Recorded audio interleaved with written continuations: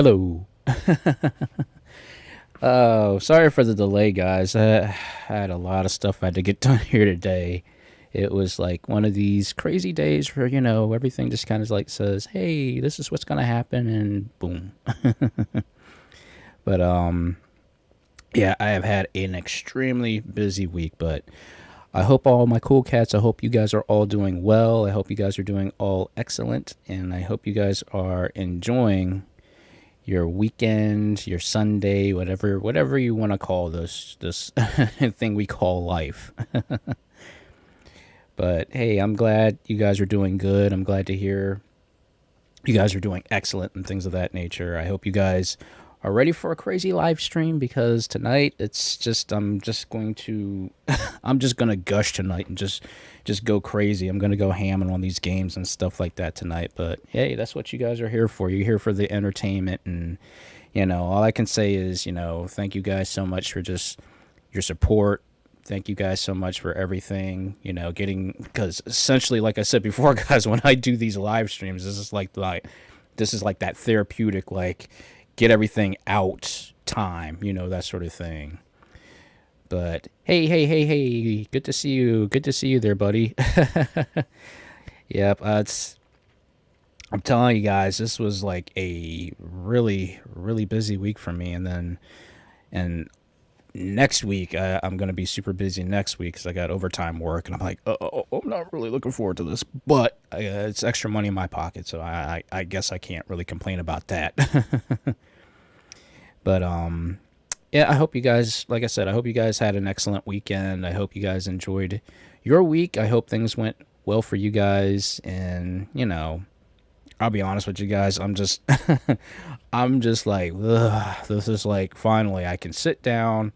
I can sort of relax, I guess. Maybe, I don't know. Again, this is what you call life. Life hits you in certain ways, and as they say, you got to deal, and it is what it is. But anyway, guys, I hope you are ready for the show tonight. Like I said, I had other games I was planning, but I was like, you know what? I gotta relax and get some stress relief. GTA can only do so much stress relief for me. So I was like, you know what? I'm going straight up old school tonight, and I figured, let's throw something out there that I haven't really played in a while, but I still like, which is it's just Cadillacs and Dinosaurs. I wanted to play that game, and then figured to throw something in there that's different. I mean, I guess in the later stages it's gonna start getting weird. So there's your Halloween element there, and then of course Super C. I had to throw a Contra game. I had to throw in a Contra game. And then, of course, to end it off with, I was like, let's do, Smash Brothers again. I was like, you know what? Sora's out, which you guys are going to be like, what? You didn't play it yet? Yeah, yes. I did not play Sora because, like I said, guys, I was super busy this week. I didn't have time to sit down and study Sora's moves and all that stuff. So, you know what? You're in for the ride tonight. So, blah. It is what it is. And yeah, I wasn't really thinking about playing the Punisher tonight, but I was like, yeah, let's play something that actually kind of goes with the Halloween sort of theme in a way. I was like, let's play something that's just gonna be just a little different, but still lets me relieve some stress and things of that nature. So yeah. So there's a lot of good Capcom games. Like, what was it? Because I played Alien versus Predator, and then I played Battle Circuit here a couple months ago, which were really good. They were really still good, fun games.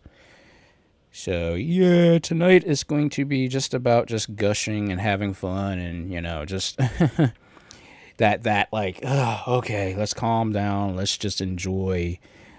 Let's enjoy what we can right now.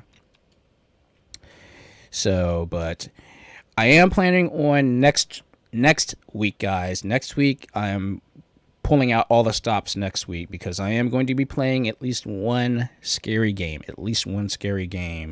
next week, which Again, well, it falls in line with my character, but I'm not going to reveal anything, you know. I'm not going to say anything. I'm just going to let you guys, you know, go on Steam and see if you can find what game I'm talking about. But that's it. I can't give you guys anything else because it's going to ruin it. So, yep. But anyway, guys, I did a lot of testing yet again to make sure my voice is coming through, to make sure the volume's okay. So please let me know if the volume's good. If not, I will change it again. I can only do so much as far as like getting everything like exactly correct and stuff like that. So, you know, bear with me yet again. So, but anyway, let's get this show on the road, as they say.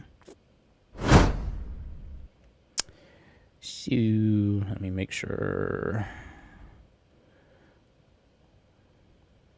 we got some volume, we got all that stuff. Okay. Okay, I think I am good.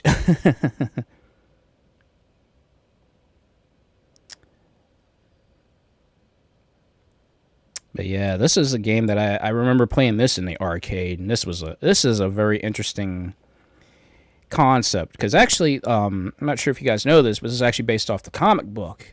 And it's also based not only around the comic book, but also there was an actual cartoon series, very short-lived, but there's a cartoon series based off of this as well, which was really good. It was done, the artwork, all the animation and stuff was done really well back in the 90s. But, you know, it is what it is, you know. So, all I can say, guys, is just wish me luck. I'm just going to gush tonight and just do what I do best, and that is just to play games, have fun, and, you know, you guys see me stressed out and whatnot, but it is what it is.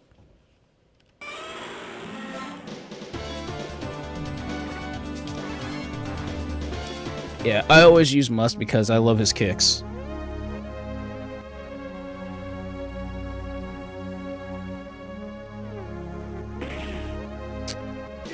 Oh, gotcha.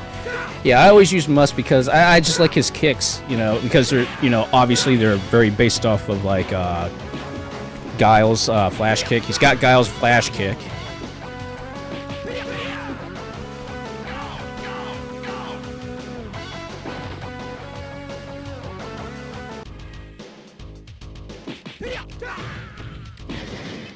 Okay, cool. That's all I wanted to know. Make sure my volume was good. Thank you, Gabe.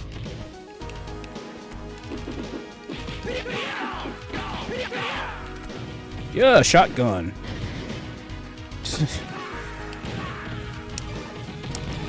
the rare firearms in actual beat 'em up games.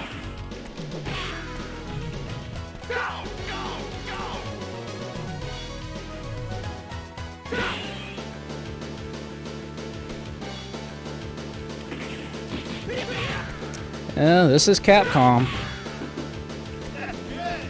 That's good. You gotta love the voice samples too in this game.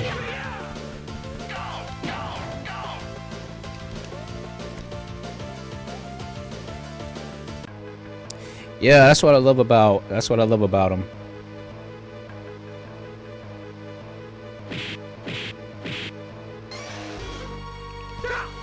All right, first boss.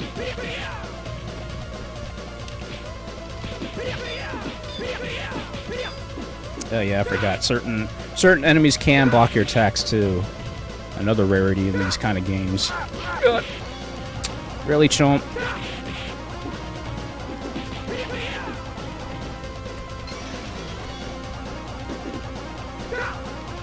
Good.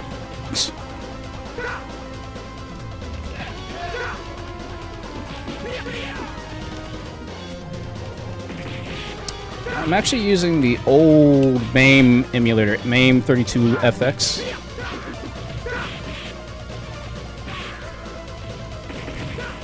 Hello.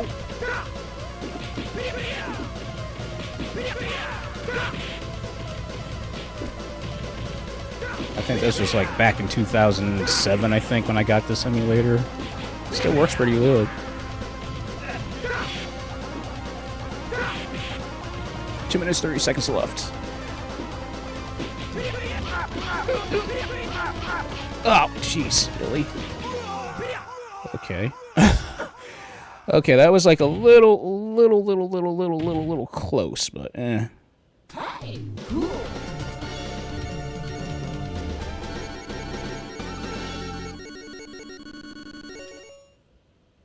Oh, huh. That sounds pretty cool.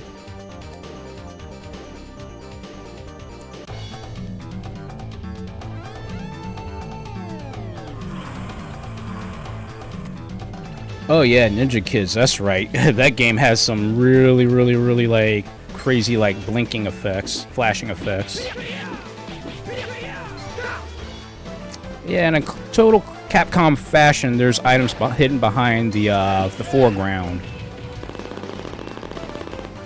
Yay, an Uzi. 2 minutes 50 seconds left.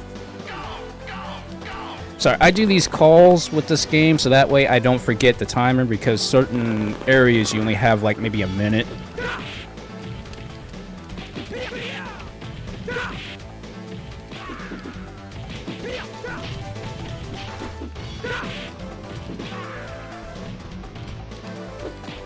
Oh, that was a... Don't ask me how I dodged that. 2 minutes 30 seconds left. I gotta watch that.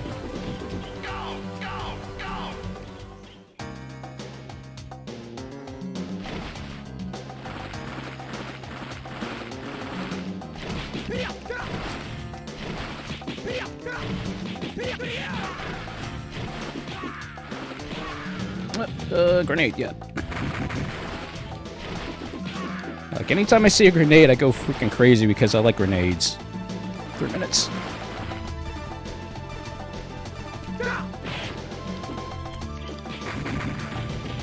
Oh yeah, we got Simon Belmont wannabe here.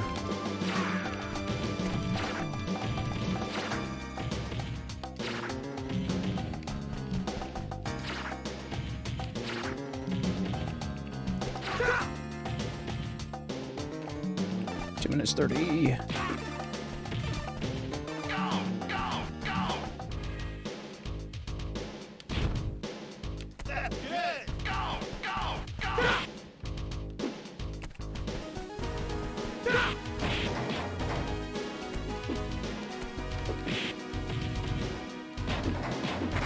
Nice. There was grenades, I'm telling you. Grenades, dynamite, they actually blow up, and they actually blow up quite a very interesting way.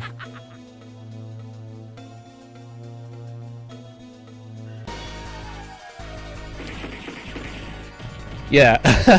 Yes, Sam. Classic tire food, all kinds of, like, barrel food, all kinds of stuff like that. Good. Oh, yeah, this chump. He acts like, what's his name from Final Fight? Sodom. Yeah, Sodom. That's right.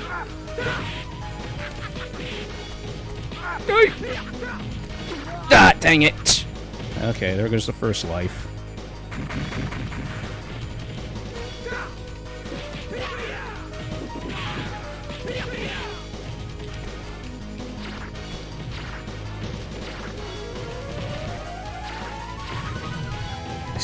Like, I'm just trying my best to just chop. Chop, chop, chop.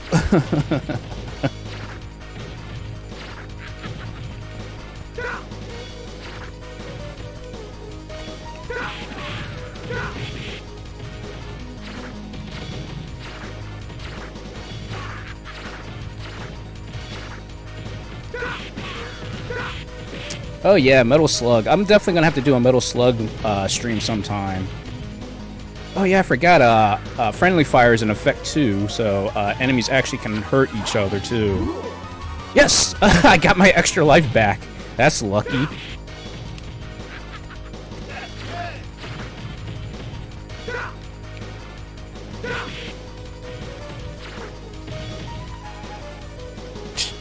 Yeah, he's like right out of hit range. Ouch, dang it!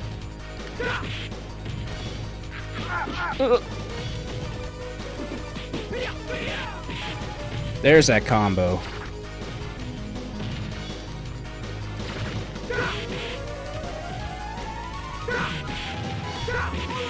Nice.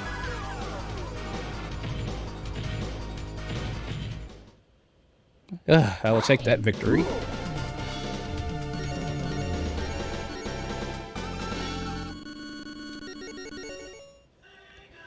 I get nervous whenever whenever your life bar starts flashing. I'm like, okay, I'm nervous now.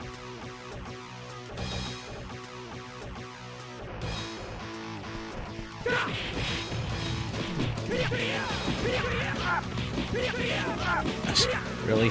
That's one thing I do not like, is getting hit in the back of the head in these games. Yay!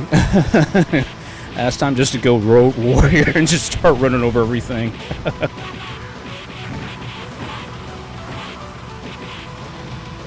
Technically, if I was going for a high score, I wouldn't take the car, but in this case, I run over everything. Yeah, the desert of death. Yeah, I'm driving a car that's like crazy.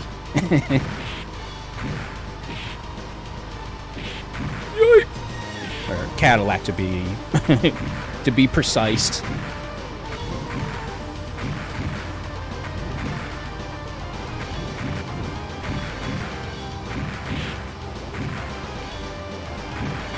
Yeah.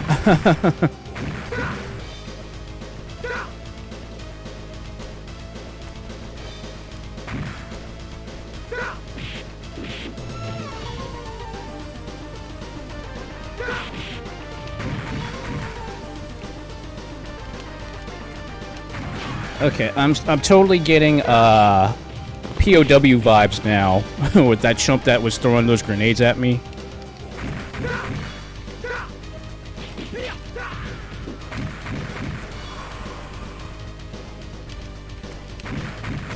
Ouch!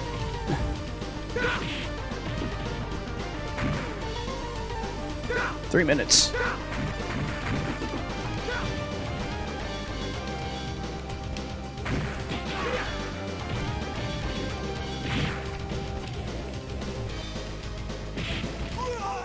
There we go. Shotgun did it.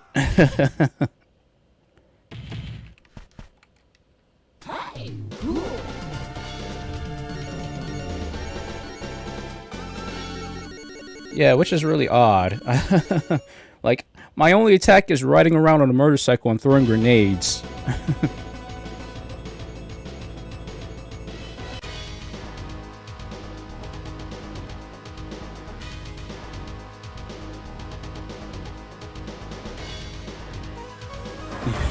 This is true.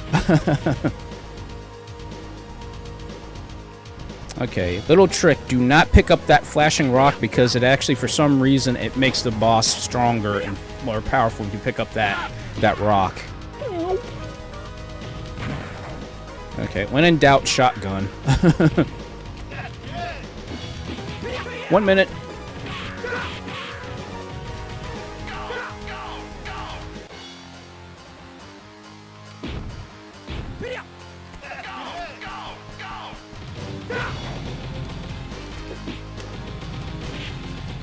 Oh, yay, bosses are back.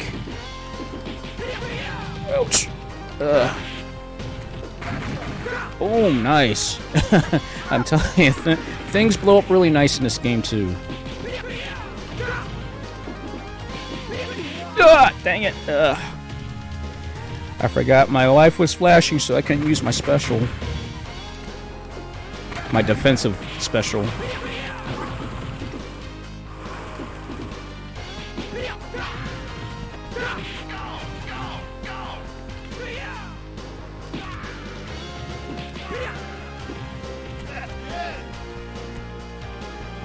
Got a revolver.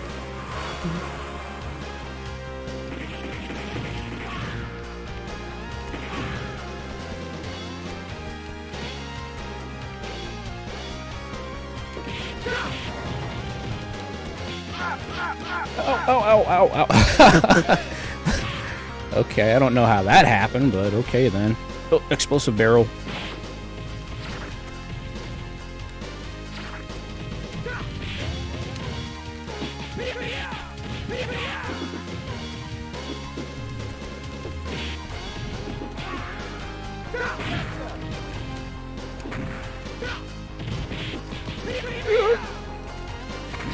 Yeah, sadly, that happens more often than you think in this game. He's getting stun locked.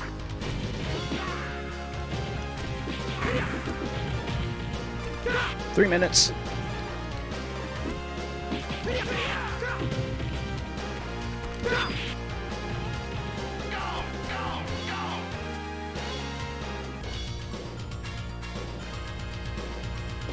Hello. Ouch, jeez. Yeah, I doubt if I can one credit clear this game.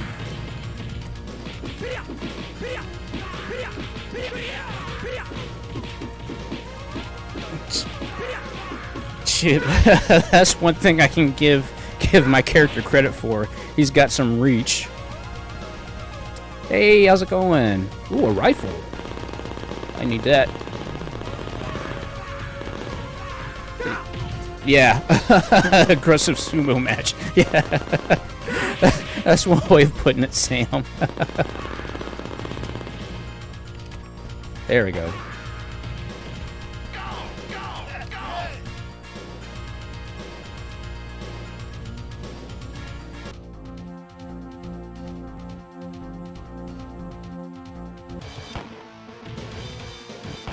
Oh god, this guy reminds me of Rolento from Final Fight. He has after image too. Those after images.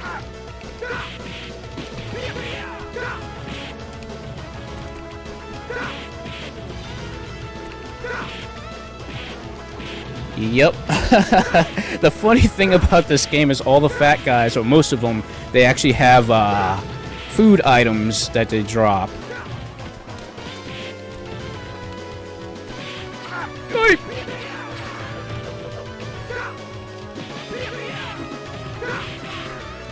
Ah, dang it.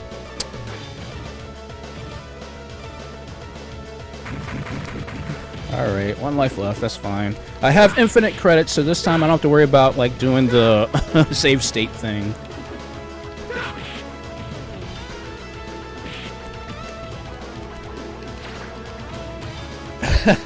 Yeah, that guy does look a little bit like he came from JoJo, a little bit. Hello!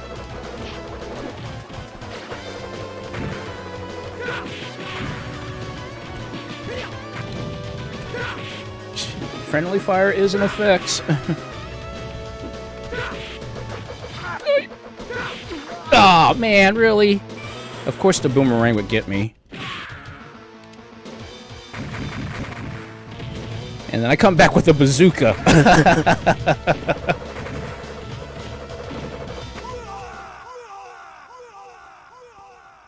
Yeah, bazooka beats boomerangs.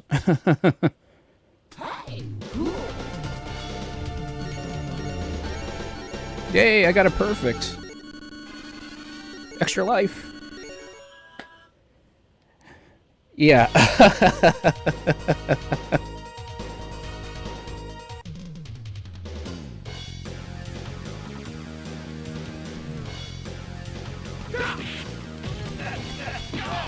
My food.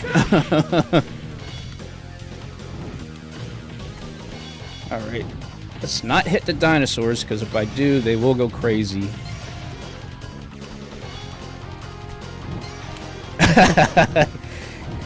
Yeah, you don't bring a boomerang to a bazooka fight.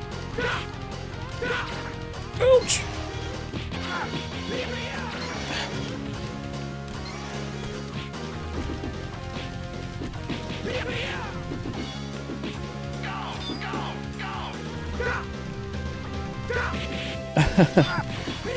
Yep. Oh, 3 minutes left. Oh god, not the Shivik came alive. Dang it.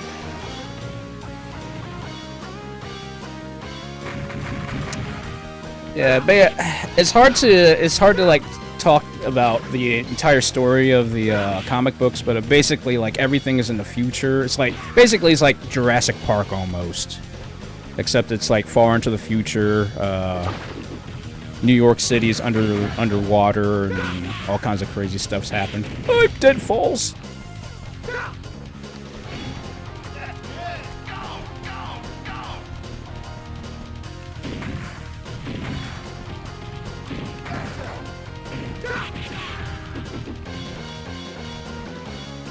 Yeah.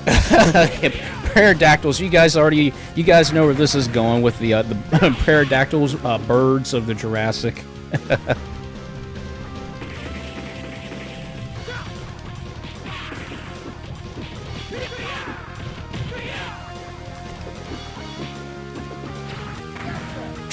Okay.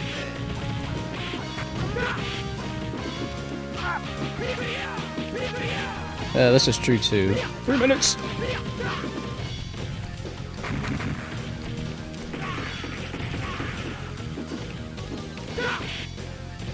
Hello. Okay, that was a little close.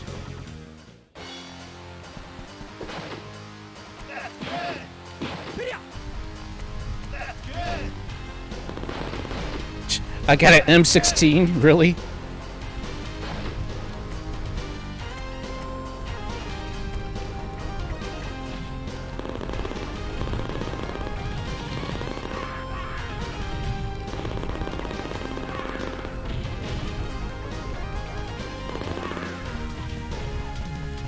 At least guns actually are useful in this game.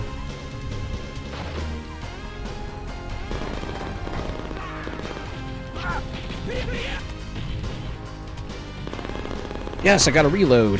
That's lucky. Ouch. Okay.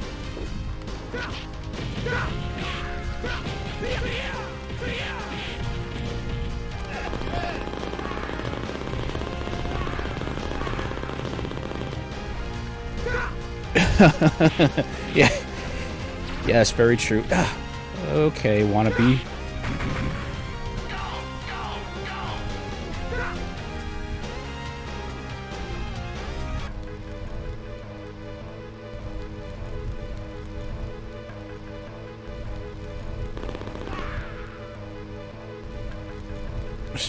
Okay, that happened. Oh yeah, the two-phase boss fight.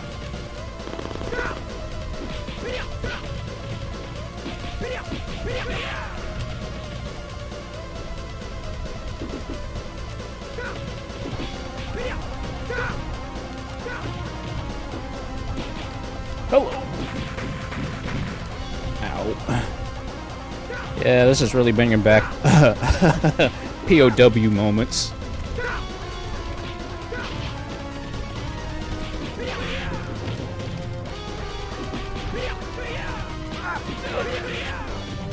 Three minutes.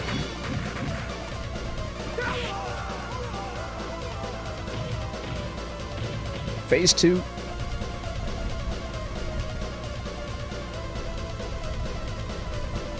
Yeah, that just happened. That just happened.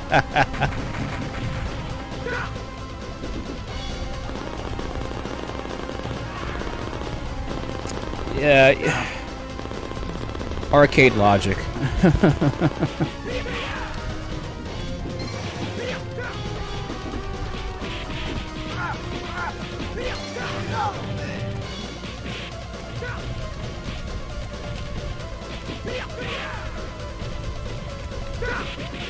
Okay.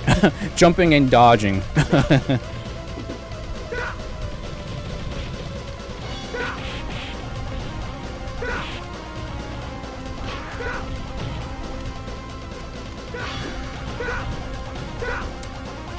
Yep, the game's just gonna start getting weirder from here on out. That's all I can say. Ah, dang it. Jeez. That's one thing I just can't stand is when enemies can attack you off screen.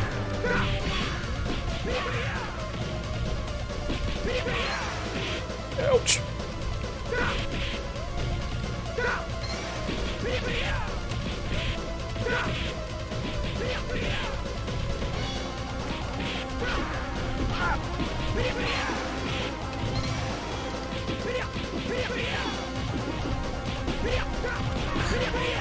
There we go. Like just rapidly hitting the attack button to kill.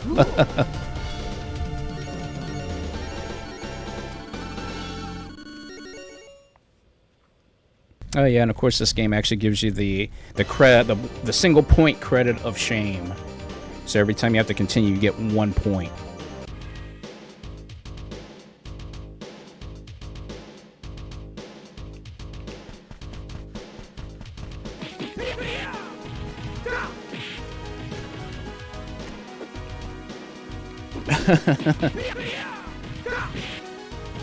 Honestly, I think these games are the kind of games you actually play and purposely spam. 2 minutes, 30 seconds.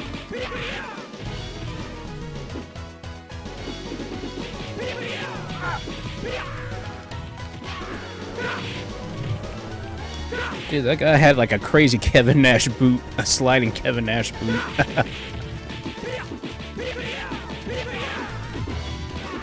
There's Simon Belmont wannabe again. Simon Belmont wannabe. I mean, the guy legitimately looks like Simon Belmont to a degree.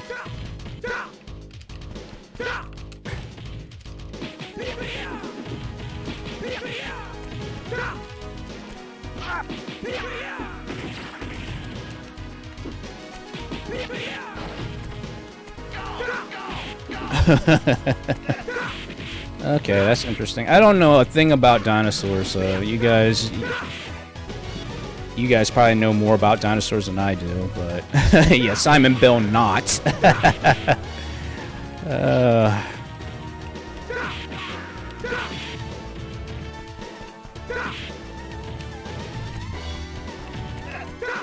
Yeah, coffee, that's good.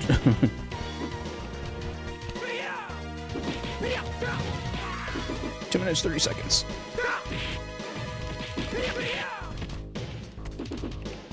Hello! Jeez.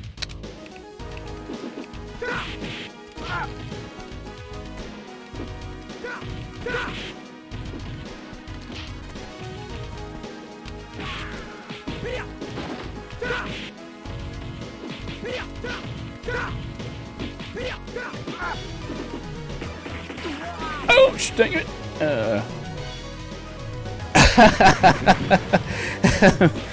I think I would be screwed if Mr. T decided to come up here.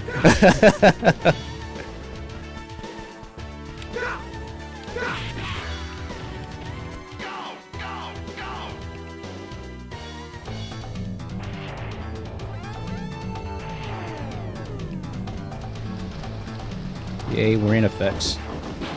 And we're playing Donkey Kong now.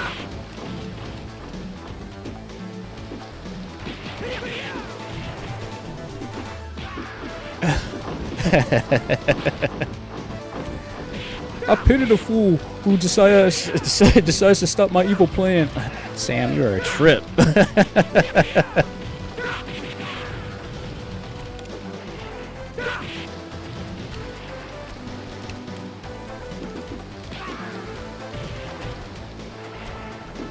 Anything? Nope.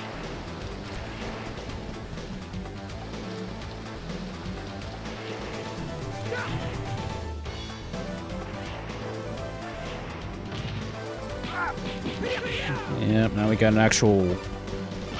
Yoip!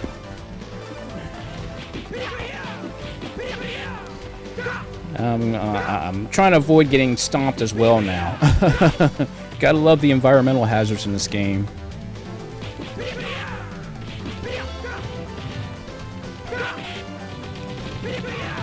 Yoip! 2 minutes, 30 seconds.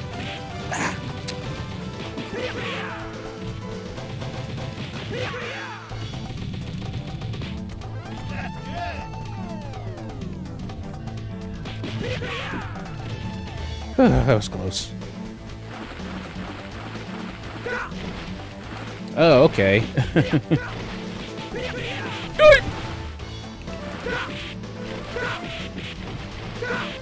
Okay, I got magic pixel of health right now. 2 minutes, 30 seconds left.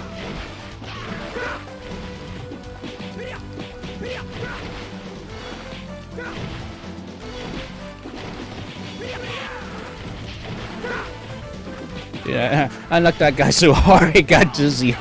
I keep forgetting about these little things in this game. Yeah, you have a lot more knowledge than I do. I don't know. I don't think I ever was really into dinosaurs as I grew up. I don't think. Oh, 1 minute left.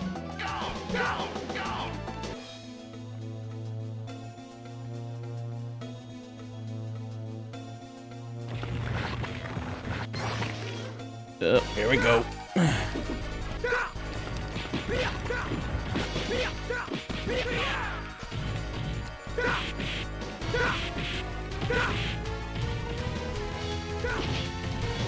Yes, I'm glad you agree. Okay, I'm a little... Dang it. There we go. Second credit.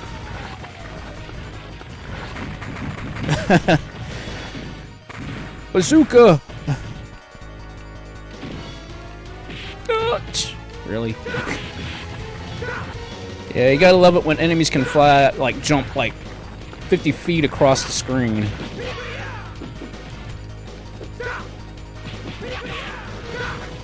Ouch! Ow, ow, ow, ow, ow! Good lord. Yeah, this is gonna be another, staged battle.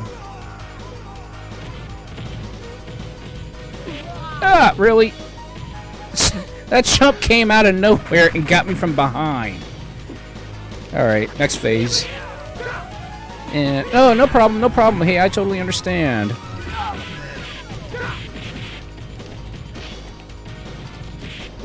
Like I said, I hate it when those guys are off screen. You can't see them coming.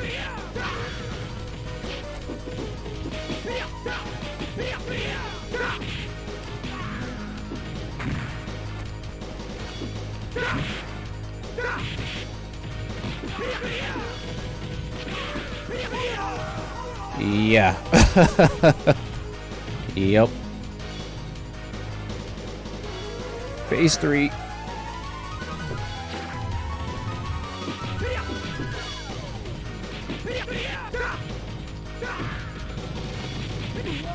Ouch.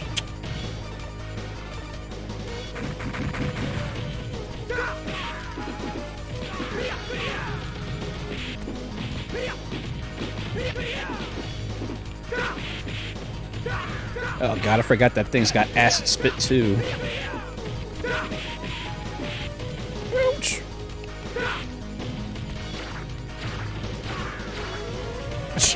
Everybody's getting stabbed.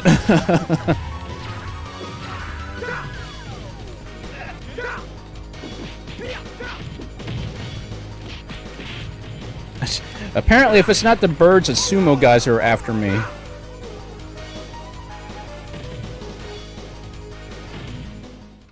Finally.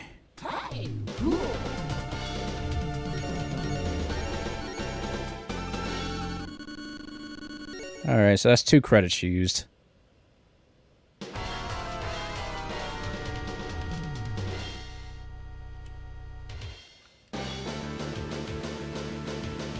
Alright, almost there, guys. Almost there.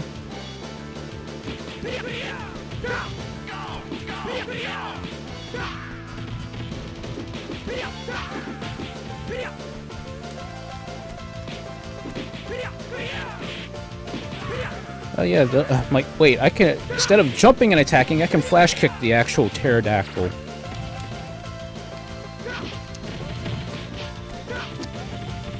And yep, this is New York City.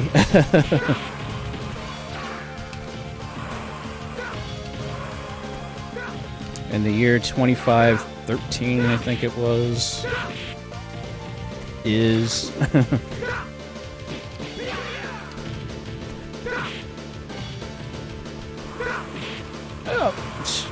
Okay, I thought I had at least enough frame advantage on that, but I guess I didn't. 3 minutes.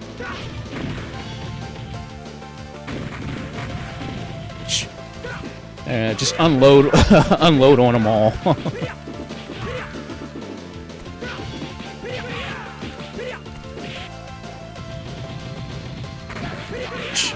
Yeah, fat guys, just stand right there and get blown up.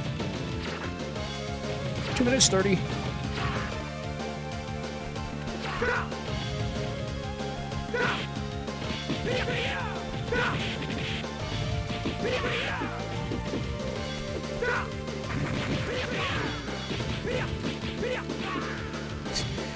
Yeah, that infinite. You still have that infinite ability in this game too.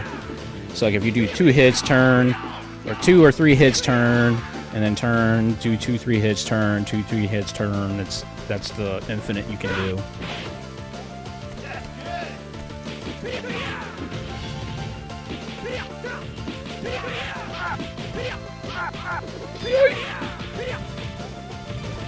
minutes.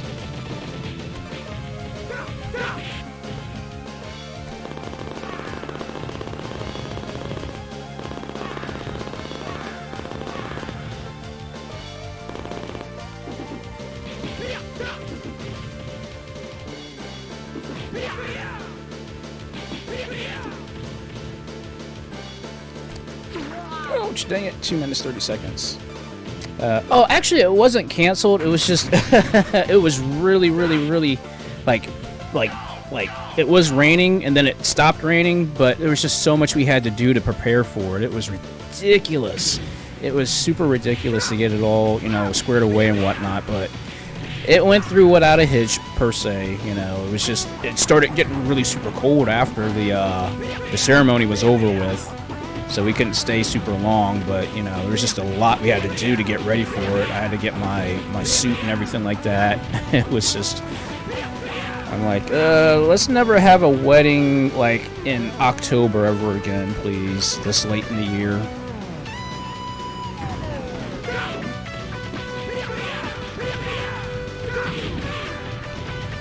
Yay, classic elevator scene.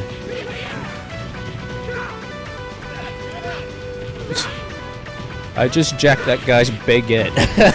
A croissant, whatever you want to call it. 1 minute, 30 seconds.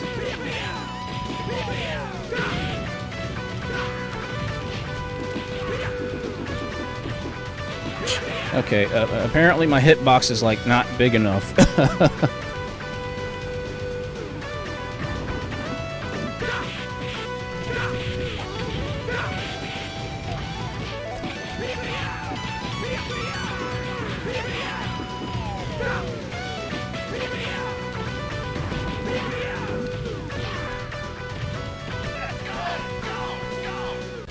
Okay, that was a massive beatdown. It's like, you may not want to get stuck with me in an elevator.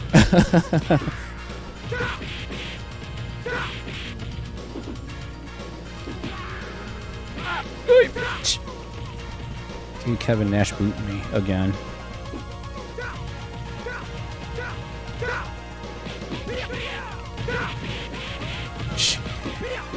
That was like the world's strongest drop kick if I've ever seen one.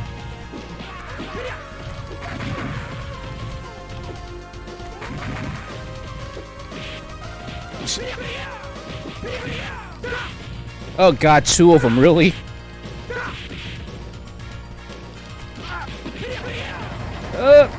Donkey Kong is throwing barrels off screen somewhere.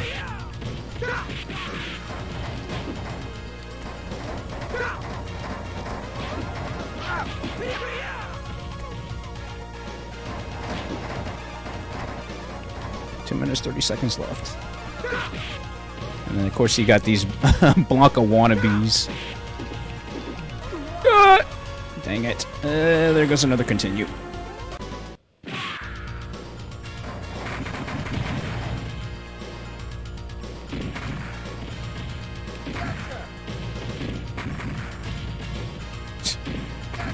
At least the game is very generous enough to give you a bazooka whenever you come back, if you have to continue. So that's 3 continues now.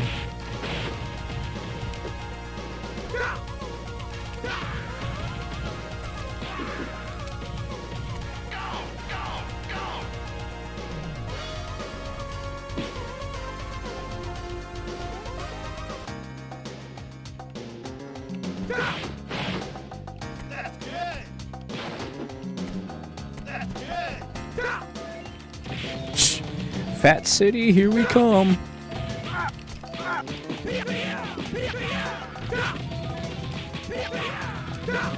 1 minute.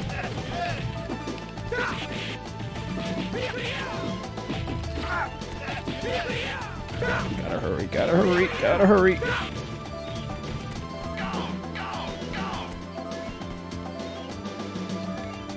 Okay, that was close.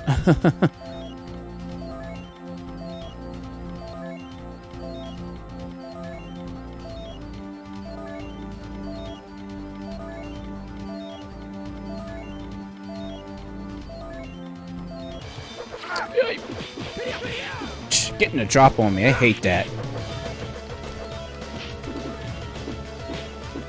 So basically, this is like stage 2's boss double now. Yeah, and it's gonna get cheap. It's gonna get real cheap.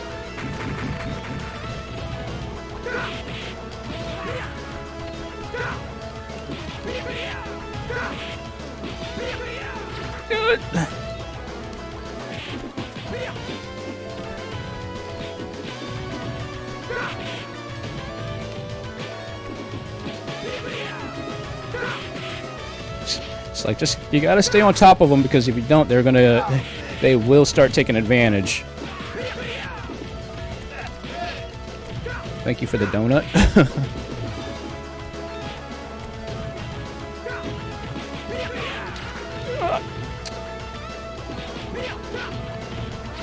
Ouch, dang it.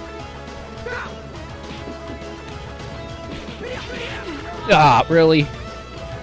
And see, when they do those attacks, they're way out of, like, your range, so, like, you can't even touch them.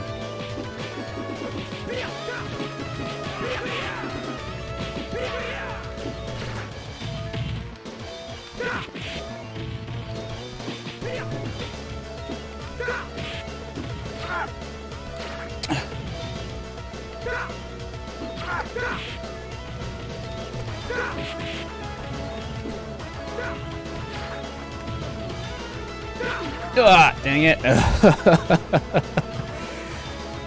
Yeah, these two are like the worst in this game as far as like they're being cheap.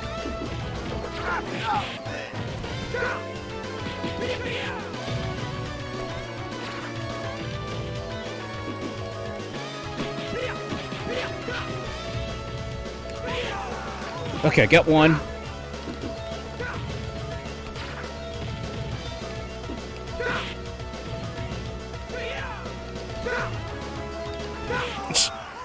No, you're not getting away from me. Bump it. Oh, man. Okay. Oh, jeez.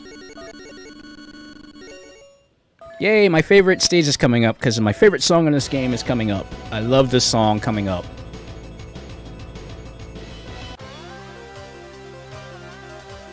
This song has such a great beat.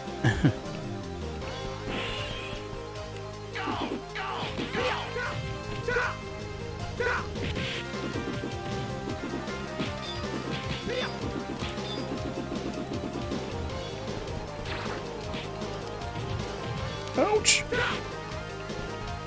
No!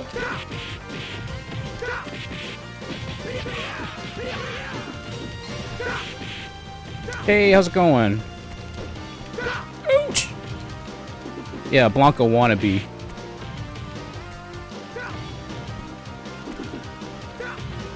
Blanca wannabe.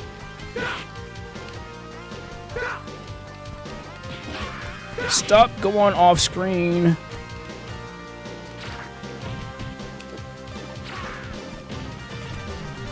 Yeah, it's spelled with a K. 3 minutes left. Whoa.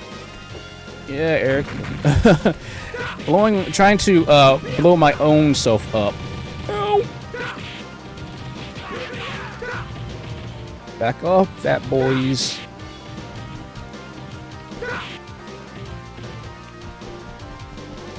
Two minutes, 30 seconds left. Oh, God. Here we go again. Ah, really?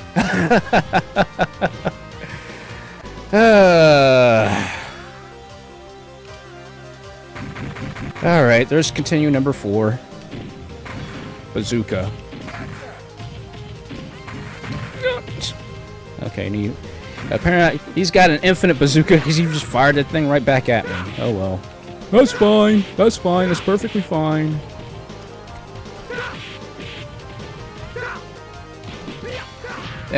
Honestly, I can't help that. I'll always knock enemies off screen. There's just nothing I can do about that. And plus, some will be off screen. You won't even know that they're there. Ouch! Dang it! Flashing red again. Oh, jeez. That mid-air combo.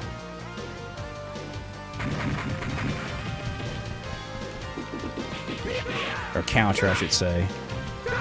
That happens.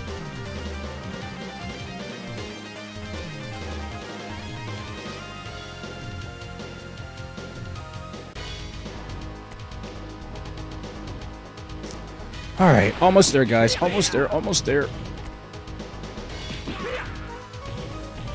I think this is the trap area. Yep.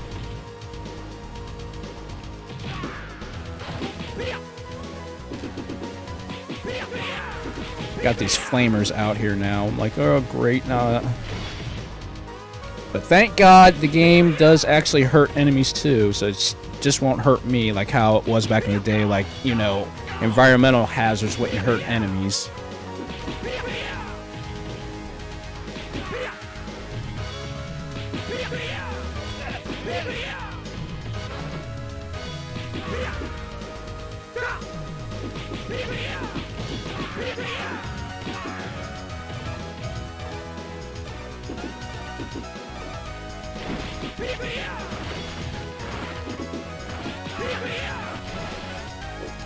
Yeah, that's one way of putting it.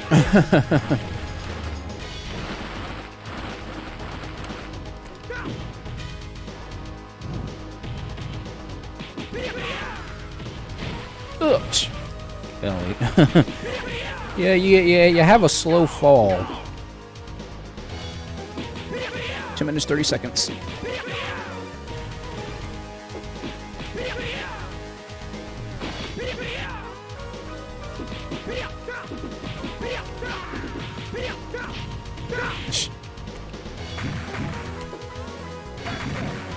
There we go. Good old grenade. 2 minutes.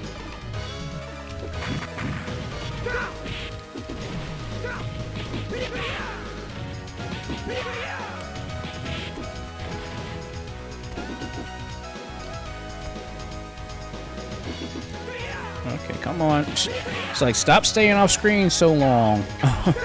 You're wasting up my time. Almost there, guys. Last area.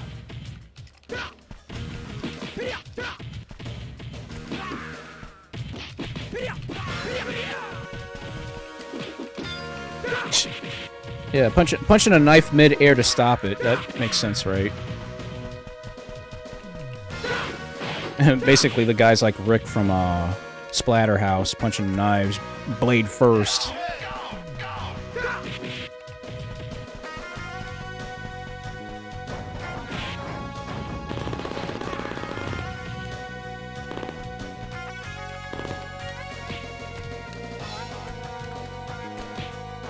Okay. That thing will chase me all over the stage.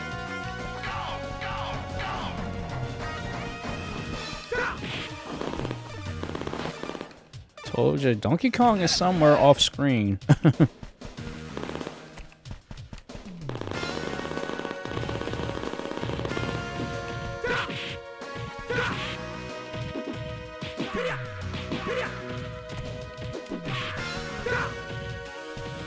Yeah, that's one way. Yeah. 2 minutes, 30 seconds. Here we go again. First stage boss. The classic, whenever you beat the first stage boss, he reappears like 8 million times throughout the game afterwards.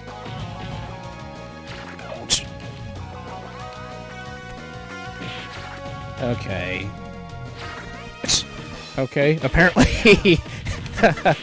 he doesn't apparently care. Killing his own buddy to try to kill me. Yep, they just keep... Ow. Dude, he straight up need me.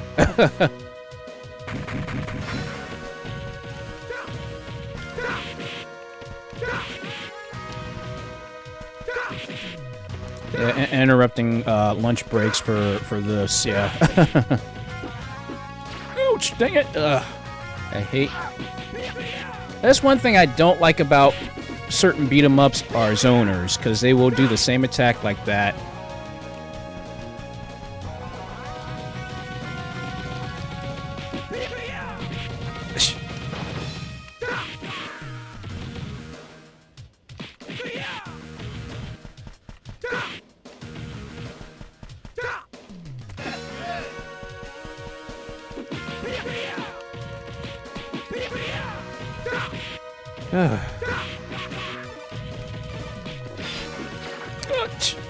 Dang it. Got the one knife, didn't get the other knife. My bad. Okay. Final boss. We have I think a 3-phase fight. 2-phase or 3-phase, I can't remember.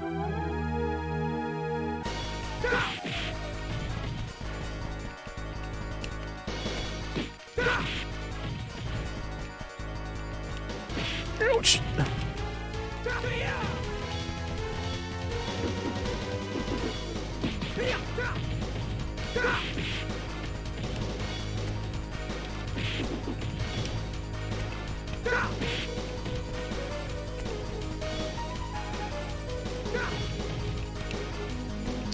Oh yeah, that's right. Yeah, Devil May Cry did have some good combos. Whew, that was close.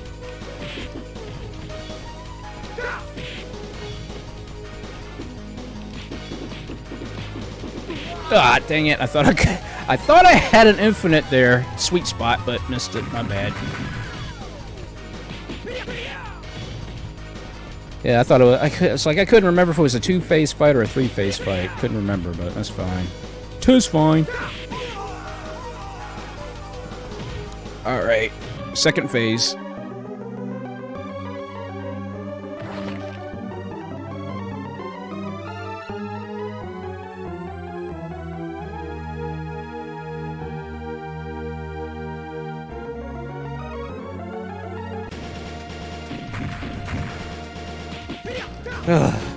Yeah, 3-headed dude.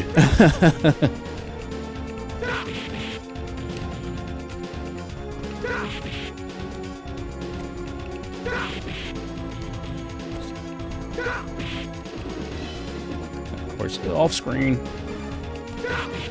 3 minutes. Oh.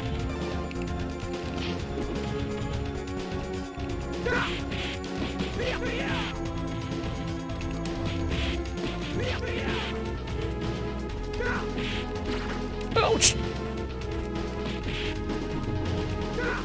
Hello! Magic pixel health. Dang it!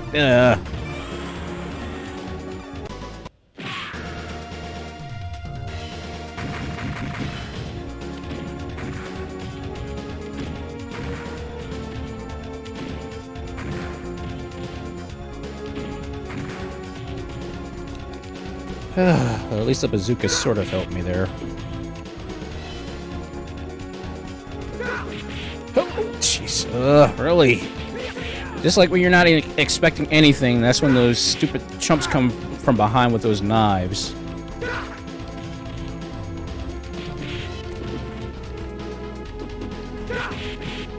Almost there. Oh, really?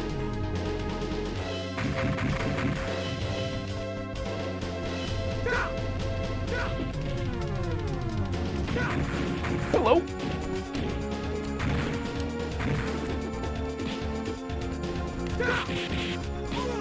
Nice! That was lucky. I somehow actually managed to get a perfect off that.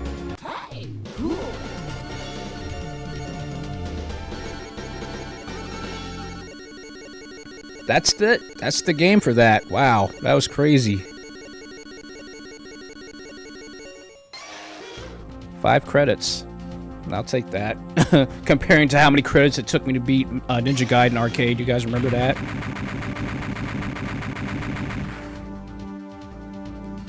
Okay, I need something to drink.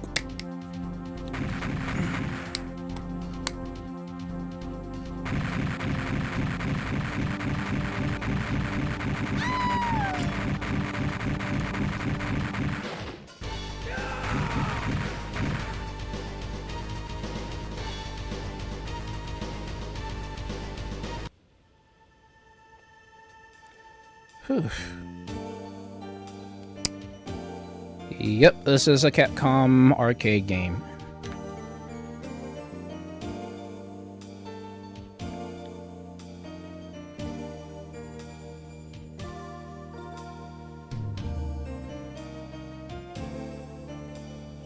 Yep, that was not bad.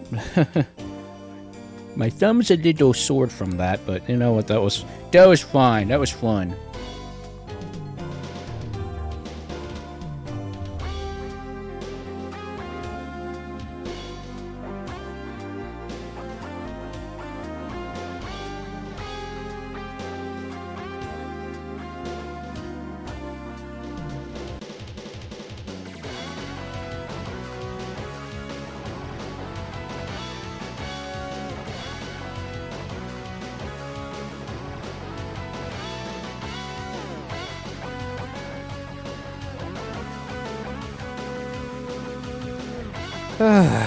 Classic stuff, classic stuff.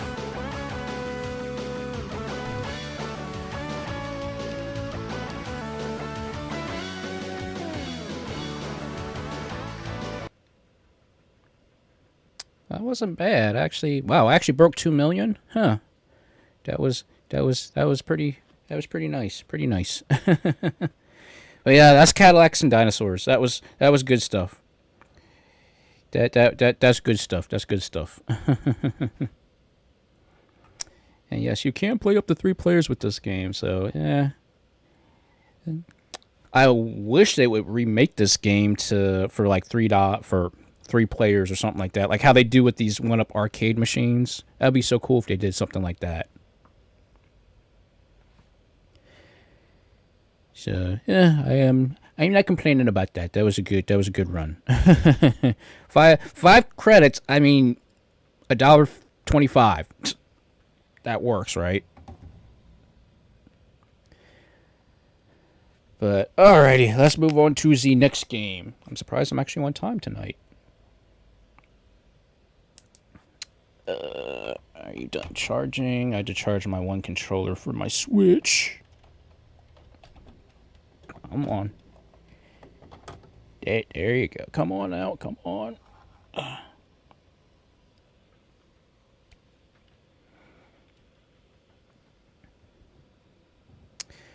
Yeah, sadly, that is a major licensing nightmare. Alrighty, give me 1 second while I switch over to Crimson Overheat. Give me 1 second.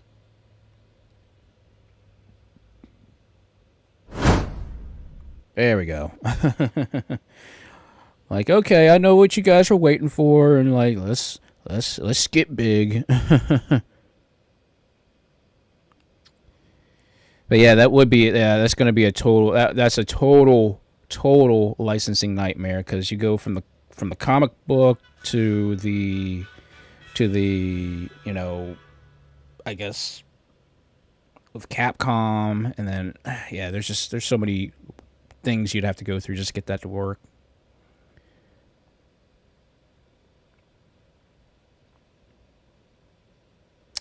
Yeah. Yeah, the first game kind of did it. Okay, now I guess to reach. Oops. I turned off the monitor. I didn't mean to do that. I wanted to change.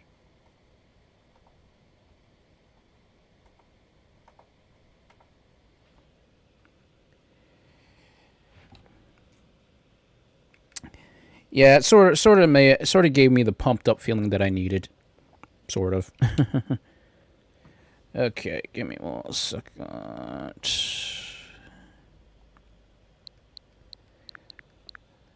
All right, we should be good. So I hope the Switch volume sounds good. Like I said, guys, I went through all of this junk just to get everything to work properly.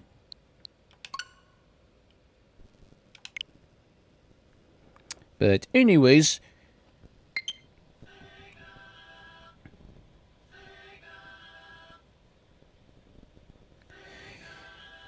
Mm. And there's don't ask me how the my phone apparently was like lagging because now I'm getting all these messages from Sam. I'm like, what the heck is going on? My phone is blowing up again. That's fine, right? And yeah, I wanted to do something. I was wondering, you know, how my background would look with my actual, you know, character and stuff like that, and it worked somehow. Yeah, I'm sorry. Like, I don't know why my phone just decided, like, oh, I'm not gonna, like, I thought you had to go to use the bathroom or something like that, Sam. So yeah, I don't know why. don't ask me why. I don't know why. Apparently, T-Mobile is acting really strange around here.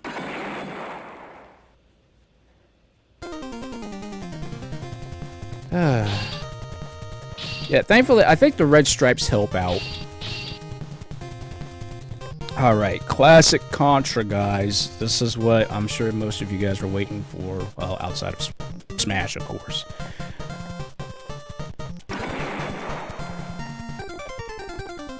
That's a possibility.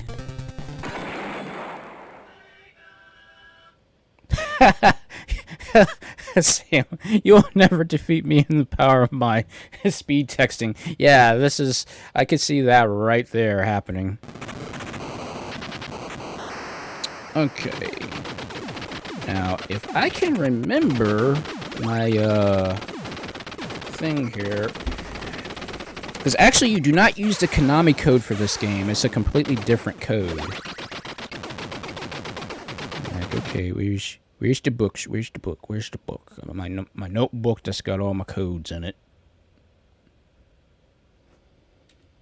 I know it's around here someplace because I left it on the table and I'm like, I did not move the thing. I'm gonna have to say screw it. And I don't know what I did with that dang notebook. Must have put it back in the thing.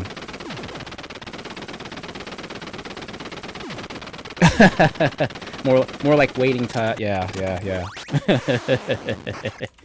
Yeah, that's one way of putting it, Wind. One way of putting it. Because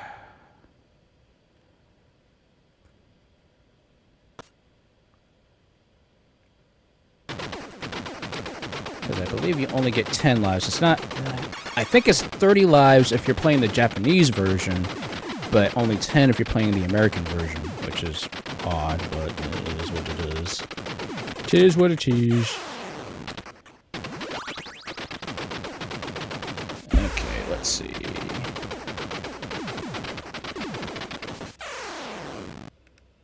Okay. Right, left, down, up, A, B. Shoot. I didn't do it fast enough, dang it.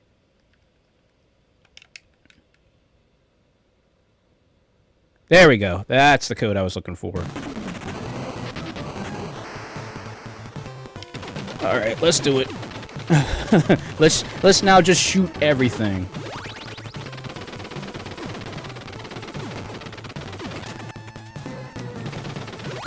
Yeah, wrap it up. That's what I'd like to see.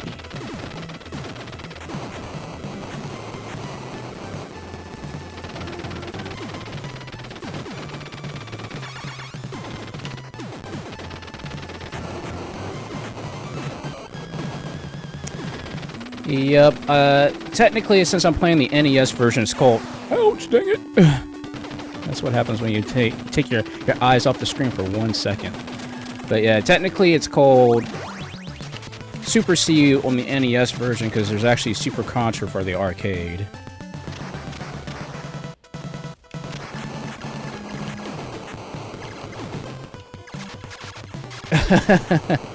Yes, Sam, your texting is far faster. Yes, spread gun. And of course I lose it. Dang it! I shouldn't have ducked, and I wasn't playing. I wasn't paying attention. That's fine. This is why I have the 30 of the 10 lives code.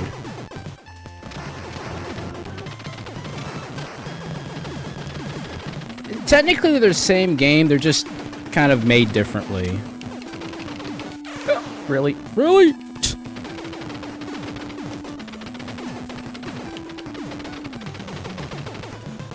Yes, that's why. That's actually why.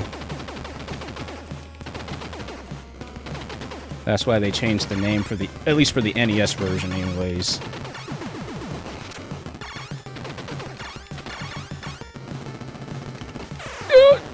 Yeah, of course, get caught in the corner. What is happening?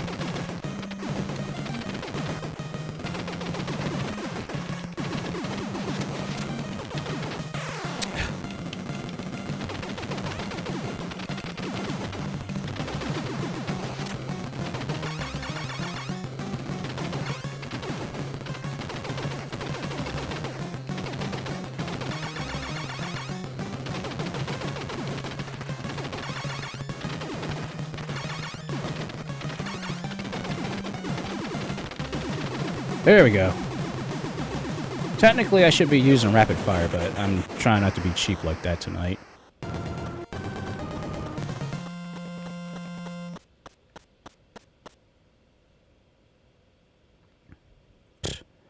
Yeah, I just took out 5 lives. That's great, right? Alright, overhead shooting. There we go, extra life. You know me, guys. I'm gonna call out extra lives every time I get one. Again, extra lives are a very rare commodity nowadays.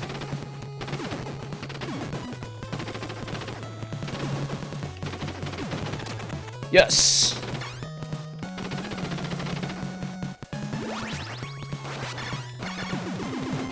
Stand in the sweet spot there.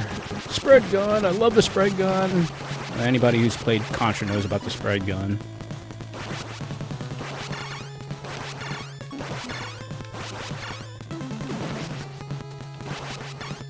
Ducked! Really? The chump came off screen. Ah, I hate that so much.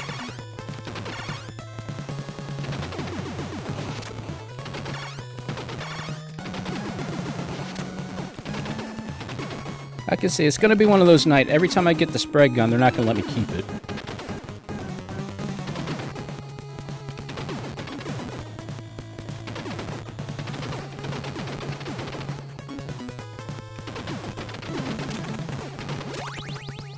Okay, that's the laser. I don't want the laser. I want the spread. Spread gun's the best gun. I don't care.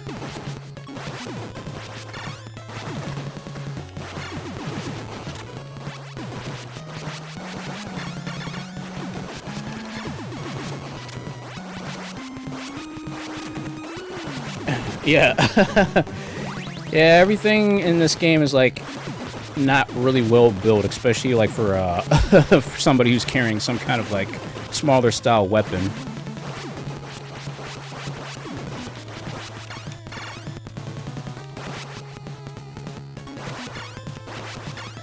Come on. It's like I gotta play it safe.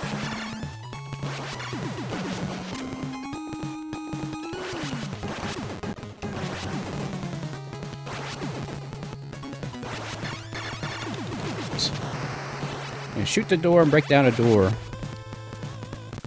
Oh yeah, this boss.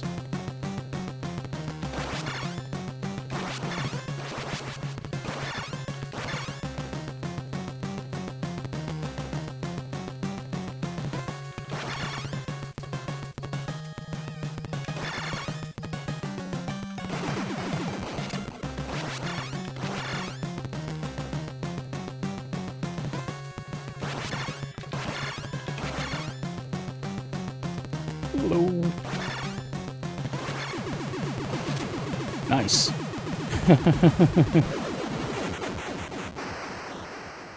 Yep, over top head shooter type game. It's interesting how they do it in Contra.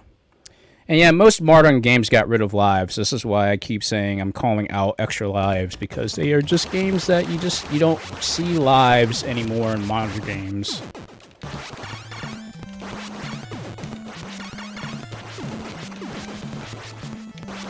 I will say this stage actually has a very nice beat to it.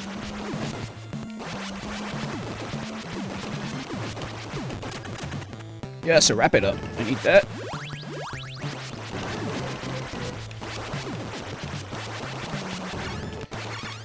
Yep, that's how games work. They were just meant to get money out of you. Oh, dang it! I thought I had at least enough clearance to clear that jump, but I guess I didn't.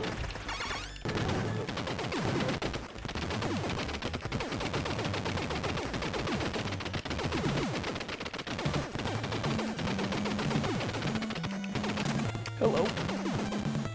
Machine gun.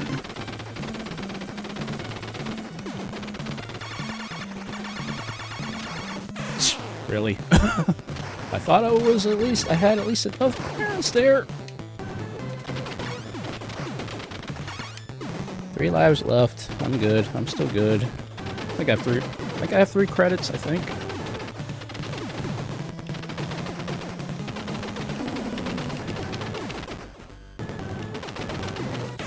Really?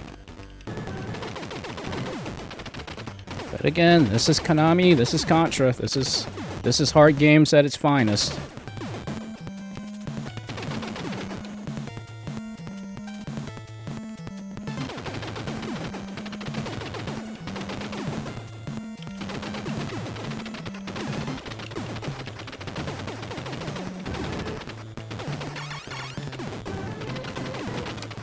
Yep.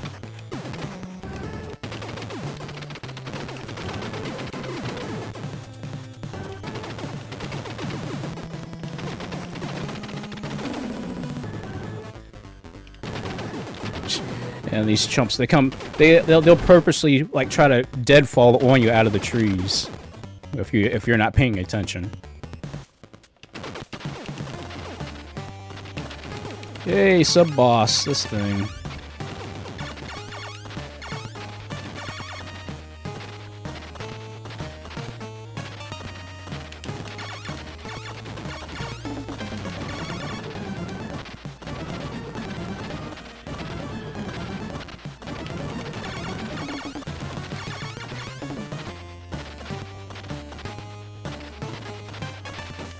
Dang it, I timed that just right.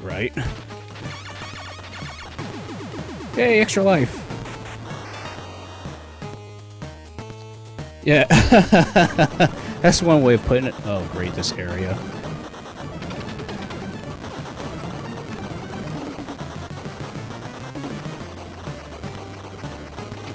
Watch your step. Hey, spread gun again.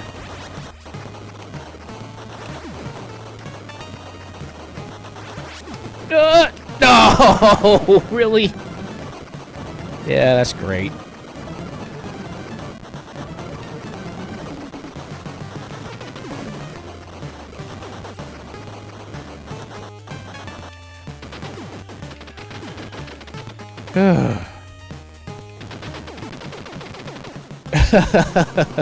Yeah, Florida, home of the sinkhole. That's one way of putting it.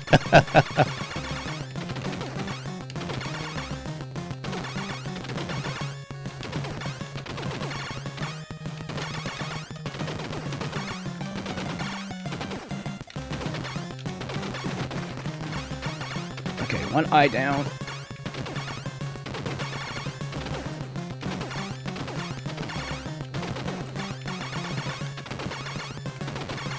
Yeah, like I said, this is Contra. This is Contra at its core.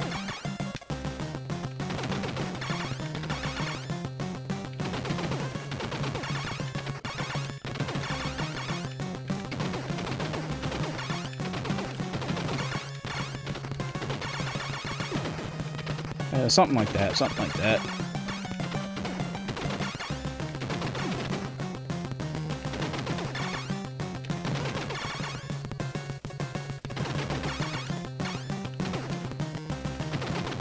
Trying to dodge, trying to shoot, yeah.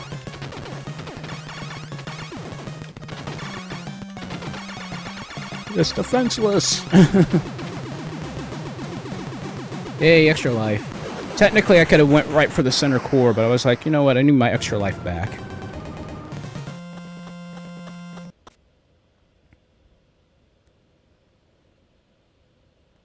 Alright, Area 4.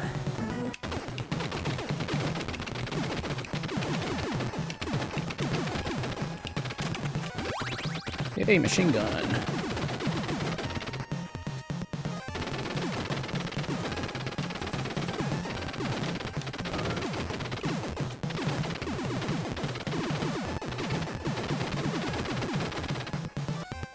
A bubble making machine in this factory that kills.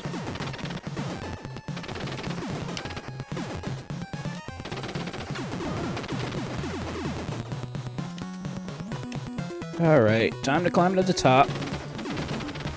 Oh, great, these things. The machine guys who are like birds. Yeah, that's just my luck.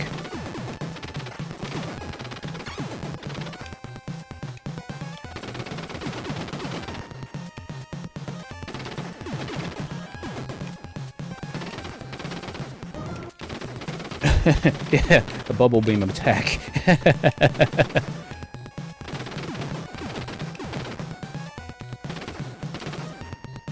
gonna come out. Yep, I knew it. They were gonna pop out.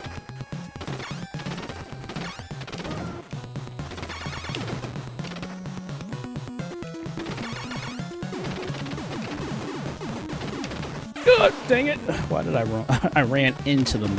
Cause I overcompensated.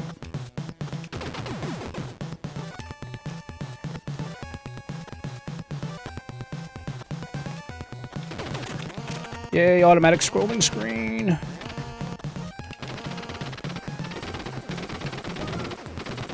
I'm telling you guys, birds are after me. Birds just don't like me. Even guys have to dress up as birds just because they just don't like me that much.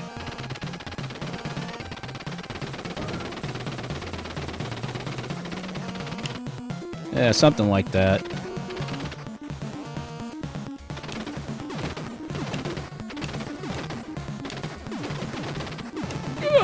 Dang it, I got caught in the corner. Hello.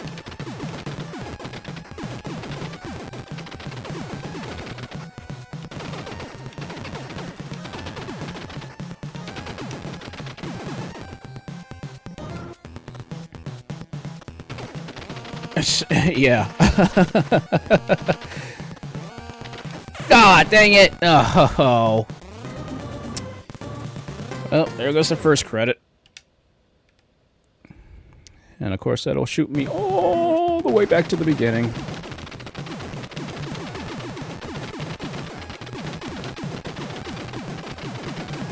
Yeah, apparently they had all the luck in the world, apparently, with them on that. Hello. Yeah, you got those off-screen snipers. Yeah. That's one way. That's really one way of putting it. Yoip! Shoo.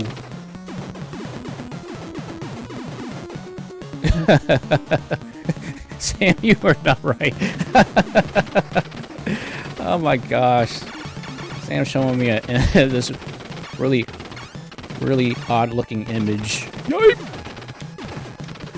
Don't get caught in the corner, Eric.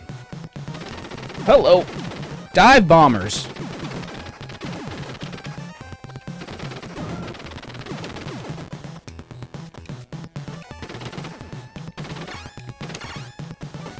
Really? I thought I had enough clearance. Hello. Hello. Yip. Oh yeah, Flash Gordon. I thought that looked familiar. Oh my gosh. Dang it. Don't. Stop making silly mistakes, Eric. This is Contra. You're in the big leagues. You can't screw up like that.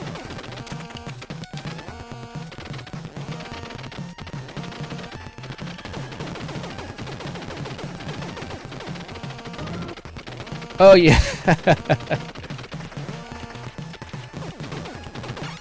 Yeah, the the big bad of the series is a bird, yeah. I will.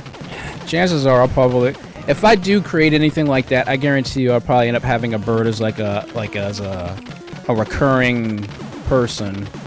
If not just an annoying person or something to that effect. Hello! Stinking dive bombers.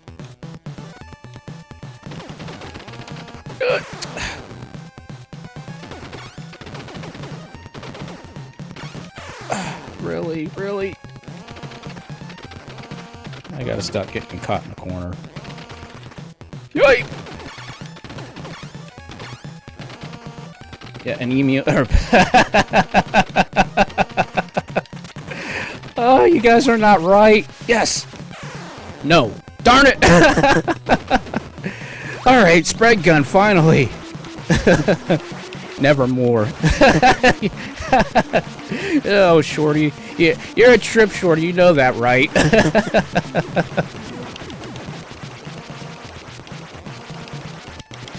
Okay, I don't care. I'm spamming the attack button. I don't care. Because automatic scrolling screens in this game suck.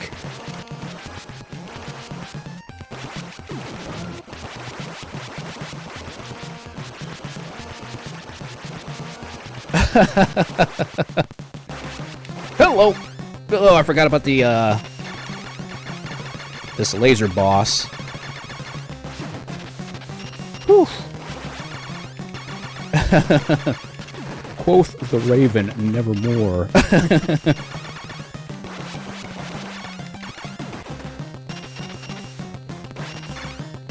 Whew, okay.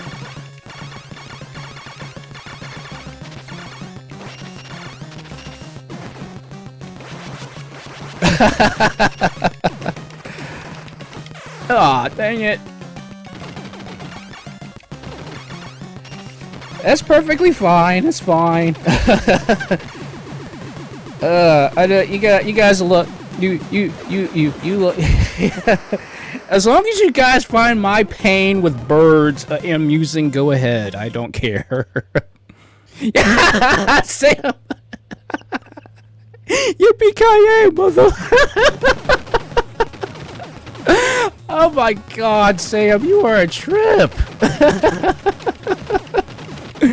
Yippee-ki-yay! Yeah, this is appropriate, right?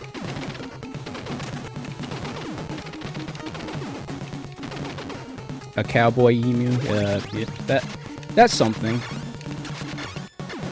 Yeah, explosive fireball. Yay!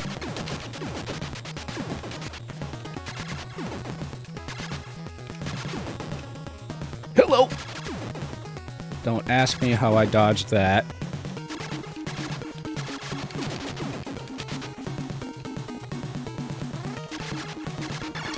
Ah, platforming at its finest, people. Wrap it up, wrap it up. I need that, I need that. Yes! Spread gun! Oh, great. Now they can fly. They dive bomb me, now they can fly. That's just perfect.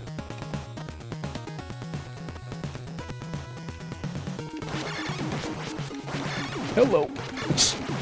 Now I got rocks after me. I got inanimate objects after me now.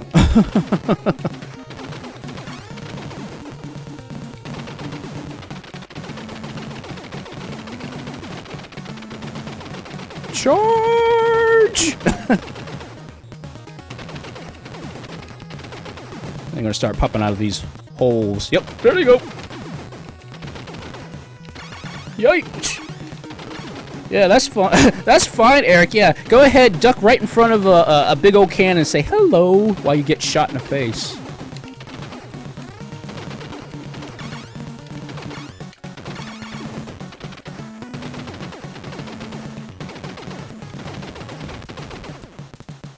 Oh God, this crazy thing's... I hate this thing. This thing bursts skulls. Apparently, apparently, dang it, Samsung had a helping hand with this thing, this monstrosity.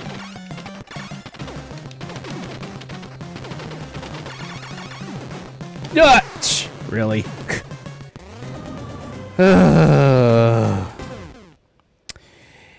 Yeah, this is how this works. This is Contra, people. This is the big leagues. This is what this game is all about: platforming and surviving.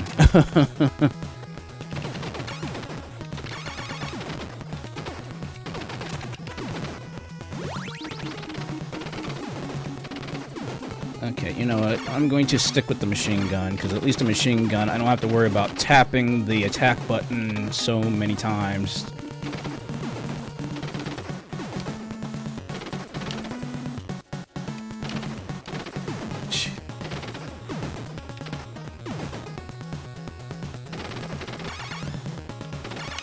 Okay, there we go. Like, I had to make at least a little bit of a... I needed to make a gap.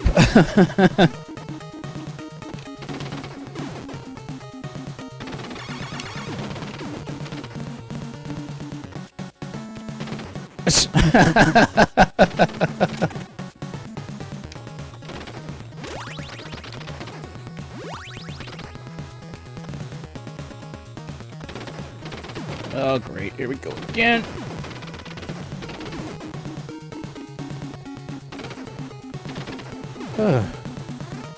God, guys, I am legit sweating right now. Like, doing all this... Dang it! All this crazy dodging and everything like that. Yipe! Of course, the game would respawn me right there where the rocks are falling. That's just perfect.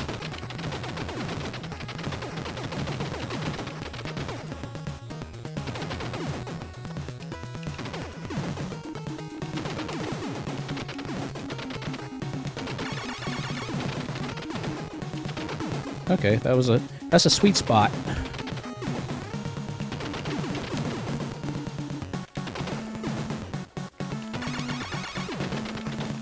Oh, really? He stepped on the gun and he killed me. He stepped on my...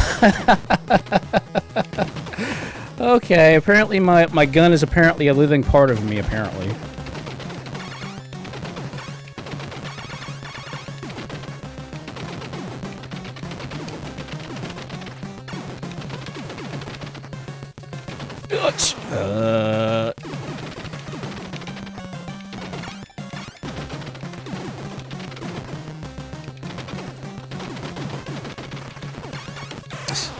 Yeah, just getting caught right there. That's perfect. Ouch!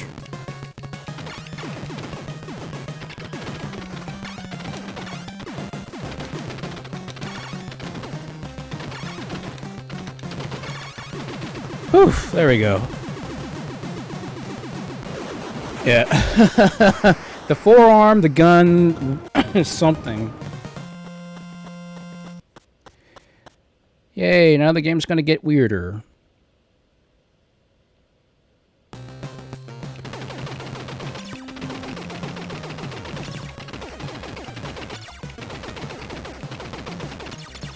These spider-looking things.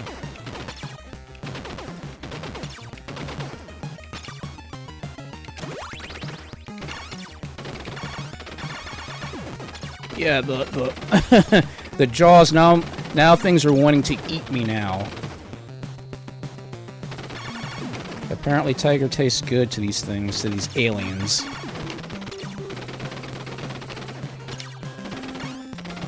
Hello. Yipe!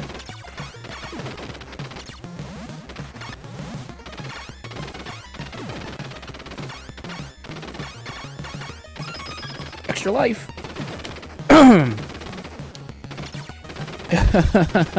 Hey, you don't have to worry about it. I'm the one who's getting... I'm getting chomped at here. Oh, laser gun. I don't want the laser gun. The laser gun sucks in this game. Really? Oh, come on, man. I just picked up the freaking spread gun, man. Okay. I need that. Yipe! Okay, maybe I didn't need that. Okay. I've been screwing around too much. No nom nom. No nom nom.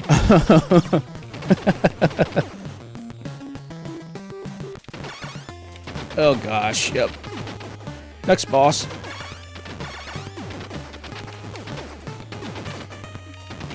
Yeah. If things don't want to set me on fire, ow, it wants to eat me.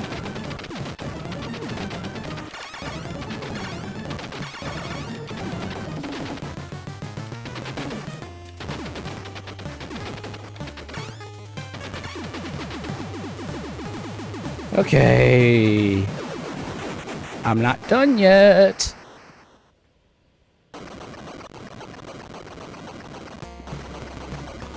Yeah. It's funny. You fight the army and then all of a sudden you fight against aliens. Ouch, dang it, man.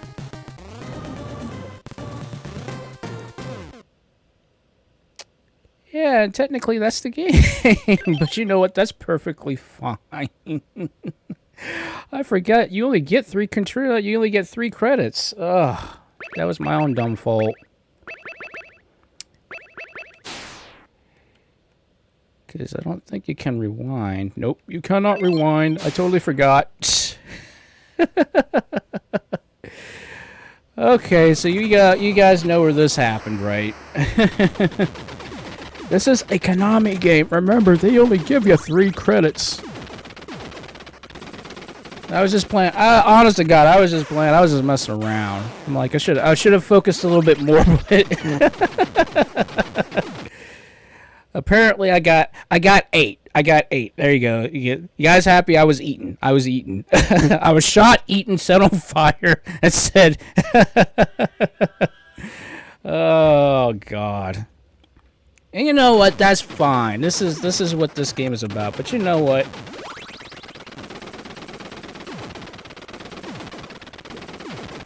Oh, sorry. I needed something to drink.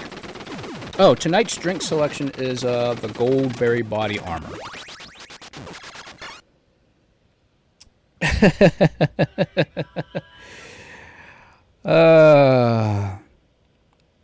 Yeah, I would never, honestly, guys, I would never ever recommend you guys to play a game that I try, because remember these retro games, they are extremely tough. But then again, I grew up playing these kind of games, but you know, that's me.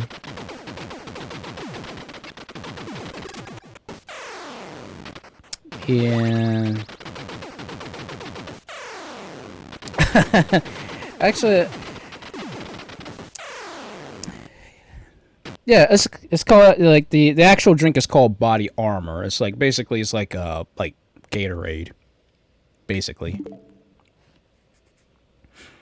All right, Gabriel, put that one on the list.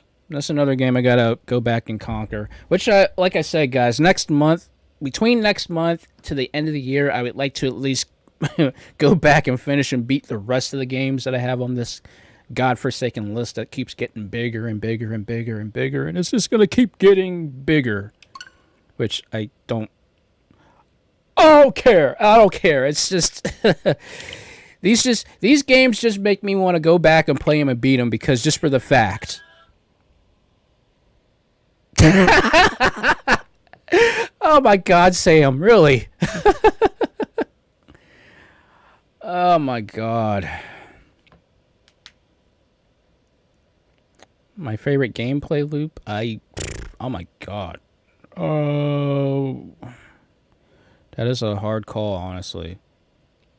I've got too many games, honestly, that I can't. I feel that I don't know. I don't know, guys. I'm spewing off about nothing at this point. Yeah, Sam showed me a picture of a dude with wings on his back that's laughing birds when Eric dies.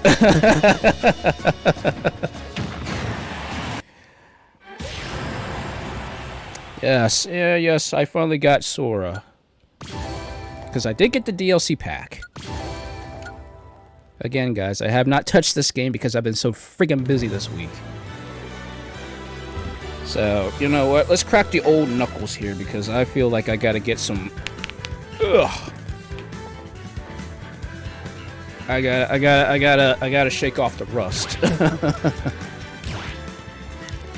Yeah, Sam is savage, and of course, Shorty, you can vouch for that, right? Yes, gold ticket, gold ticket. Yeah, I'll take Daisy. Why not?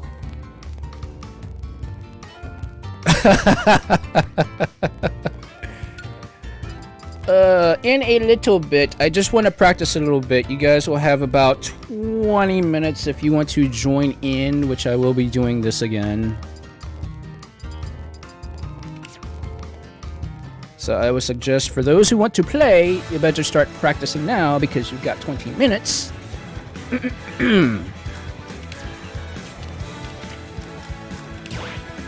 But I am going to practice on my own here real quick because I feel like I gotta get used to it. I am going to practice with Sora in a little bit, but I just wanted to get some practice with my boy Terry, of course.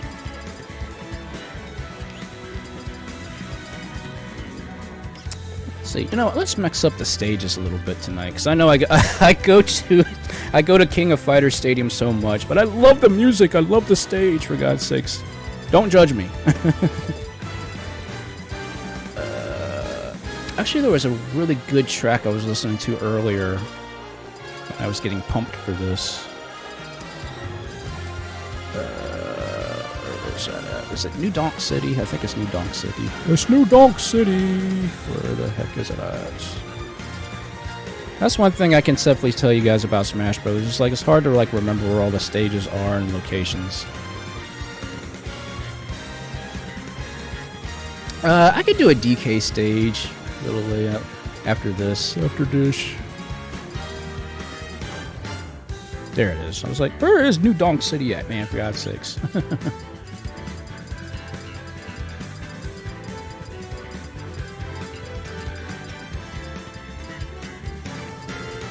Let's see. I think this is. Yeah, this is the stage for the music. And yes, I'm playing Omega stages. Start the battle.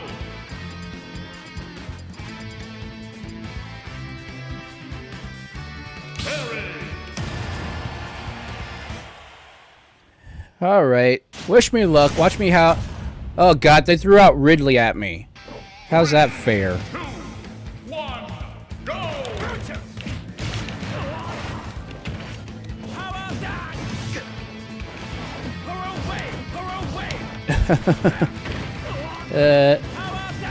Hey, thank you.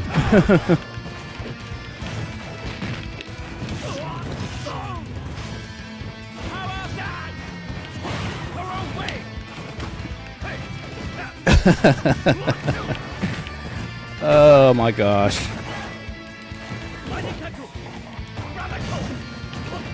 Sam, you're not right.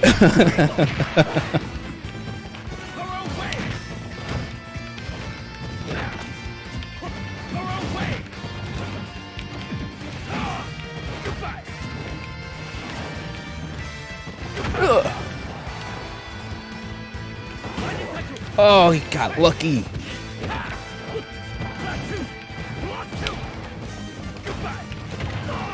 Yoip!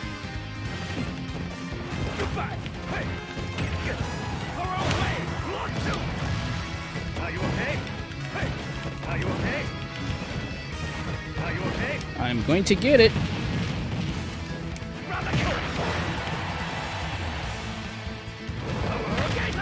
Oh.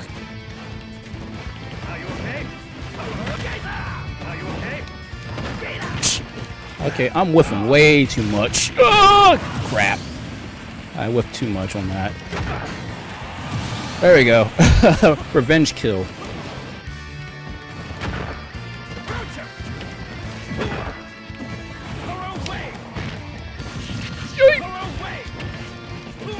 Ah.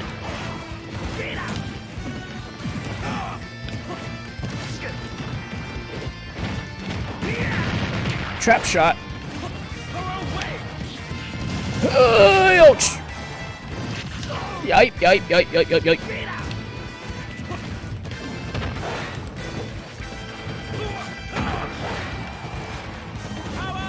There it is! There it is, baby!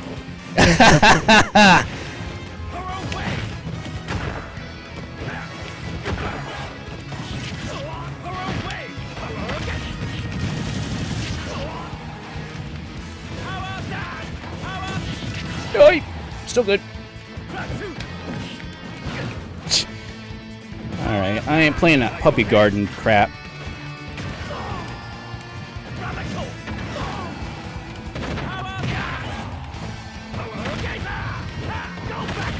Ah, dang it. Okay. Ridley is definitely giving me troubles.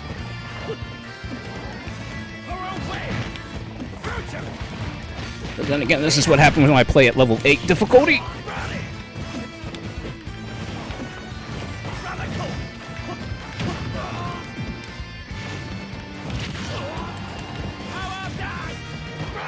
There we go! Whew! I got it. I still got it.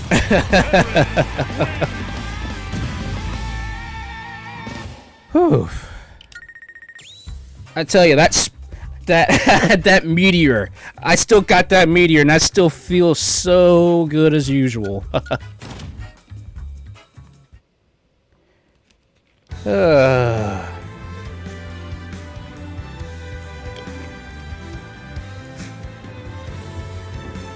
Good stuff, good stuff, good stuff.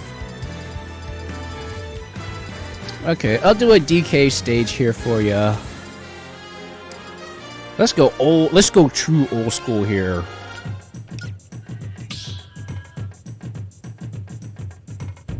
Start the battle. Sam, Terry fried pterodactyl. Oh Lord. Let's see. Let's mix it up a little bit. That's fine. Yeah. Any suggestions? I can do what I think I can do. I think. Oh my gosh! Why do I have such a hard time picking a freaking character? Bump it. I'll do what everybody. I'll play the game that everybody doesn't, or play the character everybody hates with the lasers. Oh, throwing out Alf at me.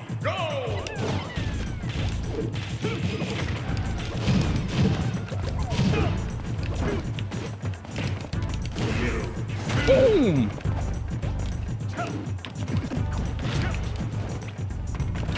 Yo yo yo yo!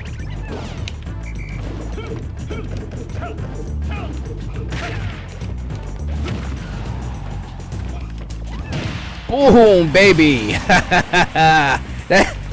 His forward smash has super armor. Thank you for rage. Give me rage moan. Yes! Connection!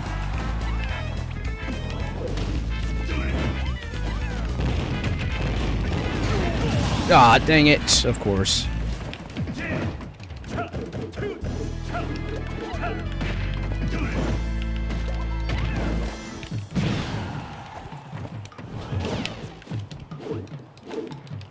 Come on, no.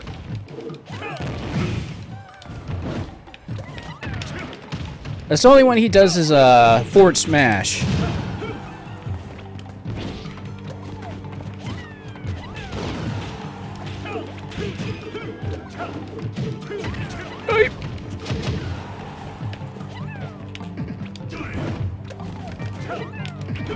Yipe! Dude, what a hit!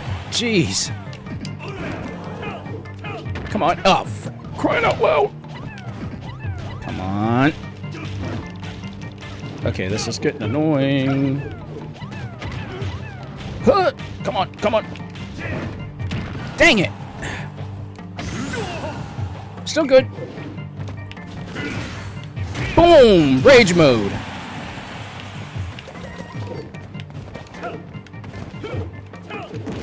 Yipe! Yipe! Yipe! Yipe! Yipe!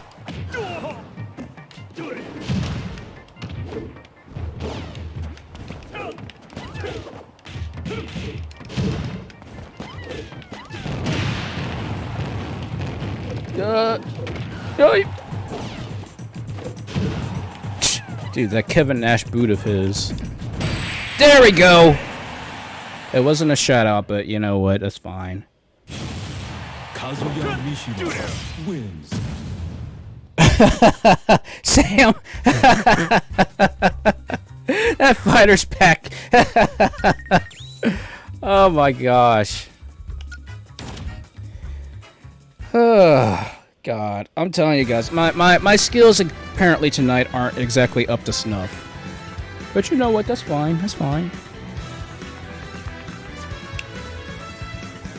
Yeah, I have no idea who's saying what about that. I don't know. I do not know. Okay, I gotta practice with Sora now, just to see how Sora feels. So, you guys got 7 minutes if you want to join in.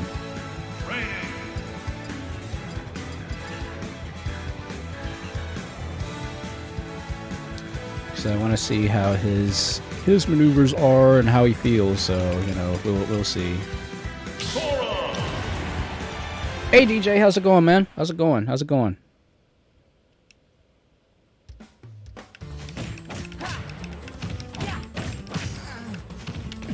Okay, so it's a nice little 3-hit combo. It's not much, but it's definitely something. Oh, so his down air has just a little bit of landing lag.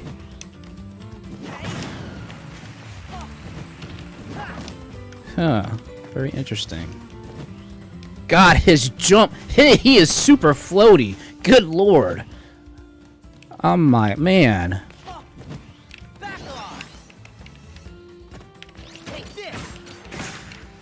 Okay, so side special is that, which he can do 3 times. Interesting.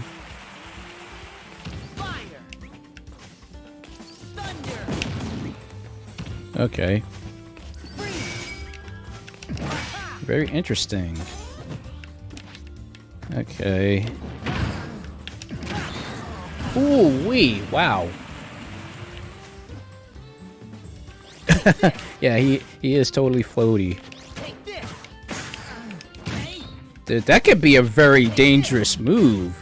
The fact that you can do that 3 times in a row, unlike Pikachu's move, which is this is a side. That's a side. His side B, which is very interesting.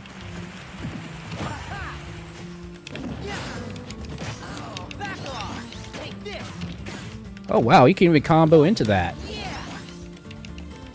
So that means if you can do it just right. Okay. That's very interesting to know. So like as soon as you do his up B, you can go right into a side special. That gives you just enough recovery. That's very interesting. Let me see. What is... That's a very, very, very interesting move. Yeah. Oh my gosh, I can see where this is gonna go.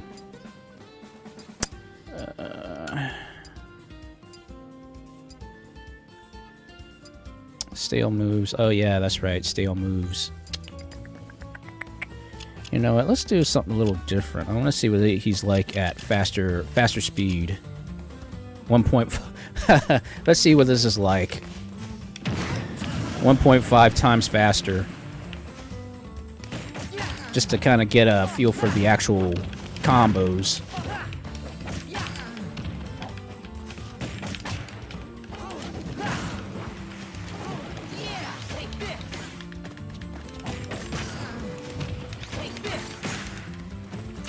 And if you guys really want to know how I got good at Smash Brothers, I actually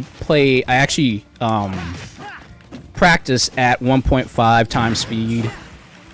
And if I really want to get faster, I'll bring out the bunny hood.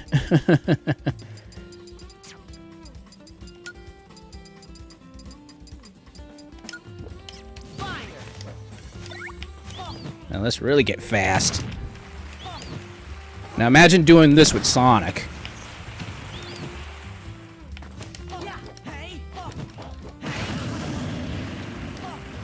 Yeah, so this is very interesting. So he's very floaty. He definitely hits hard.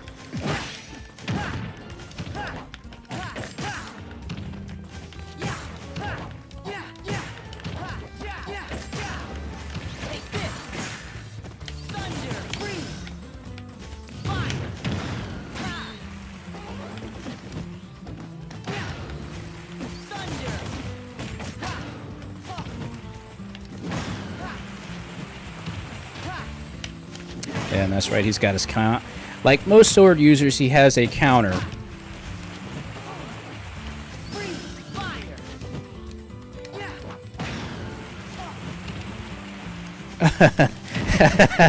Sam, yeah, gotta go fast. So yeah, that's very. Wow, got KO'd at what? 100 and like 30%.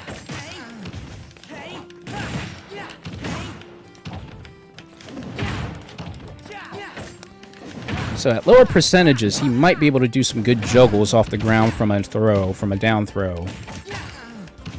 So the biggest question is, can you do an up throw?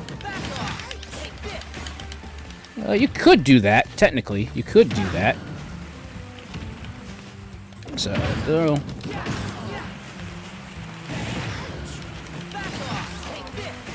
Jeez, you can definitely do some sick combos.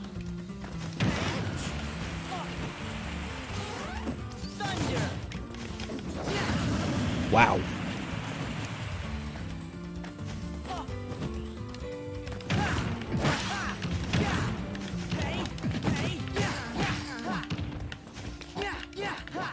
Okay.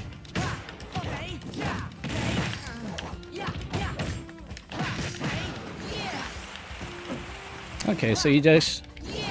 That's very interesting. So he can actually.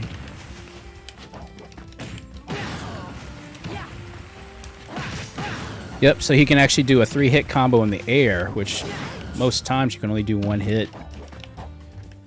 So if I can do this just right. Okay, wait, I gotta reset. I gotta reset. I got to reset the damage, because that's too big, too much damage.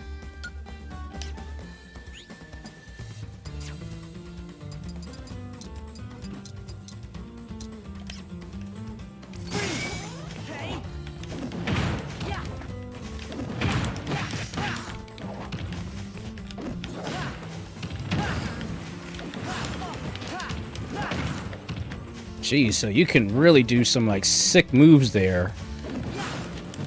So like basically if you miss the any up attack when you throw him up, going straight down, he'll actually catch up to him. His speed, look at that. The fall speed, actually his down A goes faster as an opponent's falling, see? That's crazy. So he can do some really sick OTGs.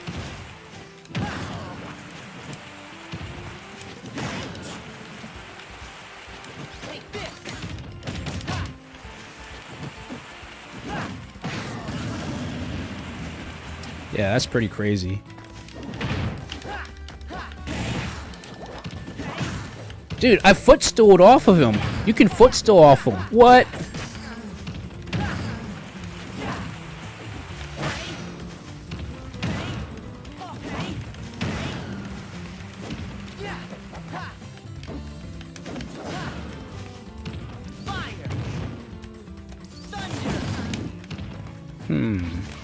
That kind of gives me some ideas to work with.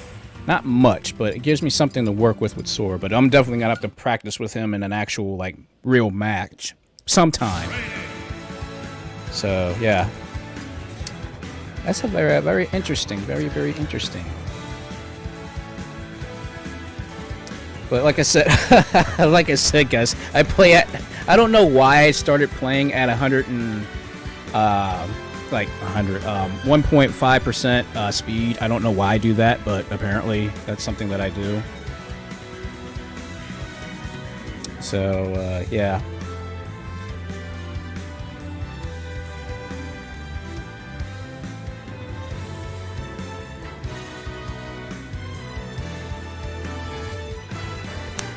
So...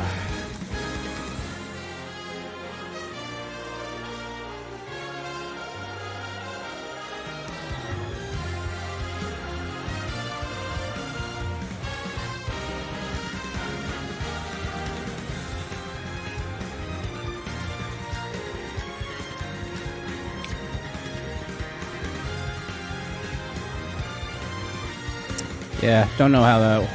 Don't ask me. Don't ask me why. Okay, let me... do one more match. So, you guys, if you guys want to join in, I will be doing it very soon. I will set up the thing here. I just want to do one more quick little... one more quick little match. You know, just to get warmed up.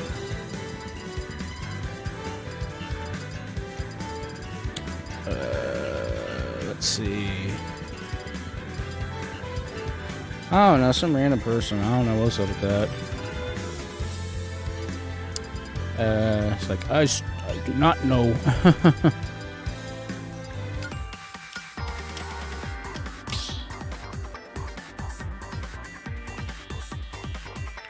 the battle. Let's see.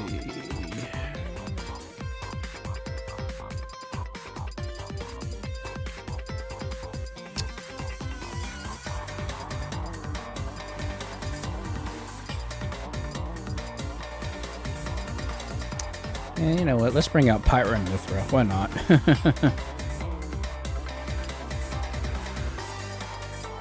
Mithra.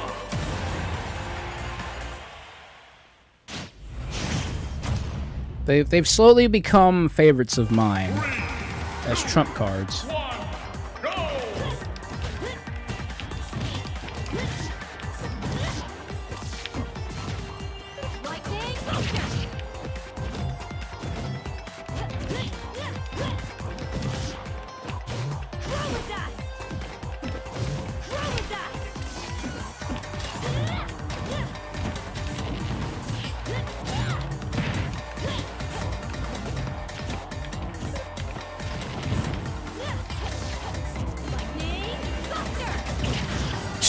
Okay.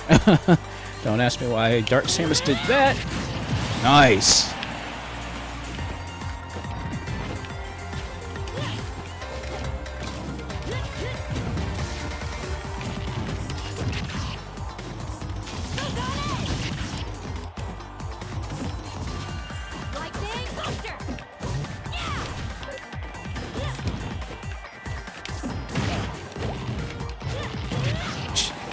Thank God. Mithra is just so freaking fast. She has just so much advantage as far as speed goes. She may not hit hard as Pyra, but she definitely has some good moves.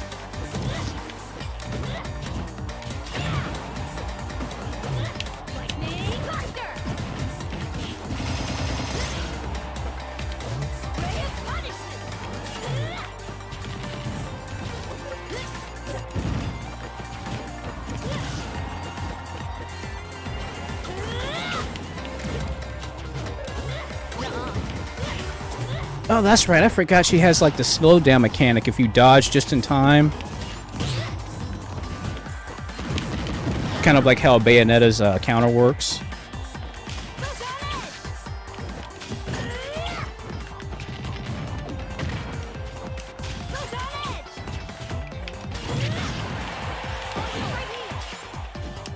Boom! Oh, snap!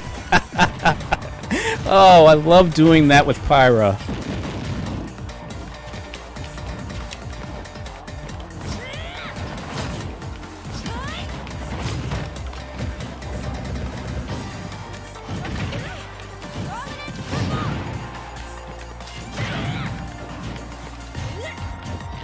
I think, like, I want to say Pyra's forward smash is like the strongest in the game.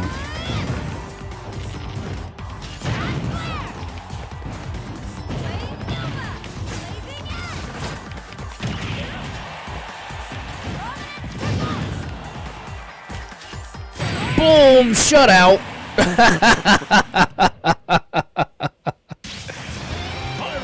Jeez.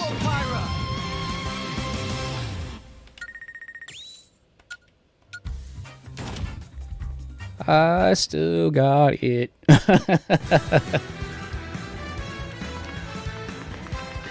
Alright, guys.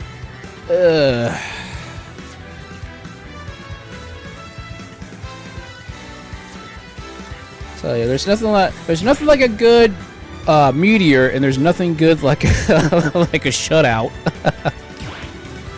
And again, I am playing on level 8 difficulty, so you know that's nothing to sneeze at.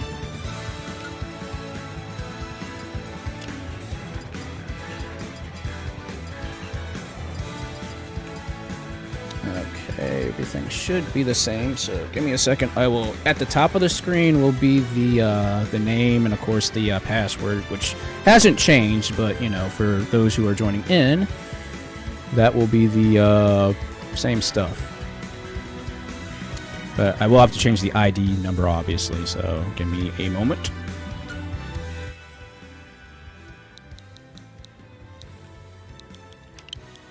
And remember, this is all in capitals for the arena number, or aim.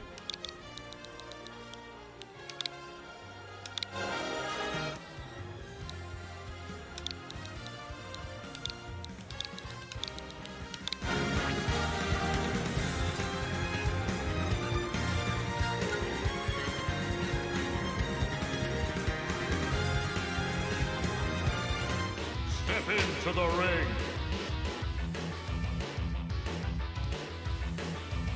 Okay, I just got to change the ID number real quick, just in case if you guys need the ID.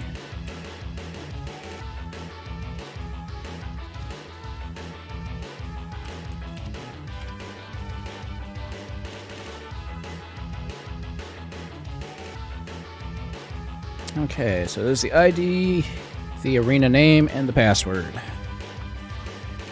So feel free to join in while I take a little bit of a shrink. Shrink drink. Don't ask me, I'm just spewing off nothing again.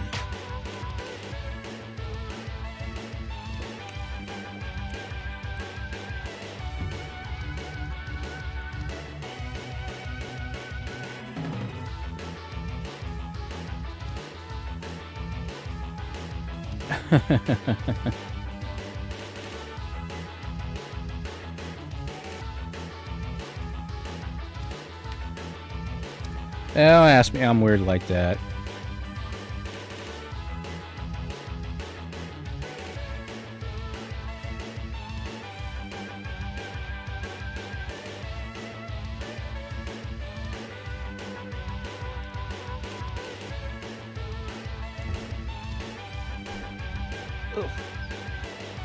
I'll also stop hitting the mic. I keep hitting the mic stand.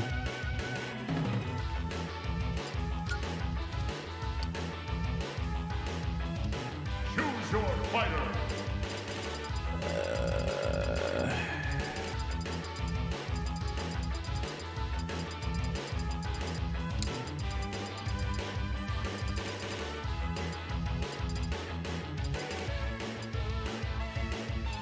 Yeah, why not? I'll start off with Pyro. Why the freak not?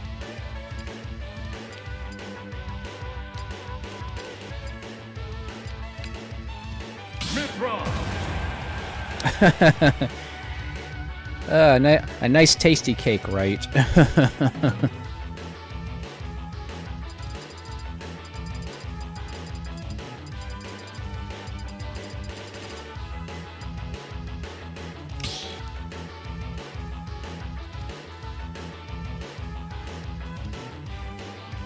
Oh, man. Oh, I will say this much. I have been so exhausted because I've been so dang busy with stuff here this week. So I think I fell asleep. I think I fell asleep on you accidentally, Sam, when I was texting you, and I didn't realize I fell asleep because I was so tired from yesterday. That wedding took a lot out of me.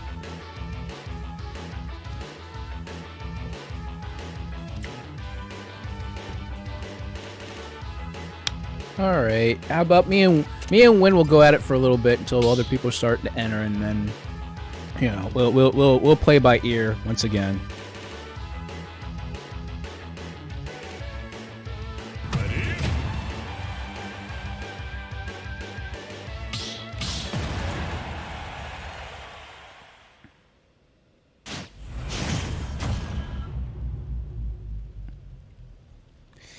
Yep, my cousin got married. Go! Second cousin. Okay, just making sure we got no lag, we're good, we're good. Okay.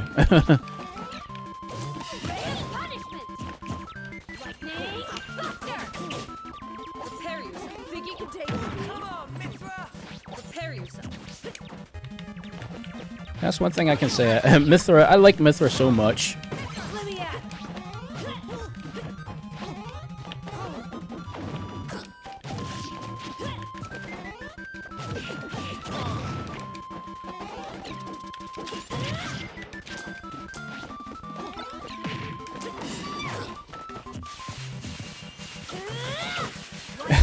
I'm glad this stage always brings back memories for you here, Sam.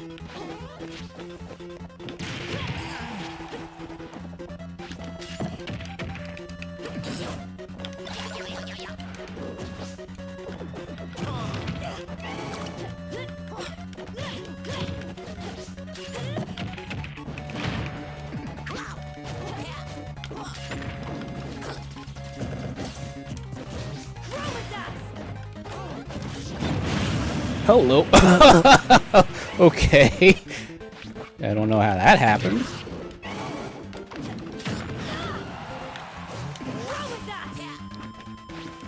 Oops. My bad.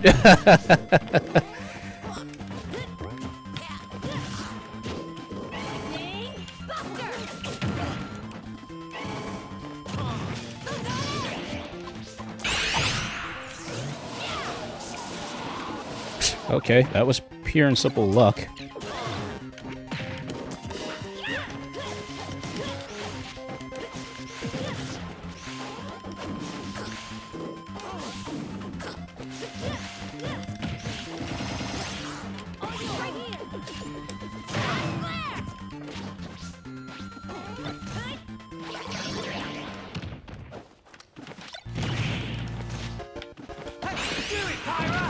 Nice.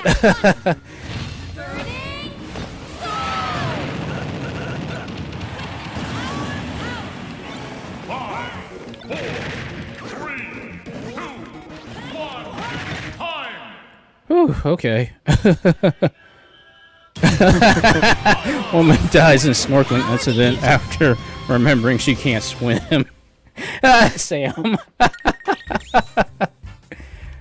Oh my gosh. Yep, good game. Good game, win. Good game.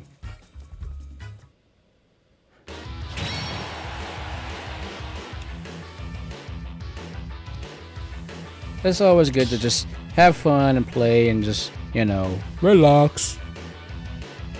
Well, let's relax as much as we can when we're playing Smash, I mean.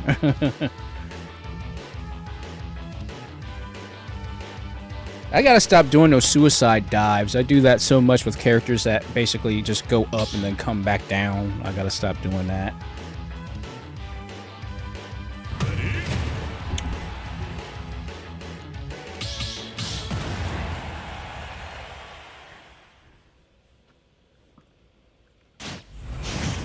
Where to next? Where are we going? Where's the stage at? Where's the stage at?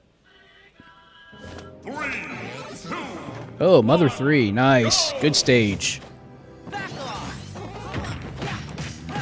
As you know, we're still waiting for Mother 3 to come out, Nintendo.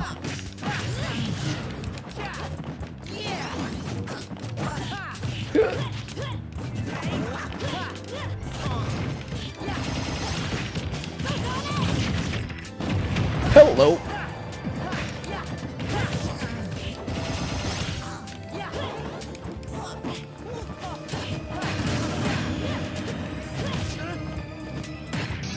Yoip!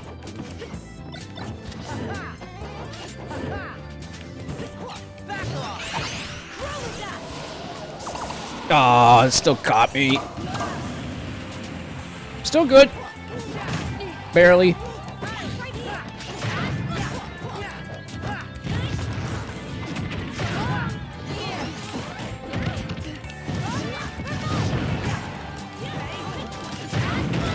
Kaboom, baby.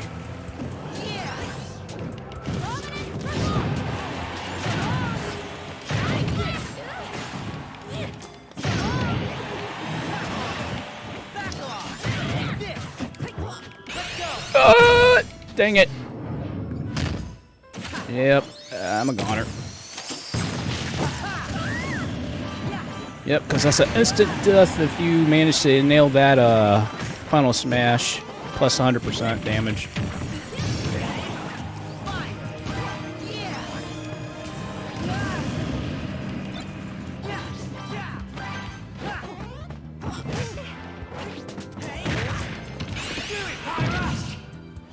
I was getting somebody. I didn't know who what.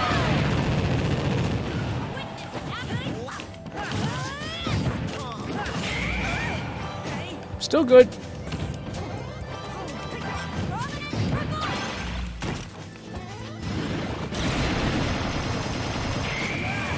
Oof. Hello. Ah, really? That stupid UFO had to move. 5, 4, 3, 2, 1, time! Jeez. I broke even. Good game, good game, good game.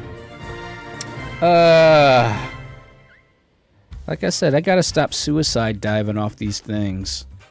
And second cousin, yeah, as in their parents, their parent, which it's that's hard to explain. All I know is that they're my second cousin. That's all that I know.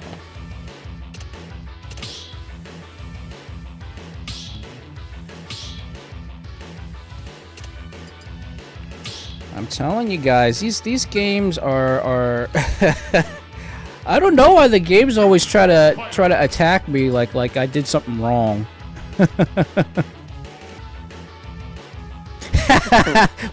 Woman dies falling from building. Last words, I saw an alien.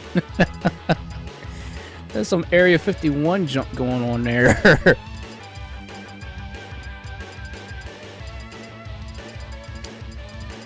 Okay, you know what? Let's do some charge shooting.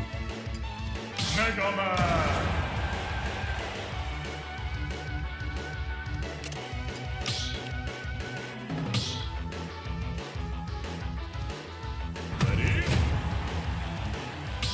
Oh, well, we got Roy and Joker and the bomber. The blue bomber.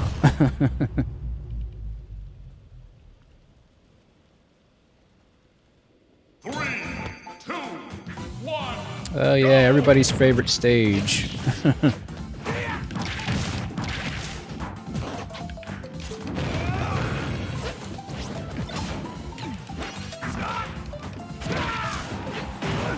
Ouch, good lord.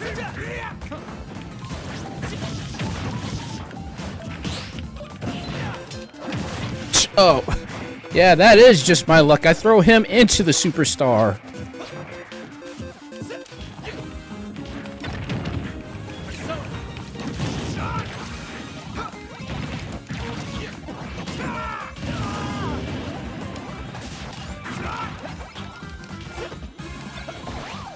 Yes, get them, Pac-Man ghosts, ghost monsters.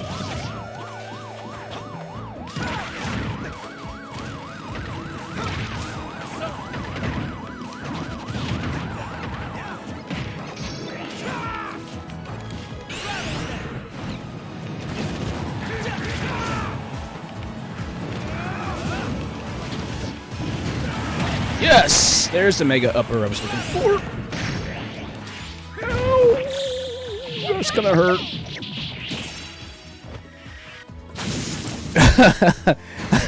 Yeah, apparently I'm just making sacrifices for everybody else.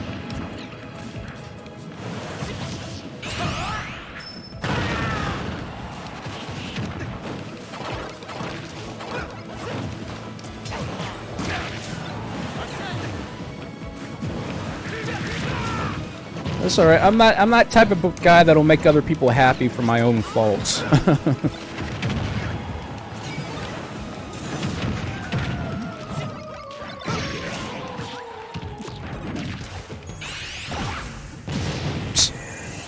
Okay. Somebody was going into black hole.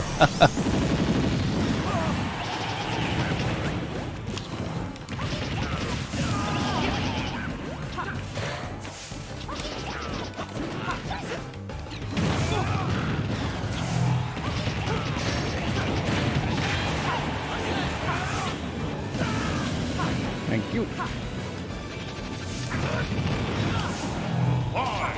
4, 3, 2, 1. Time. Jeez. I was just standing on the thing. I was like, okay, I'm not getting involved in that crossfire. Oh, good game. I broke even.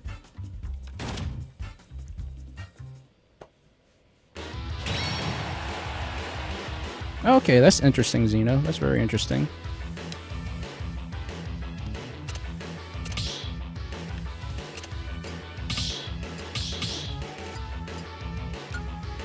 Yes, good game. You know what? The only way I say I feel good whenever if I do lose, as long as I break even, that means at least I'm neither good, I'm neither bad, nor did I win.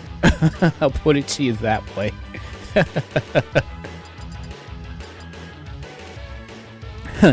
the not quite best Fire Emblem character won. You know what, Sam? I'll do this for you. I will bring out your favorite character, just so that way you can live through this vicariously. You can pretend that I'm you playing as your best character.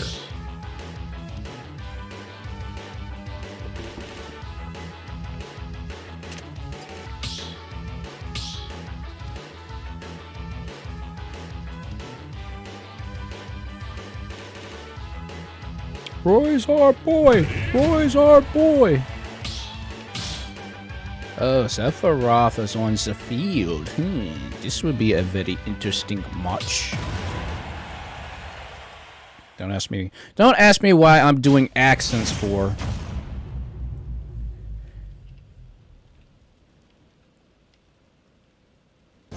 Three, two, one, go! Yep, good old Smash, good old Smash.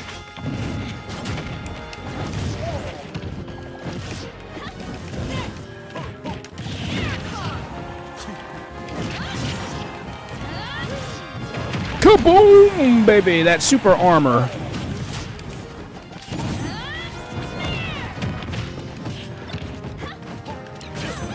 Yep, best girls. I'm still good.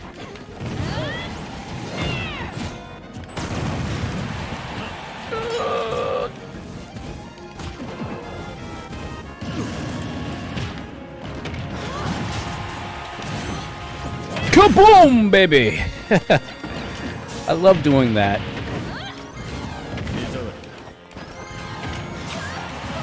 Ouch, dang it. That's fine.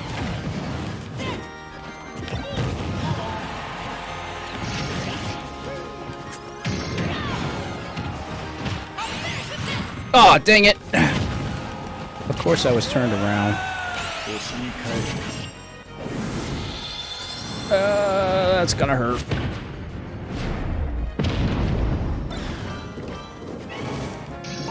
Or maybe not. Okay, what is this? Everybody is targeting me. What'd I do to tick you guys off?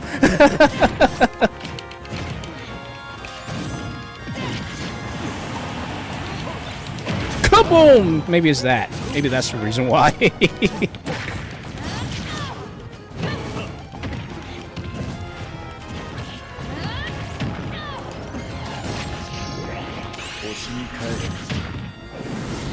Jeez, I am just getting... I'm getting smashed here, bad.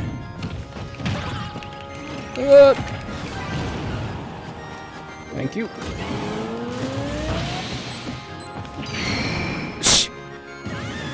Okay.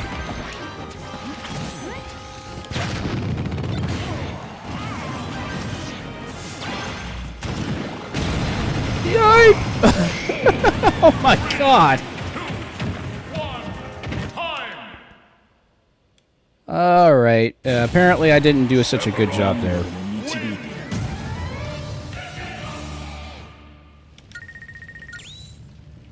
Yeah, I did, but I did horrible on that one. I did bad. That's I'm sorry, Sam. I'm sorry. I got caught in a crossfire.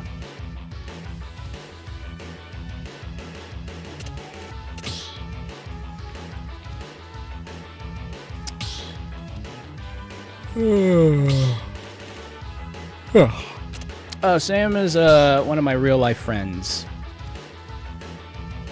So she texts me, and I basically relay what she's saying back through to you guys.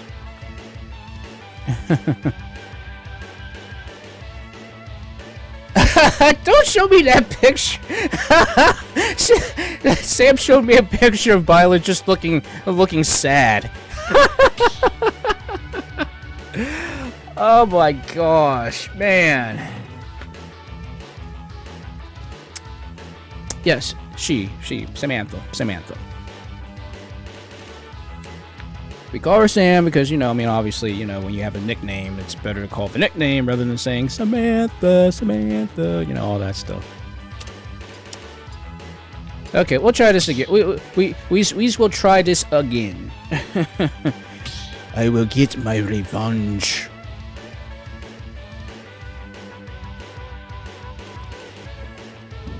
Maybe, I don't know. Know what I mean? My luck tonight is just one of the. It's one of these nights.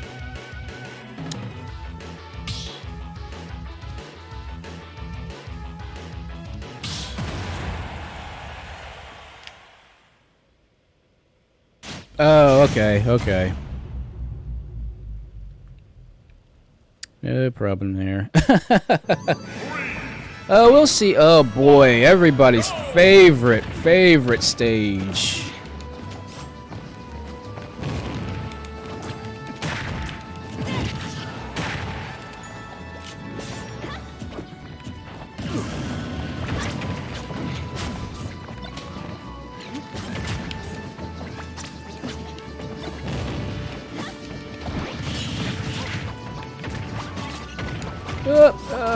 Shovel Knight on the field.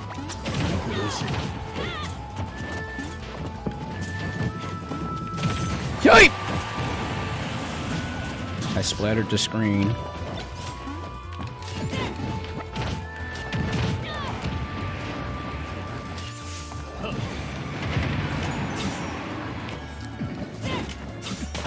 Oh, Sam says thanks.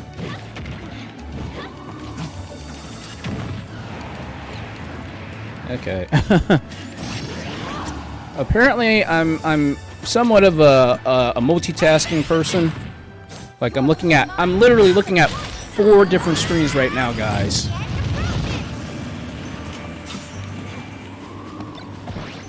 The life of being a VTuber.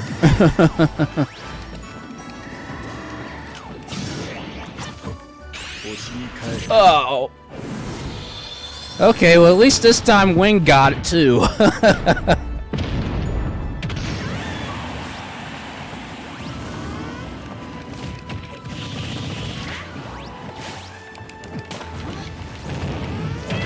Kaboom, baby! Oh, that super armor.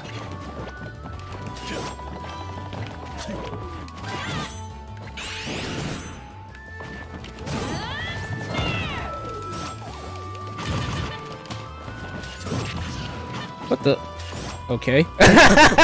Don't ask me how in the world I am surviving down here.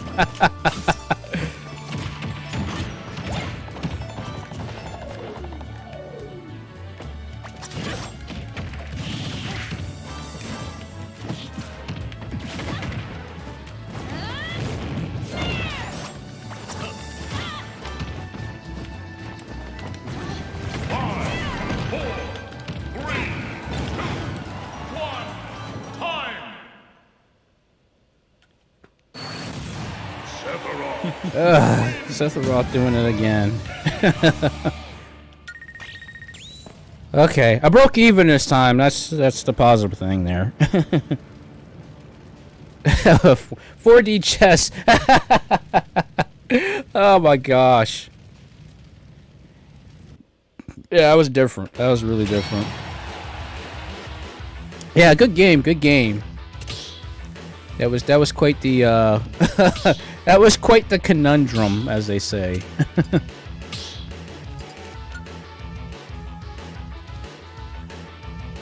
Choose your fighter.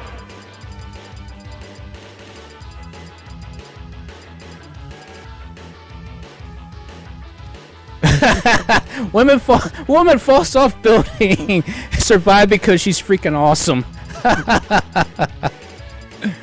Oh Lord! Min Min. I tell ya.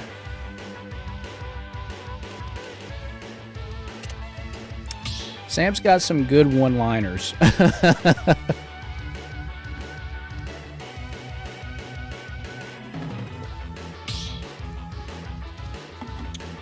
Yay, I drank my whole bottle of body armor.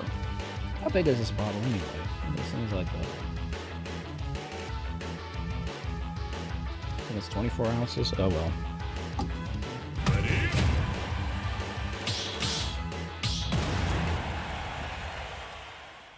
No problem. Now you guys pretty much have the advantage because you know exactly what fighter I'm choosing, so which I don't care. It's just I have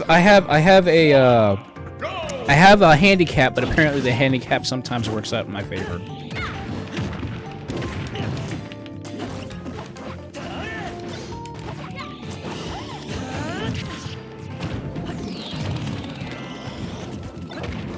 My hot spot.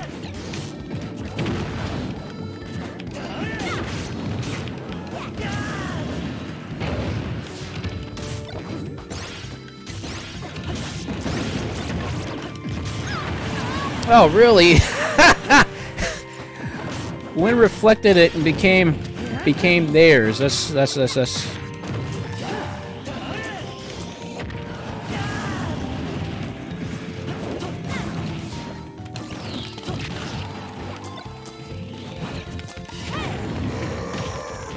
Hello.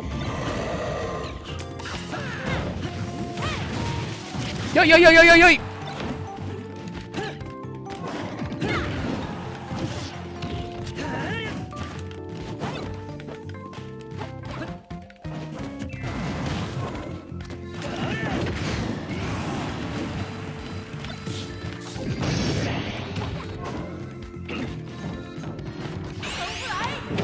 Oh, got the drop!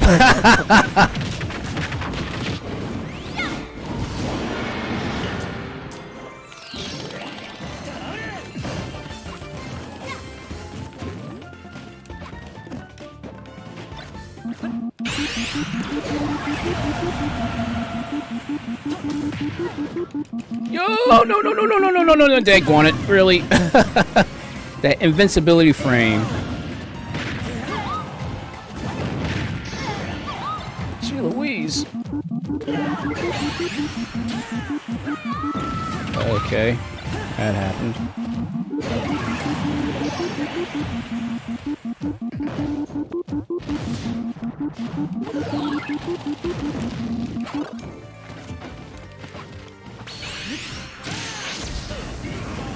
I was going to dodge that one way or the other.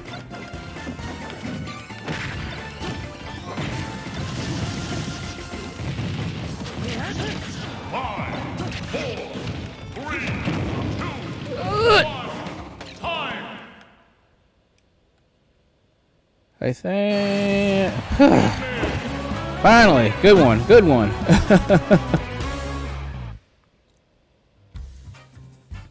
Yeah, apparently the Snorlaxes apparently, like, the fat guys are after me tonight, but, came out on top on that one. Good game, guys. Good game, good game, good game.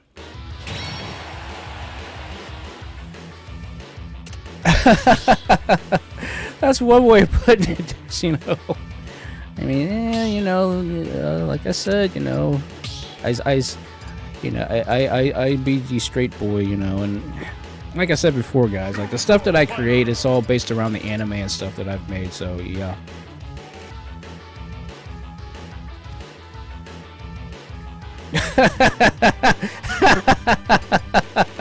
Apparently, Sam is rubbing off on Gabriel. Oh my gosh. Yeah, boing boings, which I don't have.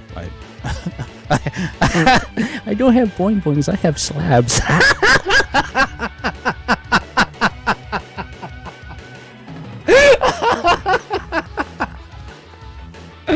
Oh my god, don't ask me where I came up with that crap.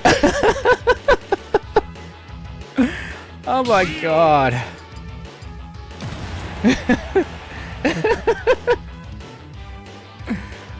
Oh my gosh. Yeah, this is show about nothing.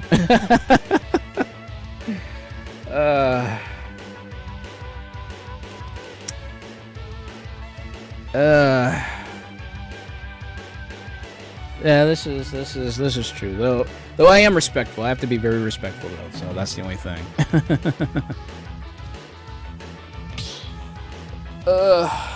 I blame all the harem anime I've seen over the years. Which is odd because, like, for some strange reason, like, the reason I like that is it's not just because of, you know, the jokes and stuff, and of course, you know, the fan service, but it's basically because, you know, you have the one character who's actually liked and cared for by the multitude of girls that are hanging around him and stuff. So. 3, 2, 1, go!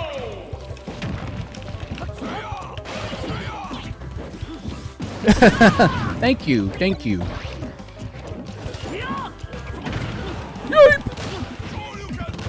Ouch. Pong knocked me off. Yeah, boing boing equals back pain. I've heard the stories. I really only can imagine. Cross bomb!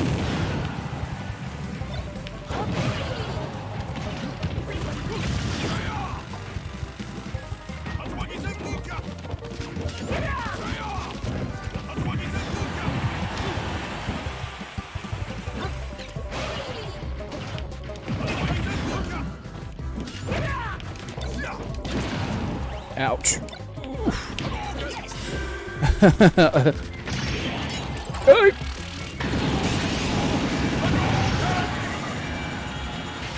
Dude, I stole the kill somehow.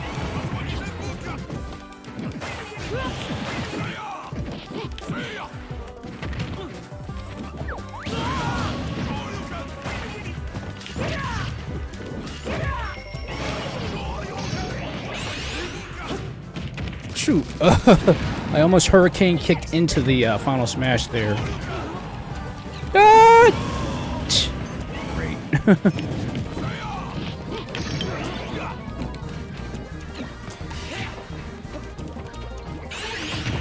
Killer whale, yes. And Wind is getting Staryu'd. Mine! And I whiffed. Hello.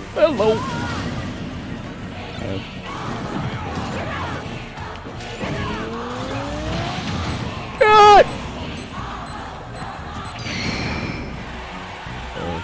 Okay.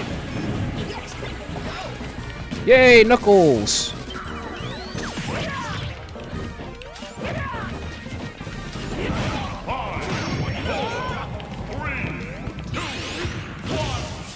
Time out!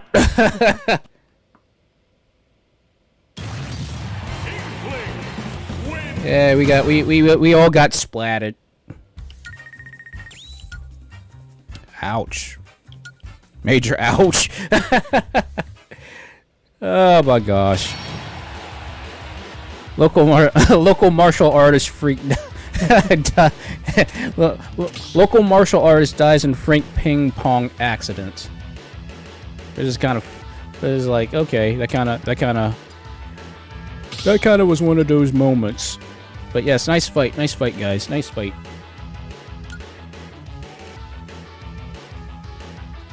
Choose your fighter. Yeah, that was a nice shot actually. Seeing the final smash of Hero, I'm like, okay, yeah, that's just now. It would only have sweetened the deal if Hero became the winner on that. So yeah.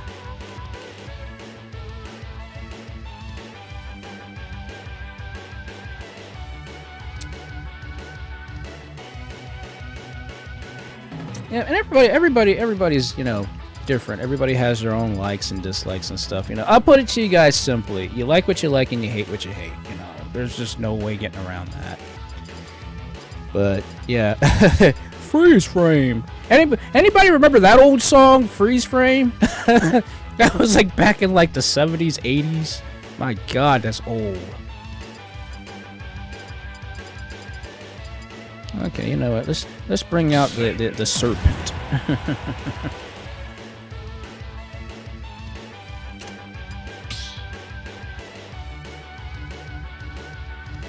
Yeah, that was like a old, like they used to play that song, I think, when they played America's Funniest Home Videos. What? The one time I don't play as Terry. Oh my God, really, guys?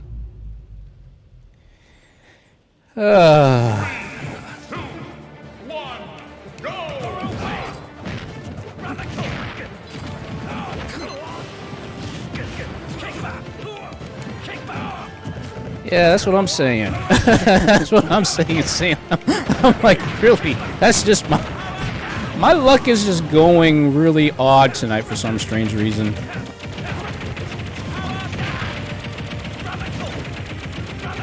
Eat sniper rifle!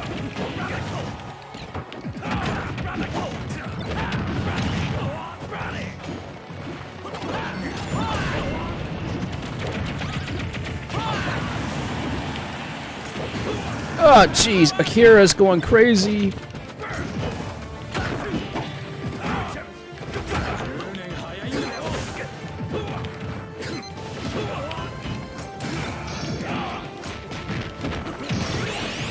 Too late. I got it. Oh, I spot a special flag on the field.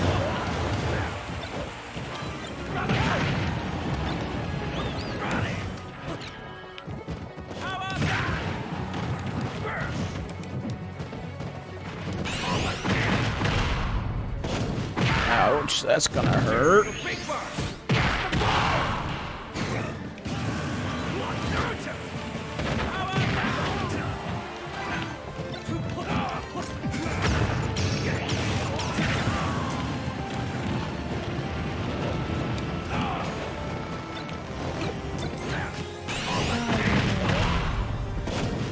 I'm just gonna stand over here.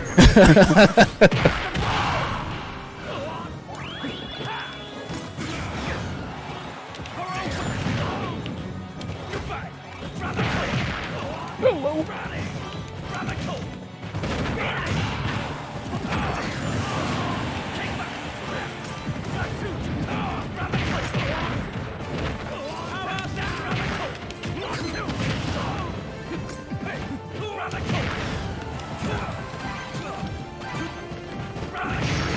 Whoa. That double hit.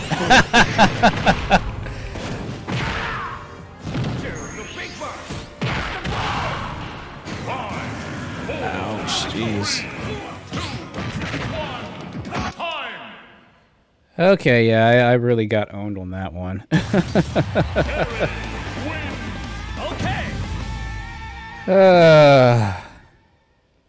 Yeah, that's right. That one time we all played random and I still got Terry somehow.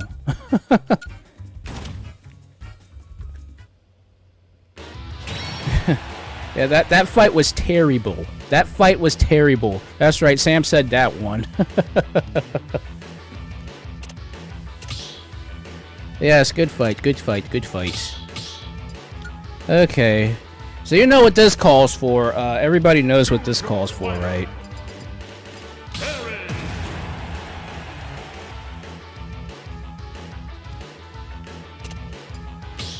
I think I just scared everybody. I think I just gave everybody goosebumps all of a sudden.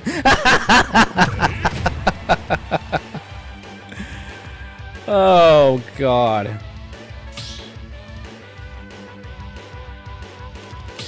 Probably number one because I'm not really super focused tonight. I'm being me tonight. I'm just being like, ugh.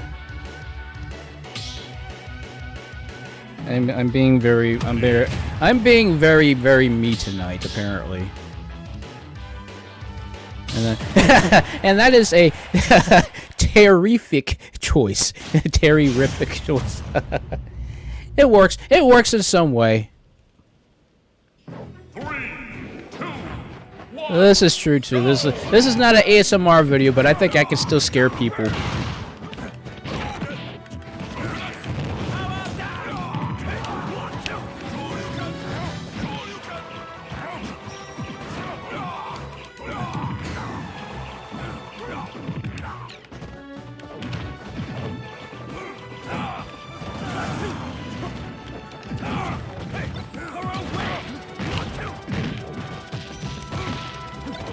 Ooh!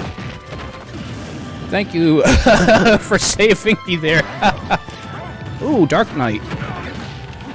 Or Black Knight, whatever you want to call it. I'm getting my references mixed up. Yes, I got the Bus of Doom!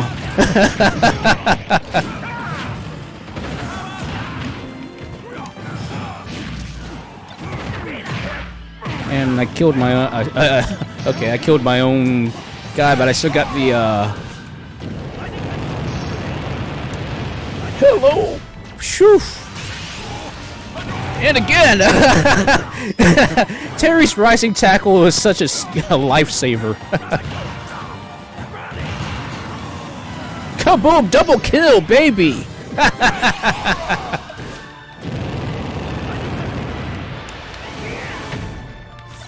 Terry on a roll, baby.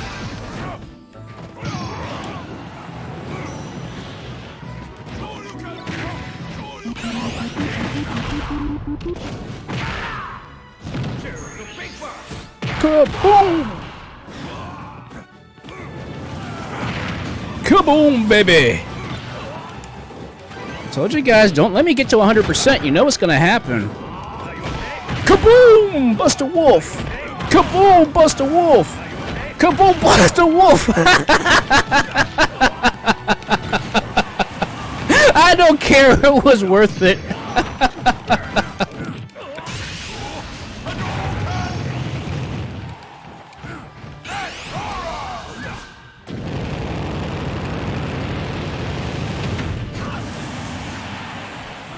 Oh, that was funny. I told you that was what's going to happen. I will not give anybody a moment's rest when I get 100% damage.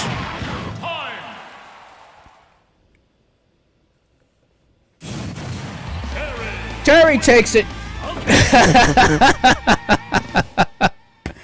Woo, baby. Love it. Good game. Good game, guys. Jeez, 8 KOs? I was on a I was on a roll. Oh, man. Oh, that's Mario Galaxy level sound. So this is why I've tried to not play Terry so much just because I know how crazy I can get with Terry. Because I know his inputs too well. But then again, you guys see me play KOF I don't know how many times now, so... Yeah, no, I resonate with Terry more than I do with almost any other character on the board, which is kind of sad to say.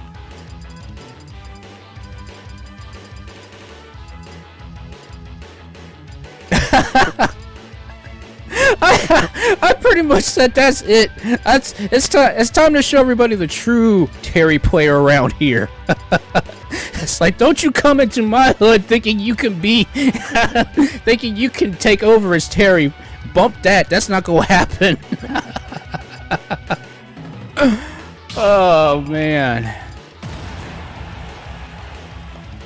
I'm like, okay, I gotta pull up the big boy pants and really show everybody how you play Terry. Oh, that was funny though. That was funny. Good match though. That was a good match. And now, just to annoy everybody, I was like, you know what? Let's have more fun and bring out everybody's favorite dog they love to hate. 3, 2, 1. Beautiful. That's a good one. That's a good one. I know. I play the dog so that way everybody has a reason to actually hate something.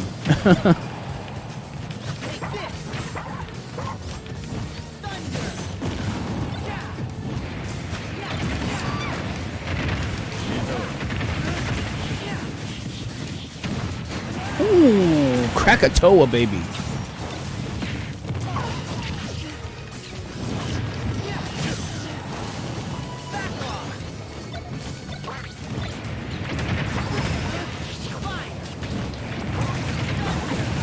Hello.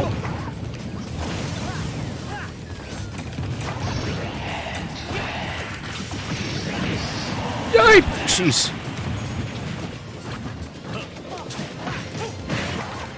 God, there's so many assist trophies on the field, you just don't know which one to go after.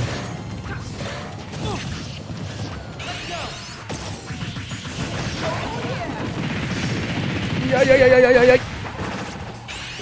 Still good. Dang it. Okay, I wasn't.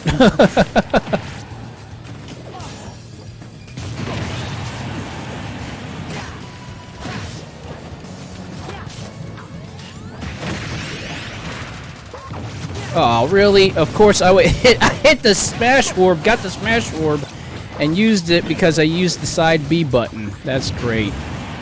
Hello. What the heck happened there?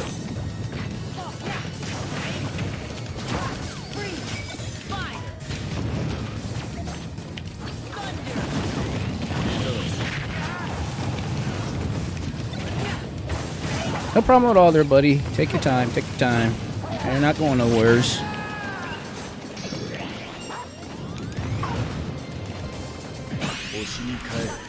Oh, invincibility frame.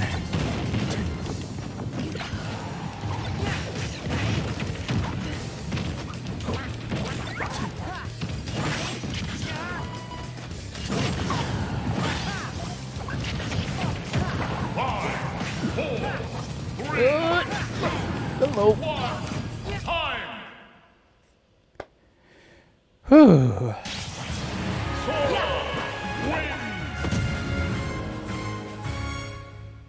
There we go. At least we broke.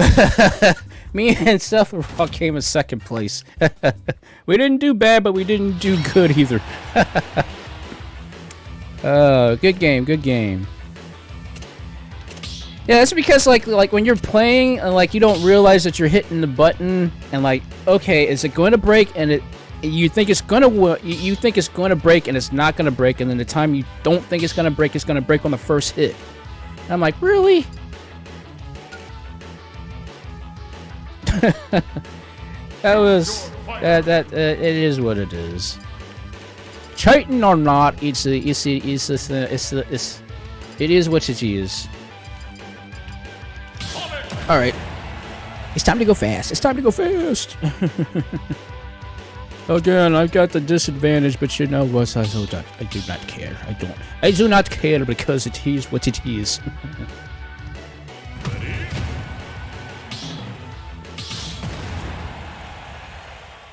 Yes, I had to bring out Sonic. Had to bring out Sonic. I guess the Need for Speed. Which is still a good game series, actually. 3, 2, 1, go!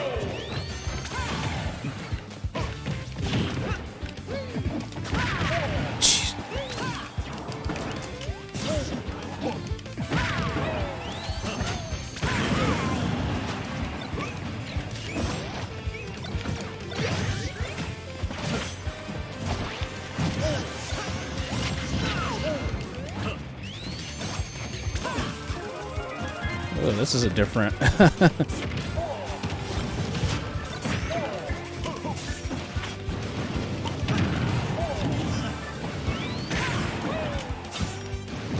like I never seen the pinwheel of hers.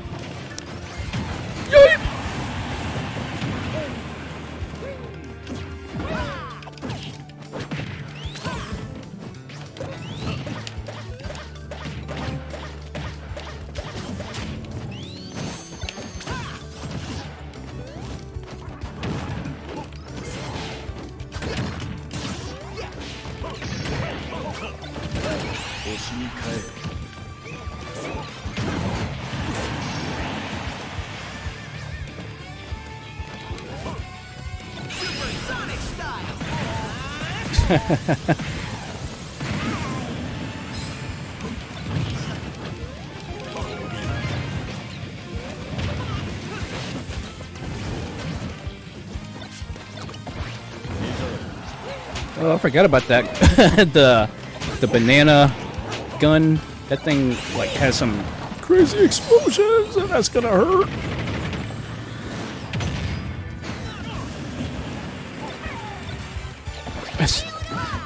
I think that depends on the person who's playing a Sonic.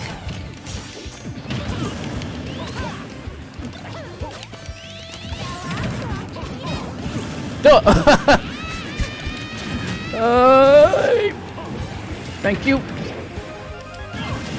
Darn it! I totally missed the grab.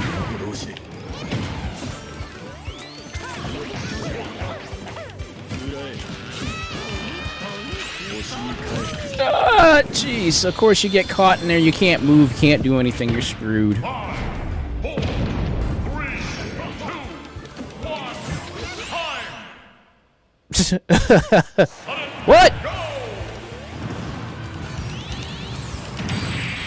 Boom! I straight up bowling pinned him. Steve Reich. Oh my gosh, I wasn't expecting that.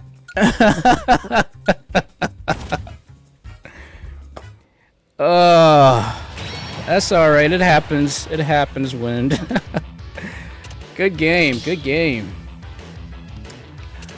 Alright guys, we got time for one more match. So choose your best characters. No problem, take your time, take your time, take your time. We got time for one last match.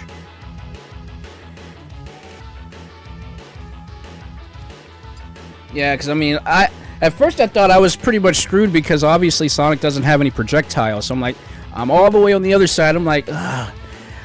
You know, I just had to say, you know, screw it, just do a spin dash. Classic spin dash input, and somehow it worked, I guess.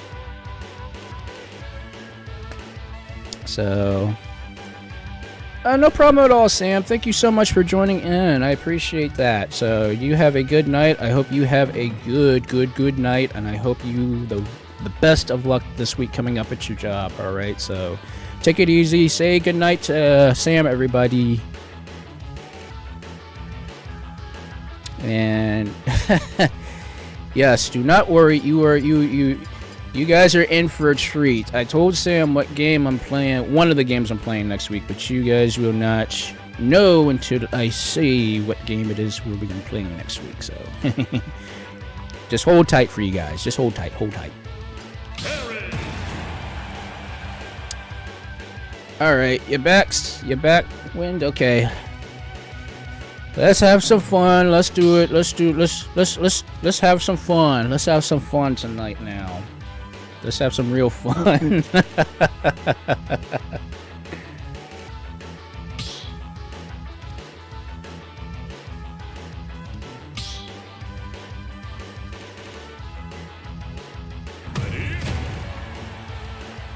Ooh, the Ganon. The Ganon's on the field. Ooh, this is going to be a very interesting match too. Question is, where are we playing? Where's the stage at? Where's the stage? Where are we gonna fight at? Where are we gonna fight at? Green Hill! This is very, of course, very appropriate.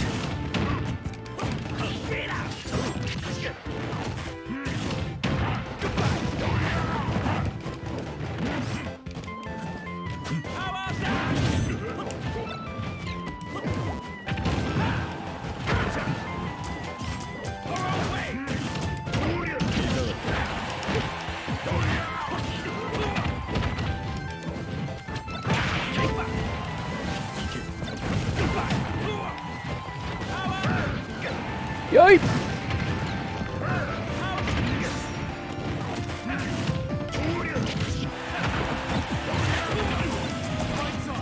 Get him, Zero! Yeah! Oh god, the moon!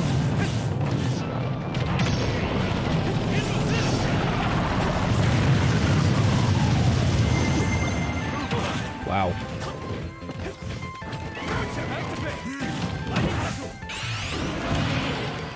Yay! Dang it.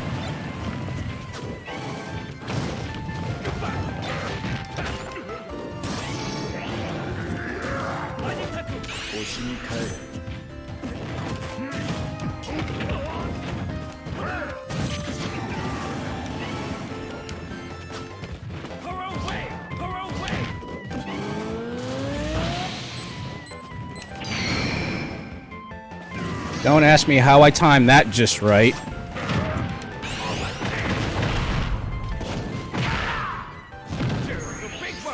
Push the wolf!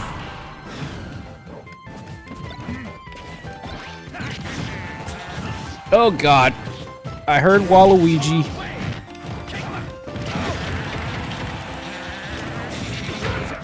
Waluigi's ticked off. He's ticked off because he didn't make it in.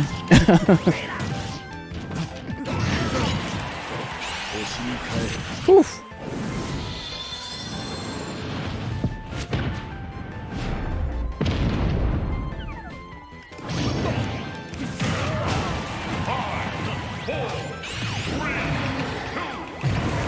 Whew.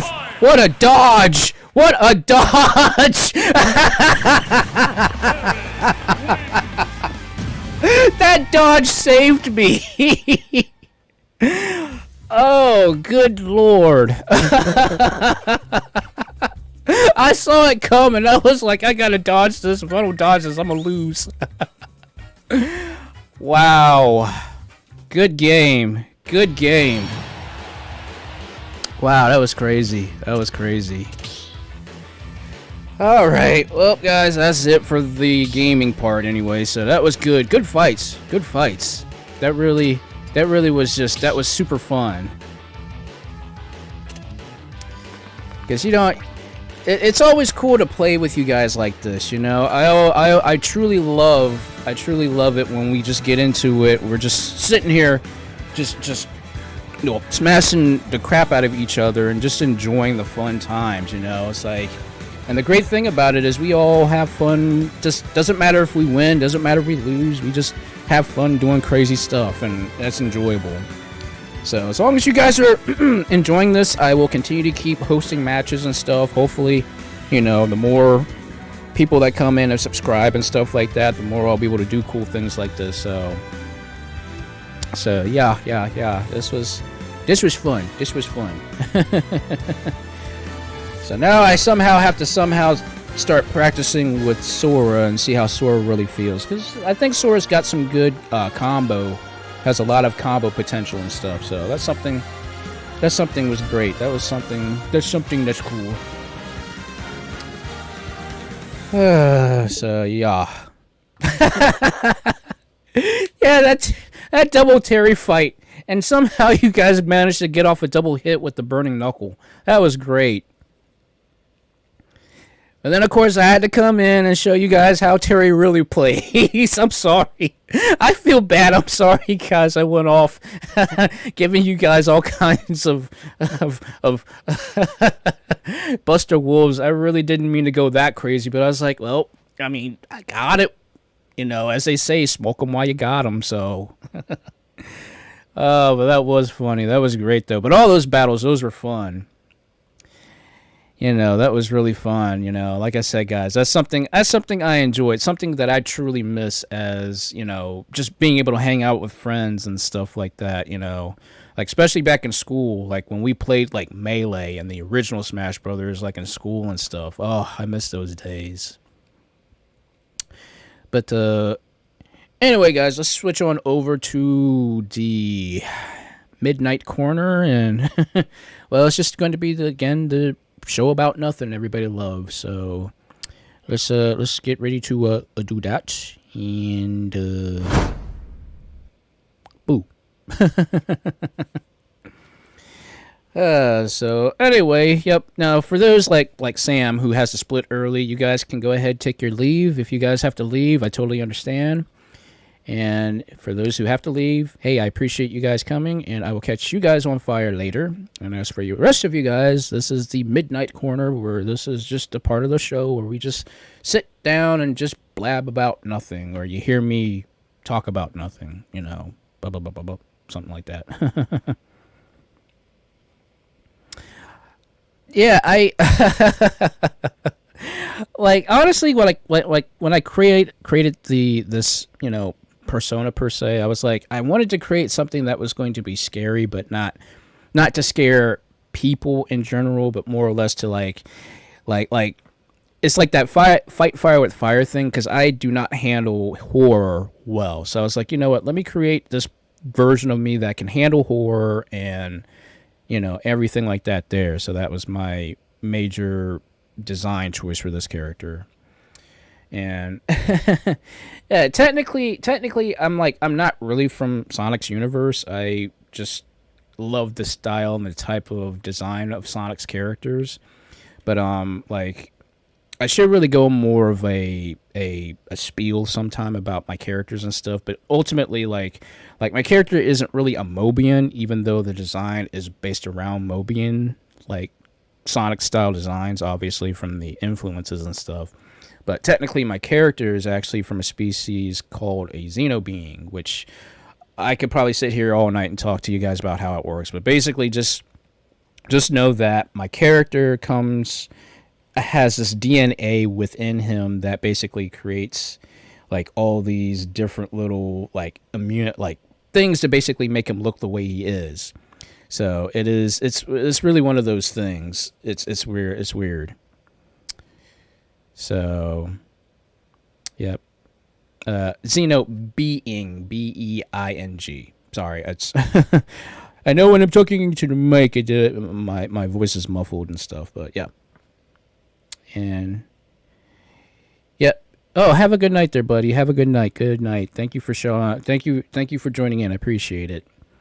But yeah, that's one thing I could say about myself. That's another thing, honestly, guys, I just don't like about my voice. I sound very muffled, or it's like nasally, and I don't know why it's like that, but that's just like one of the things I just don't like about my voice. My voice just sounds really weird. I told you guys this before, that how my voice is like really like it doesn't know where to be at. Doesn't know if it wants to be high. Doesn't know if it wants to be middle. Doesn't know if it wants to be low. And again, I attribute to that all from my singing career back in school as a soprano. And then like eventually my voice just tanked. My voice box just got completely janked. So like now my voice is like in this really weird like sound like location, which I don't know. It's weird like that, but but excuse me. Went down the wrong pipe. No problem. Yeah, like yeah, I usually like when I say this is the part of the show, and like, if you guys need to split, because basically all I do is just talk about nothing at this part of the show. So I just want to make sure for those who have to split, have time to like sit here and listen to me gabble about nothing, that's perfect time to split. So that's how that is.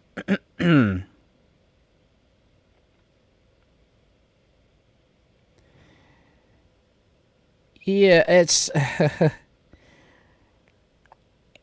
and I appreciate that. I mean, I personally, I just have like that self-conscious nature about my voice sometimes. Like I said, I just don't know where my voice wants to be. So it's like always hard to say like I know like when I'm talking, like sometimes I don't realize I'm talking a specific way. Like I might sound like I'm more confident when I'm speaking. Other times I feel timid, and it's hard to put my voice where it needs to be at sometimes. Now when I'm doing my ASMR videos, I feel that I have a good voice for ASMR, although I'm my biggest critic when it comes to being, like when I'm doing my ASMR videos and stuff, I'm trying not to sound like, I'm not trying to whisper, because I know some people don't like that whisper sound in their ears and stuff. So I try to like keep my voice where it's like it's quiet, but it's not whisper quiet, if that makes sense. So it's weird. I mean, eventually I should probably end up taking voice acting lessons or something like that. I would like to try something like that, but at the same token, I'm like, I don't have the cash to learn how to do voice acting. But I mean, I think I have potential there. It's just the question is of how to bring out that potential is the hard part. You know, like back in the day, I used to like I would imitate like characters from cartoons and stuff like that, because you know, back in the day, like when you would like watch a cartoon or something like that, and you would get so familiar with it because you've seen that episode like 8 million times, you know the words by heart, and you were trying to start sounding like the character. And I'm like, you know, I guess the way I look at it is if I can do the perfect Arnold Schwarzenegger voice, I feel that I would be a good voice actor. But it's hard for me to get that voice just right, you know. Every time I try to attempt it, I sound like I'm drunk or something like that. So I'm like always trying to like find out that perfect range, that perfect pitch, and then of course, you know, moving your mouth a particular way, it's very hard to do in a way and keep the tone, the pitch, and the speed of the voice, which is just, I don't know. All I know is, guys, when I started doing ASMR, I had no idea how much voice acting lessons are kind of necessary in order to do what you're doing. You know? And yeah, I mean, to be honest with you, I was inspired. Obviously, I was inspired by, you know, ASMR videos to do what I do now. I mean, like I said, guys, I dropped like $260 on this microphone that comes with this microphone like attachment, and then I spent an additional $145 on the shotgun mic, which thankfully now works properly after I found that you needed to get the right drivers to make the dumb thing work. So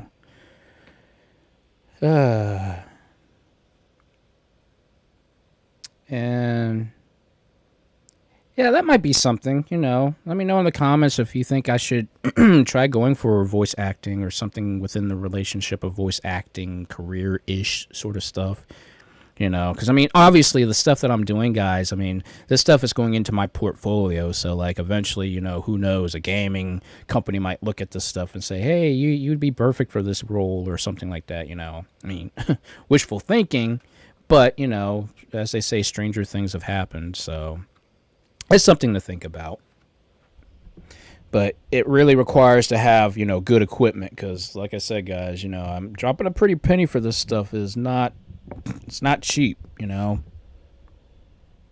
And that's like the only thing that kind of like I'm constantly trying to make sure that, you know, I have that perfect pitch and stuff.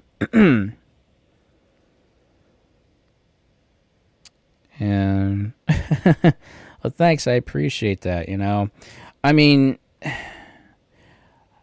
a lot of times, like when I'm doing my ASMR videos, like I can guarantee you guys, there's been a couple times like I'm doing like when you're creating the story, like when I'm like sitting here and creating a story for the ASMR videos, like I kid you not, I can sit here for about maybe a good 3 hours just coming up with an actual concept for a story because, you know, you have to like realize that sometimes when you're creating a story for an ASMR video, like the ones that I create, I have to figure out how am I going to make this video last, because I mean obviously nobody wants a 1 minute ASMR video, right? So like I'm sitting here doing like my voiceover work and I'm like, okay, I have to extend this out. And again, all the stuff that I do, guys, this is not scripted. Like I literally have not done a single scripted ASMR video. Again, like that, when I created that story like off the top of my head here a couple months ago, that literally comes right off the top of my head. And I guess the reason why I don't do scripted stuff is so that way I sound more natural. It sounds like I'm really talking to you, not like reading off a script like a lot of other people do, which there's nothing wrong with that. But I feel that I want to be more natural when I talk and things of that nature. So that's why I create these stories so that way it sounds more natural. And it's always like a thing of like, you have to create the story just right, set the mood right. And then after that, because I have to do things in steps when it comes to ASMR videos, believe it or not. So a lot of times, like first I have to come up with a story. So I sit there and I come up with a story. I start thinking of the story and stuff. Like I'll write down notes, but it's not fully scripted. So like I'll come up with the idea of what I want to do. Then I start coming down with like the notes. Like, okay, I need to say this, this, this. And like I ad-lib like a lot. So like I'm constantly like making sure that, you know, I might have to pull off something like really right off the top of my head. Like I didn't want to say that, but apparently I'm going to go in this direction. So that's how that works.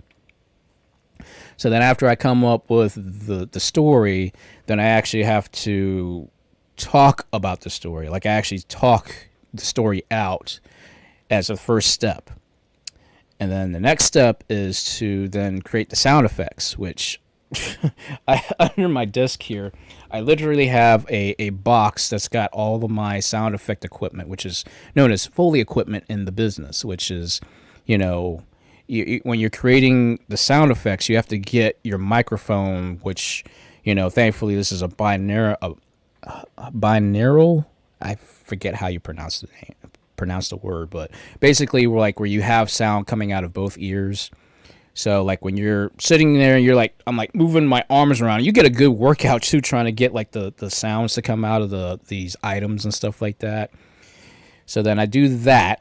And then the next part is to then create the actual pictures, which obviously I go to Second Life to make the pictures of the poses and stuff like that there.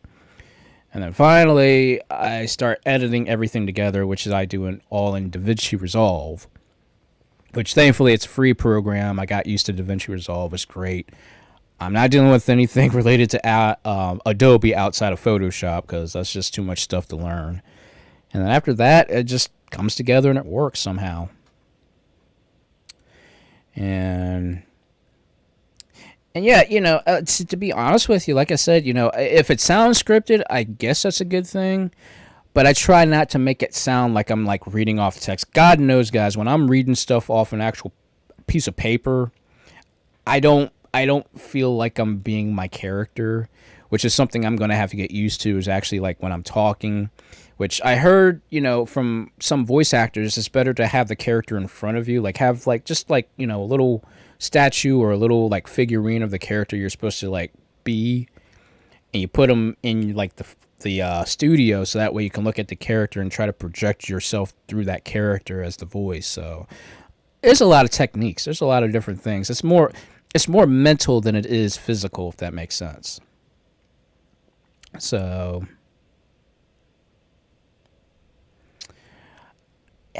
I guess in some ways, because like when I create my ASMR videos, I'm more or less going through the actual idea of like my character being like not like currently right now, like what I'm doing as a VTuber, if this makes sense to you again.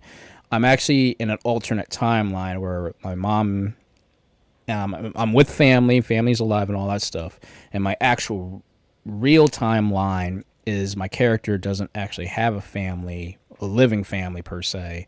So I'm kind of like going in that direction with the ASMR videos. So that's how I do that.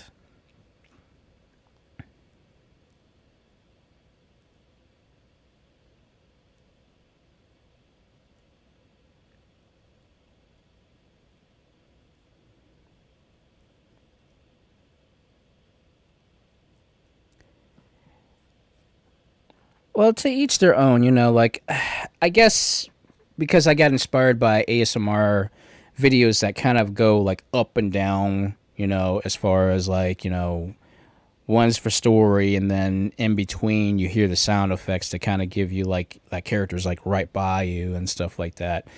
So I guess I do things a little different as far as ASMR videos go. But again, like when I did my very first ASMR video, guys, it was off on a whim. And I had no idea it would be like that, you know, that I guess connected or whatever. And oh, thanks, Rock. Thanks. Appreciate that, buddy. And actually, no. He basically my character, what ends up happening in the actual real timeline is that he loses his mother, like basically like right around when he's like around 16, 17 years old. And then it sort of goes into this thing where he's like, he lives in the States, but then he gets shipped off to this island that basically is somewhere off in the Atlantic Ocean and stuff. I mean, like I said, I'll have to really one day sit down and just come up with this entire roadmap for my character and stuff like that. So Because, like, for me to sit here and explain everything, like, I'm going to go off the deep end as far as, like, are you going to understand where I talk about this and that? So I really would have to come up with something so that way you guys really understand where the character comes from and, all the other characters I've created. Because, all the characters that you've seen or even the characters I've mentioned in some of my ASMR videos, they are part of that world. But on the record, as far as my character design and things of that nature goes, on the record, this character has nothing to do with Sonic's, not even in Sonic's world or anything like that. So, just to give you guys a heads up on that. Nothing related to Sonic, not even in the same universe, not even in the same timeline or anything like that. It's completely different. So, so just to give you a heads up on that. And hey, how's it going? So, yeah, that's, like I said, it's I'll have to, like, because I like visual aid. So, like, I'll actually have to come up with, like, this whole design of how the roadmap for my character works and stuff. So it's hard to say at this point right now. And like I said, guys, with me being so freaking busy, I'm like, I just don't have time to sit down and like come up with all this stuff, because there's a lot of details. I'm a detailed person, and that's one thing that annoys me about myself, is because I like giving a lot of details, so that way I'm the type of person who doesn't like repeating themselves very often, unless it's done out of, like, fun or to be made fun of or whatever and stuff like that. But outside of that, like, I try to, like, get all the context out there, so that way you're not, like, asking, this question or that question, all that stuff. So I put a lot of details in a lot of things that I create, especially story-wise. So, but that's me in a general sense. And I guess everybody loves the muscle and things of that nature. Like I said, I honestly had no idea how this would work, but I wanted to do something as a VTuber that was different. Like, I know there's a lot of other amazing, great VTubers out there that are doing extremely great things and stuff, and to be inspired by VTubers, I was like, I have to do something but not be the same thing. I wanted to become something different, and apparently this is working for me, and I appreciate that you guys do like what I went into as far as like character design and stuff like that, because I never thought I'd be doing something like this. Like I said before, guys, I never thought I'd be doing this and being successful at it, because originally when I did do live streaming, I was in front of a camera, but I was inconsistent. I didn't know how to promote myself or anything like that. So it is what it is. And then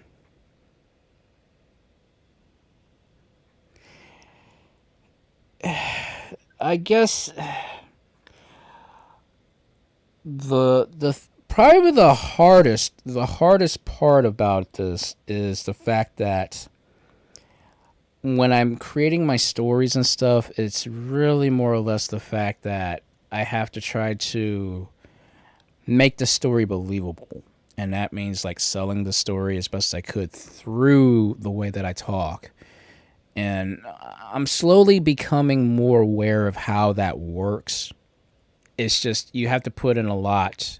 You have to put in a lot of thought, and how do you want to come across, It's I can see how voice actors have voice directors and all this stuff, because you're trying to project your character or that voice to that character to your audience, and you're trying to figure out how you're going to do this without making it sound like the character doesn't belong with that voice and stuff. It's crazy. It's very crazy.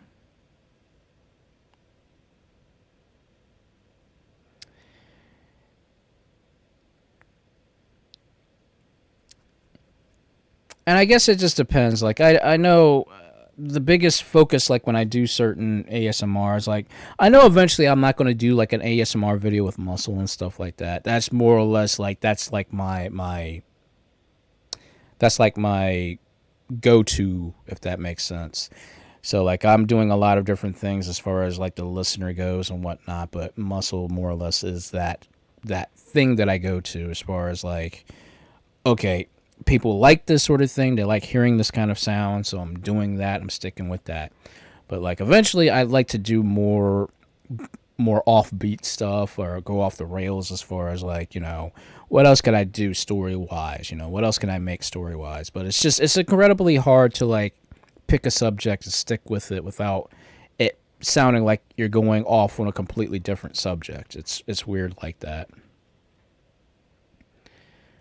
So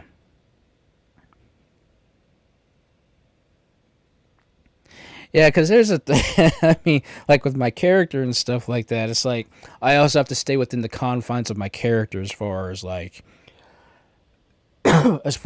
creating this like timidness with my character, and then also doing things that kind of like is like, is this gonna work? Is this not gonna work?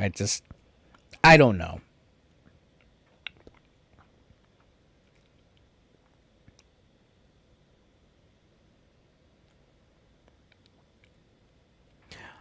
Well, I guess really one of the things is that I have to remember is that, to each their own, I know there's not a lot of people who like that sort of thing, and then at the same time I know a lot of people who are like that sort of thing. But I have to like also find a balance. Like I don't want to constantly do muscle, but then at the same token I'm like, well, that's sort of also my moniker as well. So I guess I have to really watch my audience. My audience is pretty much what's going to dictate to me. Should I do this? Should I go this way? Should I go that way? That's something that I have to play around with, and that's probably the hardest part. And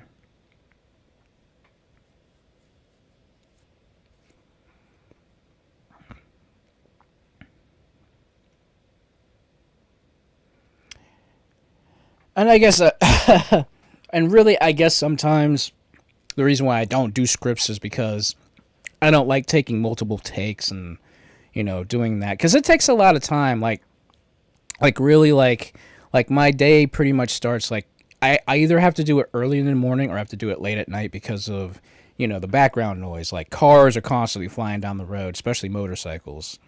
So I want to make sure, like, when I'm doing my ASMR videos, it's extremely quiet or as quiet as it can be outside.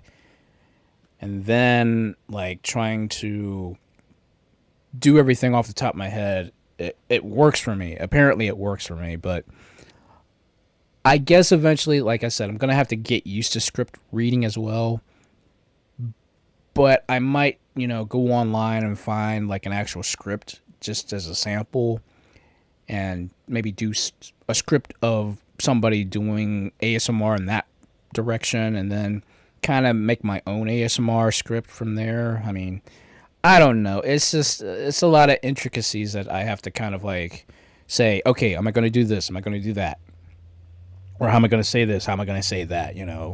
That's why, like, when I do my stuff off the top of my head, I know exactly what I'm going to say, how I'm going to say it, and how it's going to come across to the actual listener. So it's like I said, there's so much details when you guys are doing ASMR videos or even RP videos and stuff like that. So the thing of it is just I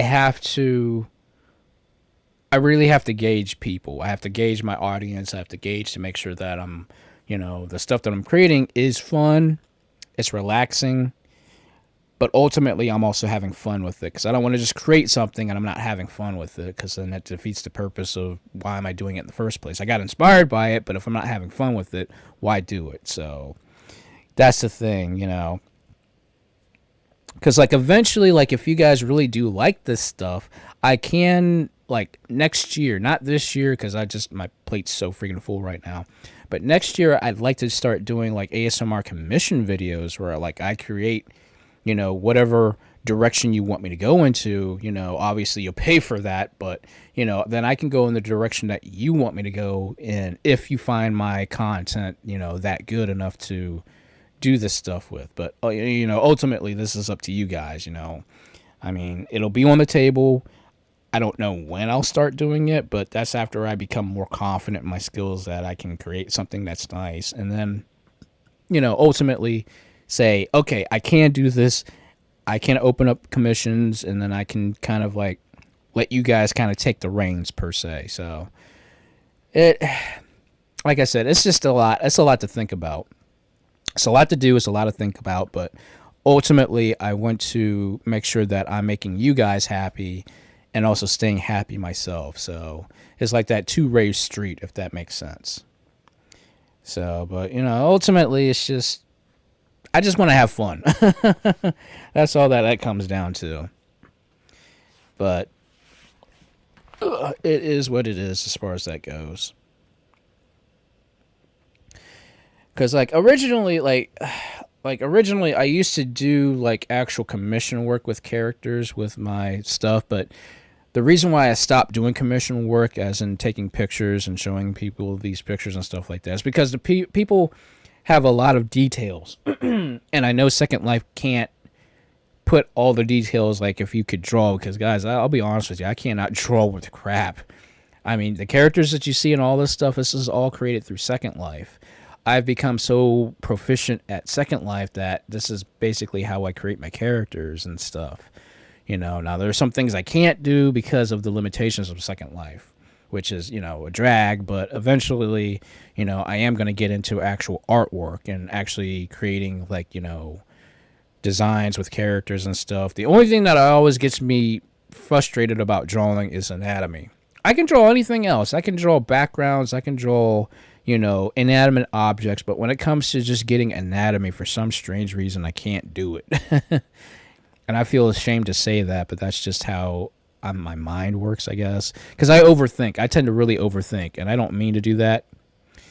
So, but eventually, I will get used to it all. So it's just, but currently right now, I just use Second Life as that art canvas, and somehow, and it's weird, I went from how do you go from drawing 2D crap, literally, I just draw crap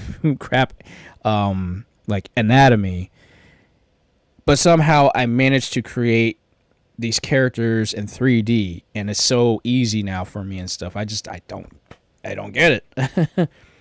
I'm like, how do you, that's like running before you learn how to walk or crawl or whatever. I'm like, that just doesn't make sense to me, and I'm sure it doesn't make sense to you guys either, but somehow I'm like that I'm that genius in some way, shape, or form. Not that I'm trying to be not trying to get an ego about it, but literally, how many people do you know that started something, couldn't do it right, but then somehow goes to the next level and excels at that level? I'm like, that just doesn't make sense. I know some people have called me a jack of all trades because when it comes to certain subjects, I am a quick learner. I do have this skill where I can learn and pick up things very quickly. Somebody taught me how to play pool, and I'm like, okay, so this is how you play pool, and here I am sinking. I'm sinking corner shots like nothing. I'm like, okay, this is how you play. Or somebody taught me how to play tennis, and here I am serving ace shots in less than a couple weeks. And I'm like, it just became natural to me at that point. I'm like, I don't know, am I naturally good at this stuff or whatnot? But again, I'm not here to say I have an ego about it or anything like that. I just find myself very weird that I can learn stuff quickly and adapt it and, go with it and stuff. But, and the only thing I can do from that is really teach others, I can definitely teach people things and stuff like that. That might be one of my better, qualities, is that I can also teach people as well as learn. Because I'm a good listener. I'll sit here and I'll listen to people, and listening to people definitely tells you a lot about a person, and it's just it's really weird.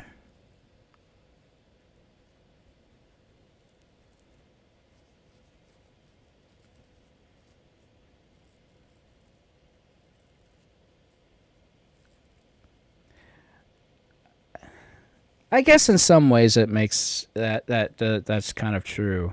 I guess because I've always become, the only reason I say that is just simply because I always think that you need to draw first. You need to become proficient at 2D drawings before you move on to 3D drawings or 3D designs and stuff like that. Because obviously you come up with your your sketches and stuff like that first before you transfer it over to 3D. But for Second Life, everything is kind of done for you kind of already.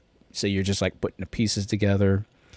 So it's not like when you're in Blender and you're like creating everything from scratch in Blender, which is a completely different process on that too. But again, you still would need like a blueprint or something like that. So I don't know. Like I said, I'm just going by what I've seen and what I've learned. So, but for some reason, that's 3D's always worked better for me than 2D. So I just stick to what I know and stuff like that. And that's only because, I've talked to professionals, being in college and stuff like that. And they're saying, you start making your artworks first and then you go to making, your 3D stuff. Because like they say, you need a blueprint and then, all this stuff and blah, blah, blah. I'm like, well, yeah, okay. I'm like, okay, I understand how it goes. But then again, you're talking to somebody who has a 4.0 in college and somehow has managed to do X, Y, and Z and things of that nature. But again, I'm totally weird. I'm totally different. I'm weird. I'm different. I don't know. I don't. It's weird. I can just say right now, guys, I'm a very weird person, and I know you guys can agree with me that I'm a weird person. And I don't mind being weird. I'd rather be weird than be like just another person out there doing the same thing and whatnot. But I guess ultimately it just depends on the person who looks at you or whatever. But it is what it is. I believe everybody has to be different in some way, shape, or form, because then it makes you stand out in some way. I know there's things that I am terrible at. I'm horrible at some things. Like I'm horrible, to be honest with you guys. I'm horrible at world history. I'm horrible at world history.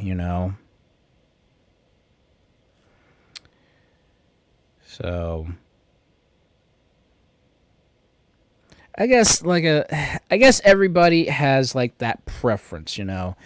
I mean, I only say that I'm weird because I know what kind of background that I've have and things of that nature. I mean, obviously I'm doing this and I know nobody in my family is doing this. I know people, I know a lot of people personally that doesn't do anything related to what I'm doing.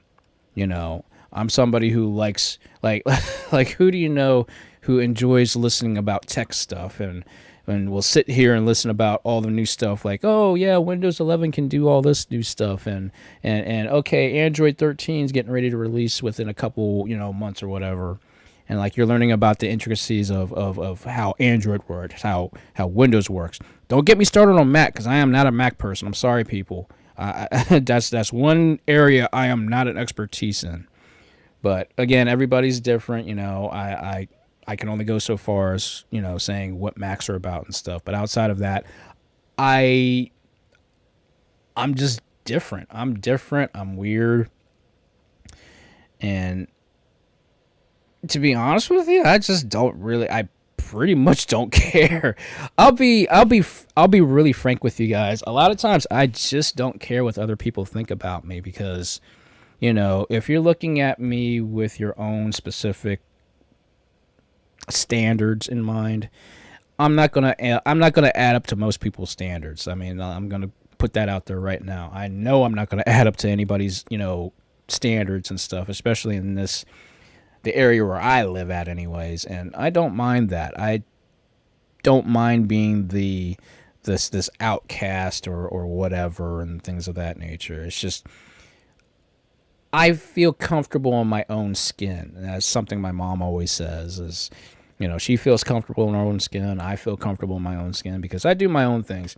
Like, for instance, I will go out wearing nothing but white. Like, I have white jeans, like jean shorts, and like I actually have a white and gold tiger t-shirt, and I'll go out wearing nothing but white, and it's after Labor Day, and I'm pretty sure people are like looking at me crazy and stuff like that.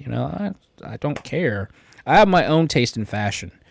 I wear what I like to wear, and the reason why I wear some of this stuff is like I've got tons of like, those graphic T-shirts with video game characters and stuff like that on them.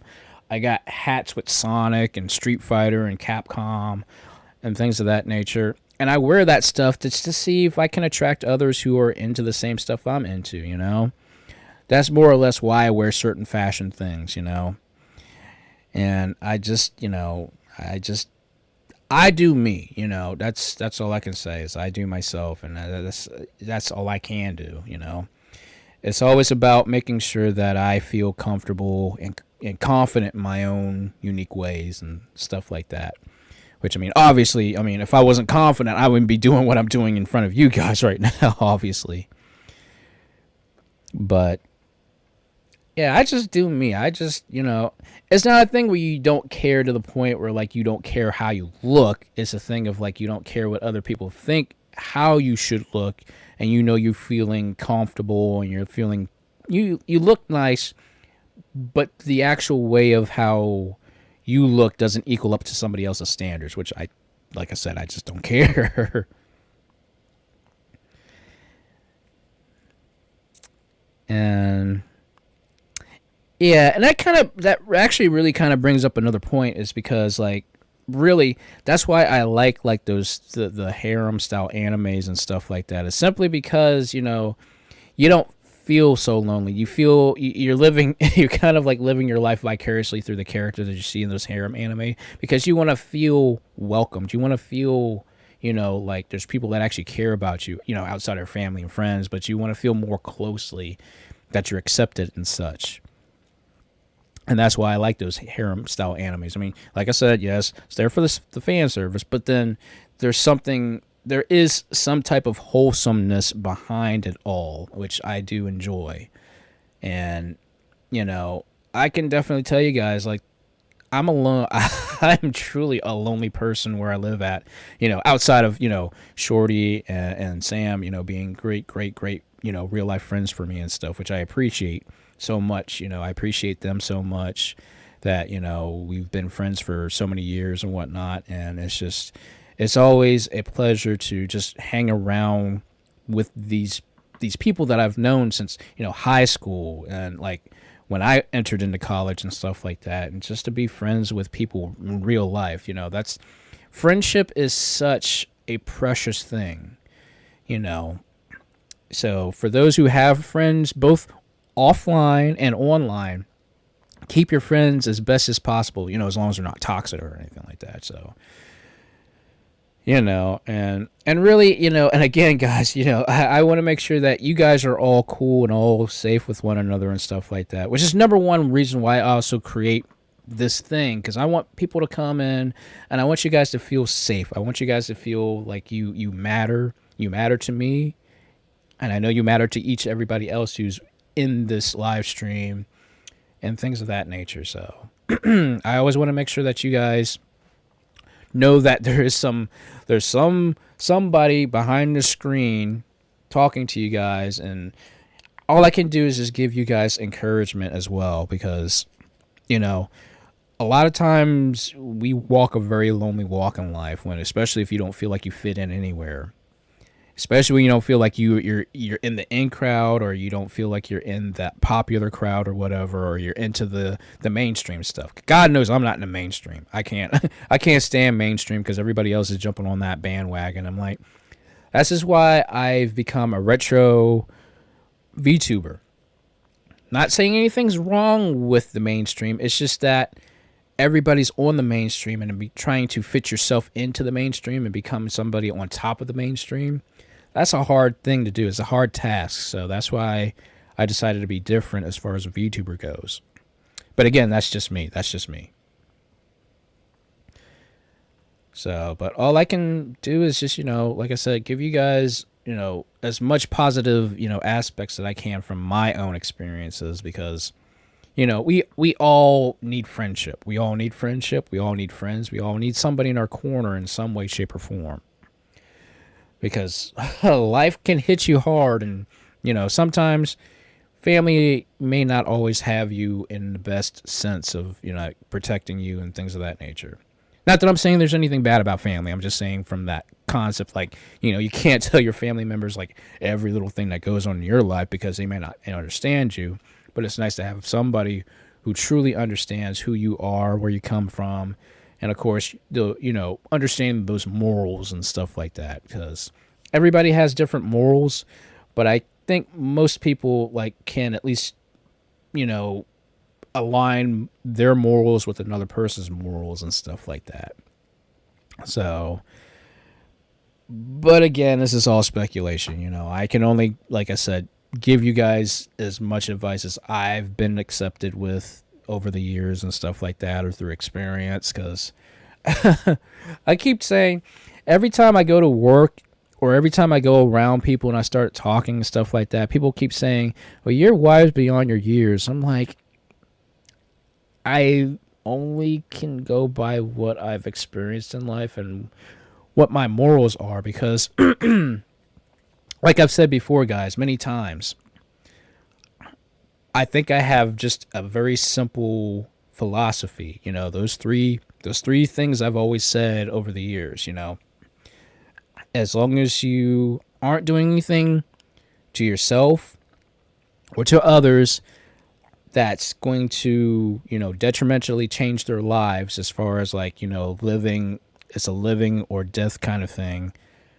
As long as you're not doing anything that's physically tearing you apart, mentally tearing you apart, or financially tearing you apart, just do what you want to do with your life, And that's how I live my life, Simple yet, very, I guess, effective, as far as like, okay, these are the rules you don't go with, or these are the rules you don't do, and, all that stuff,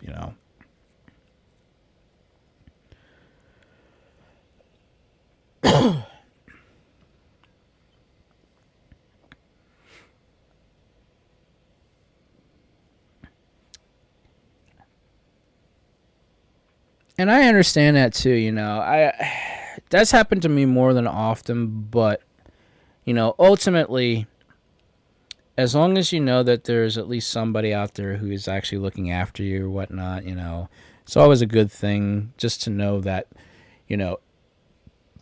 if something does happen, somebody is there for you, And like I said, all I can do is just, I can do what I can. Like I said, guys, when I create my ASMR videos and stuff, I want everybody to feel relaxed and feel comfort, and I'm doing what I think I can do as far as how this world goes, because everybody just needs to hear something, positive and stuff, or needs to relax and stuff, and that's my biggest thing, is just trying to do something within this world, as crazy as this world is, because guys, let's be honest, this world is nuts right now.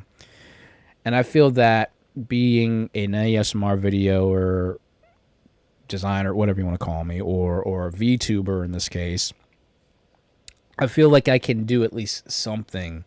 My videos are out there. People can watch them at any time. Will they get up there in views?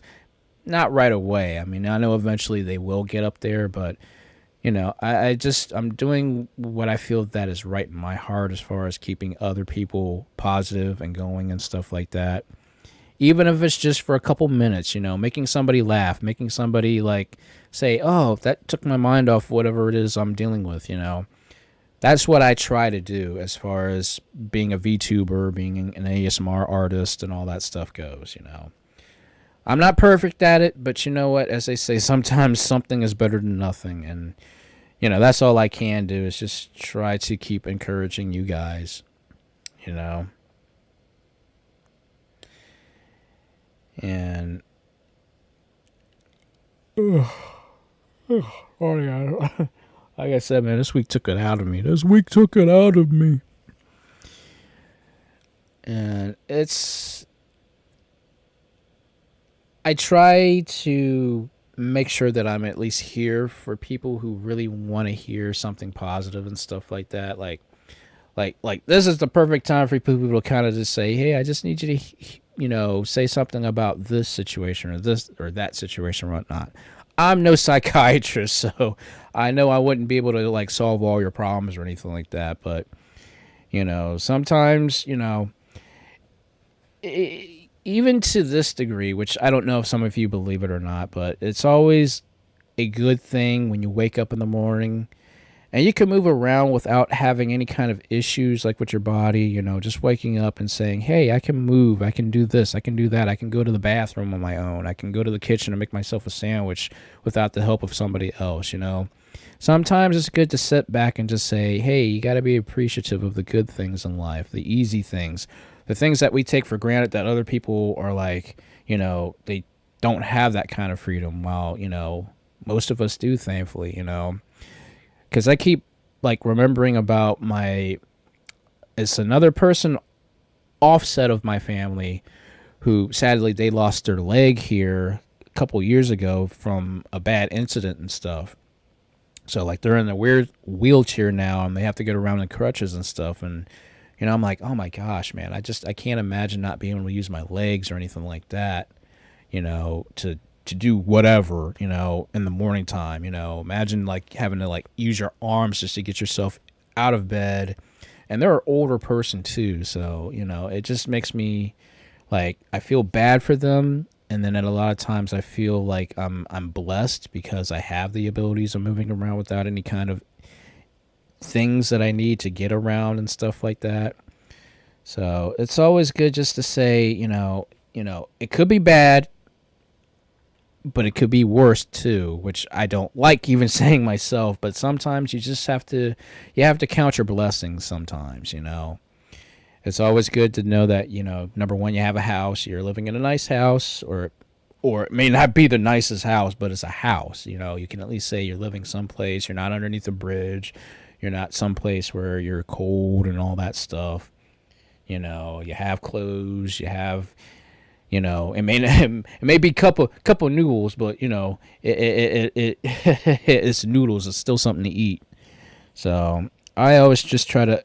I've had a bad habit of always looking at the world and looking at my life with that glass half empty kind of feeling. So I've done my best to try to reverse that and look at the world with that half glass full kind of mentality, if that makes sense.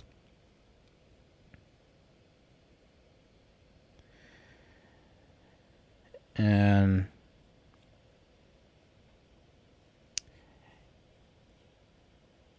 that's probably that's like, because I could say I've dealt with that kind of situation before, and the only thing that I look at is if that person isn't in your life, then somebody else is going to come and take that person's place. There's always something to look forward to in life. We're all gonna have like those curveballs. We're all gonna have something like.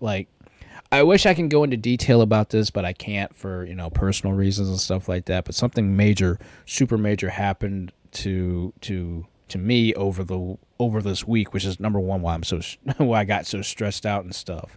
But again, I can't go into specifics about it or anything like that.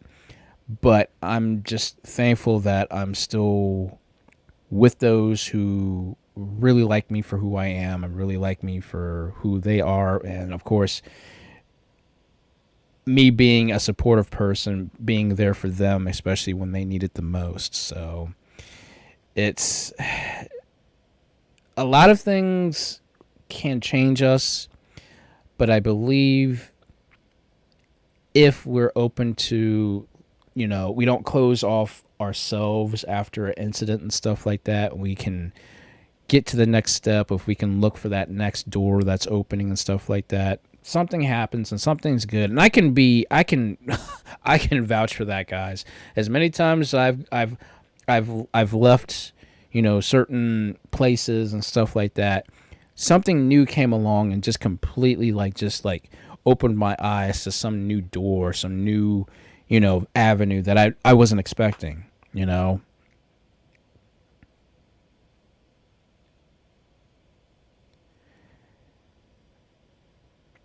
And oh my gosh, wow, man, wow.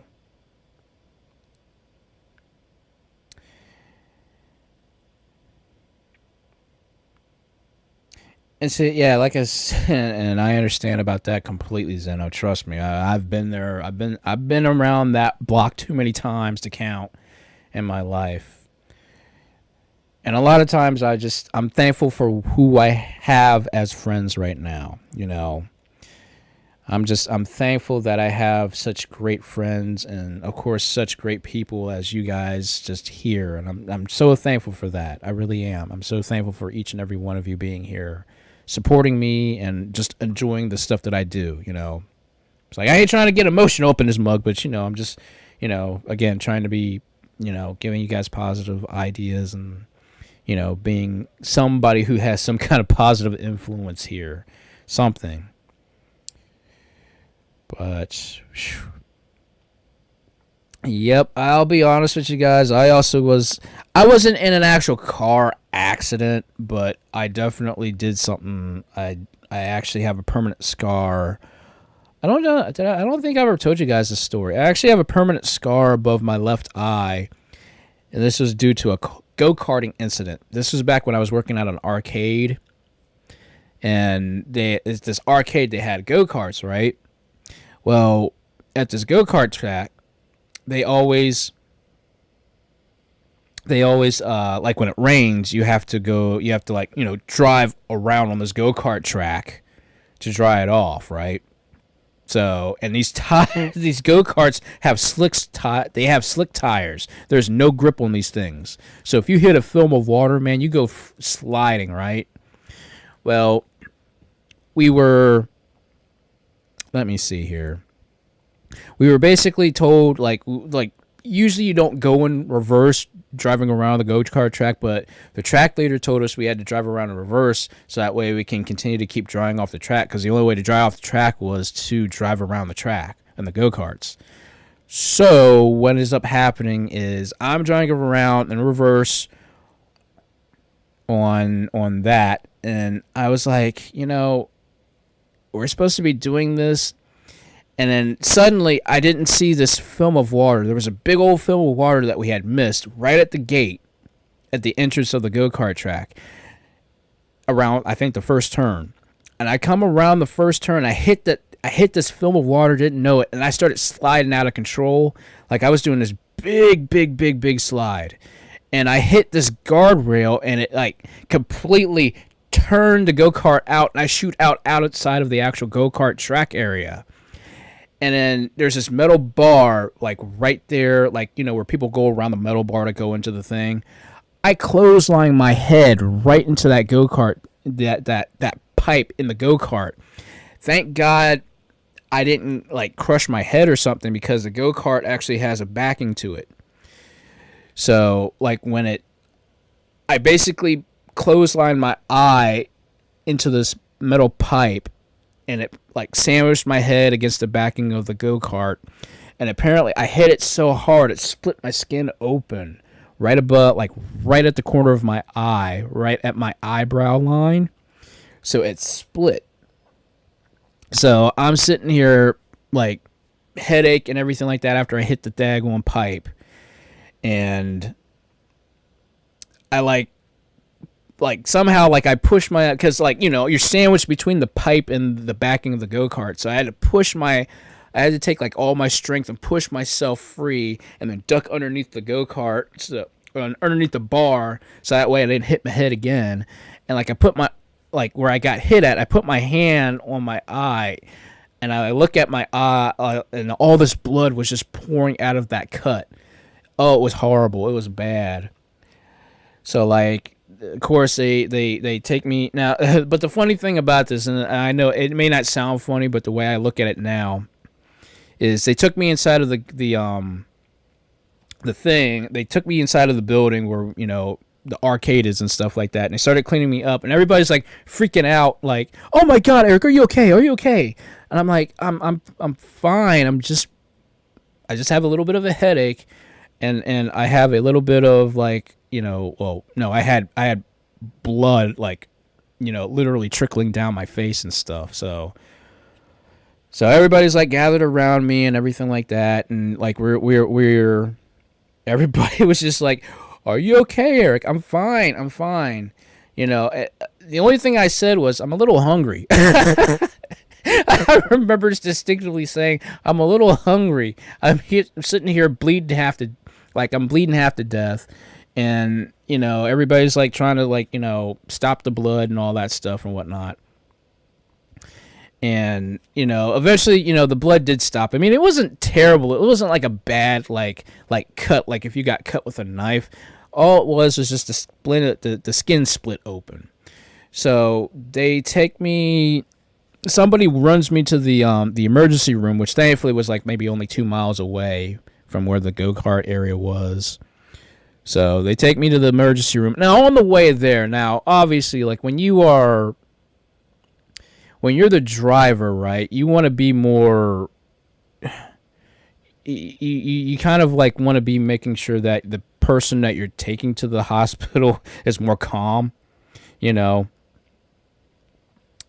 She was freaking out. The person who was driving me to the hospital, she was freaking out. She was constantly looking over at me. She's like, "You're not falling asleep. You're not sleepy, are you?" I'm like, "No, I'm not sleepy. I mean, what do you want me to do? Like, lean out the door and start barking like a dog? What do you need me to do?" I'm like, "I'm fine."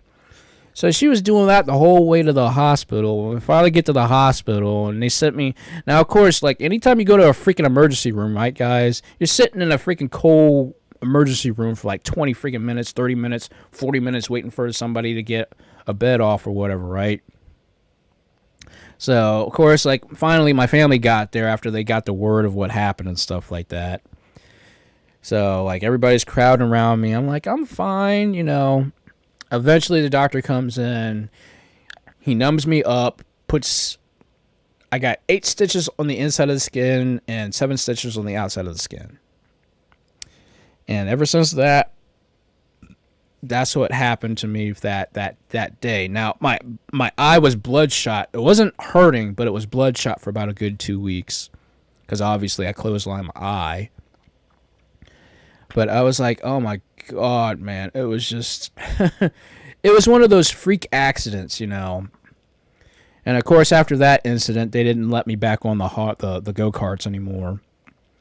So then they put me in the batting cages, where I actually got good at baseball. Because, when you're in the batting cages, you get free access to the actual batting cages. And of course, like when we have groups at the arcade, nobody ever goes to the batting cages, so I'm sitting there just playing batting cages while everybody's like doing work, and I'm sitting back there doing nothing and getting paid for doing nothing but playing in the batting cages. So yeah, long story short, basically, if you guys want to basically work for free or work and get paid for it, and actually play to work and whatever, just clothesline yourself at a go-kart and then have them transfer you back to the batting cages. You get paid and you gotta not deal with anything.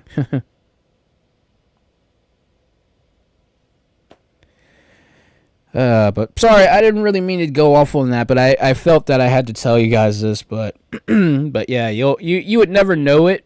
If you saw me in real life, you would never know it because it literally aligns, the scar aligns with my eyebrow. So unless I turn a specific way, you'd never see it. My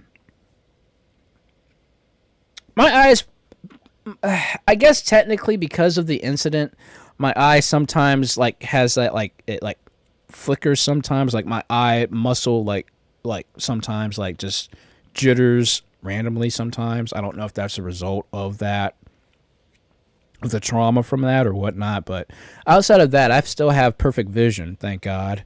And my perfect vision comes from my slits, which I actually have, I told you guys this, I don't know if everybody knows this, but I actually have, in real life, I actually have slits for eyes. My actual pupils are actually cat-like, which is a medical condition. I think it's called Ebola or something like that, where your eyes don't actually completely form into pupils. So I literally have these huge pupils that take in more light than normal, so I can see better than 20/20 without glasses.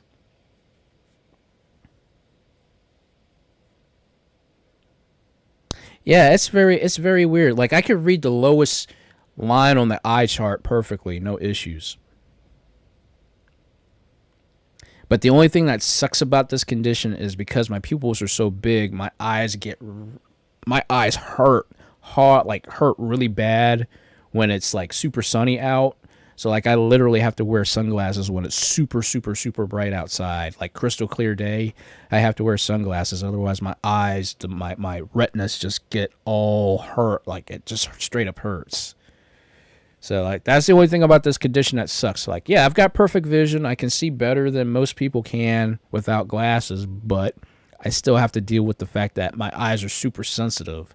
So I can't be outside or be like within like anything that has super bright like LED lights and stuff like that. Because if I do, I really end up getting a migraine from that, and I have to watch that.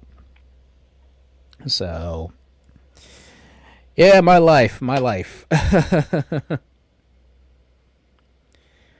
So I don't I'm lucky. I should tell you guys this story actually.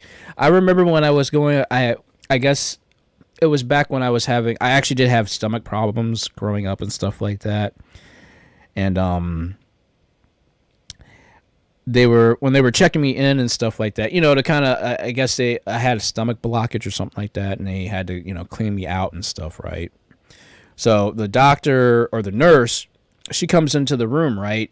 And I'm on the examining table, and she's like, she's checking me out and everything like that. Now, of course, this is the part where everything just kind of goes wrong, right? She looks into my eye, right?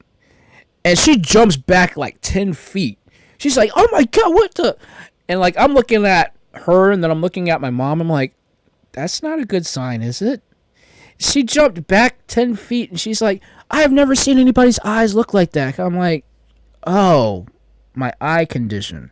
At first, I thought she found something. I'm like, oh my God, am I going to die or something like that? And she got freaked out because she looked at my eye because she never saw anybody's eye look like a cat's eye before. It was funny. It wasn't funny at the time, but now that I look back at it, it's hilarious because, normally a nurse don't freak out very easily. But the fact that she freaked out over my eyes, that was the funny part. I'm like, I didn't do it on purpose or anything like that. She just never saw anybody's eyes look like mine. I'm like, okay, yeah, I'm a rare person. So, yeah, I accidentally scared the nurse, who in turn scared me and my mom because we thought she'd found something. But yeah, she jumped back. It scared me. She scared me jumping back because I was like, did you see something that obviously am I going to die? I'm like, okay, something's up with my stomach, but you saw something in my eye. So I'm like, well, what's going on? What's you like? Tell me something here. All because you got freaked out over seeing my cat eyes, which in and of itself is actually one of the reasons I actually became a tiger, believe it or not. My family always, as a child, made fun of me because of my eyes. They would come around me and they'd be going, meow, because they would constantly make fun of my eyes. So they would always be making cat noises, or like, you going to eat some tuna tonight, or you want some fancy feast, or something stupid like that. So flash forward about 15 years, and here we are now. 15, 20 years. So, yeah, so basically this has gone full circle now. So basically from all the stuff that I heard as a kid, and then to basically do this, which, believe it or not, the reason why I actually created my character the way I did is actually because I got inspired by the Chinese zodiac, which, believe it or not, my character obviously is a tiger, which is in the Chinese zodiac, which is a fire tiger, which is also part of the Chinese zodiac. So, boom. It all came full circle.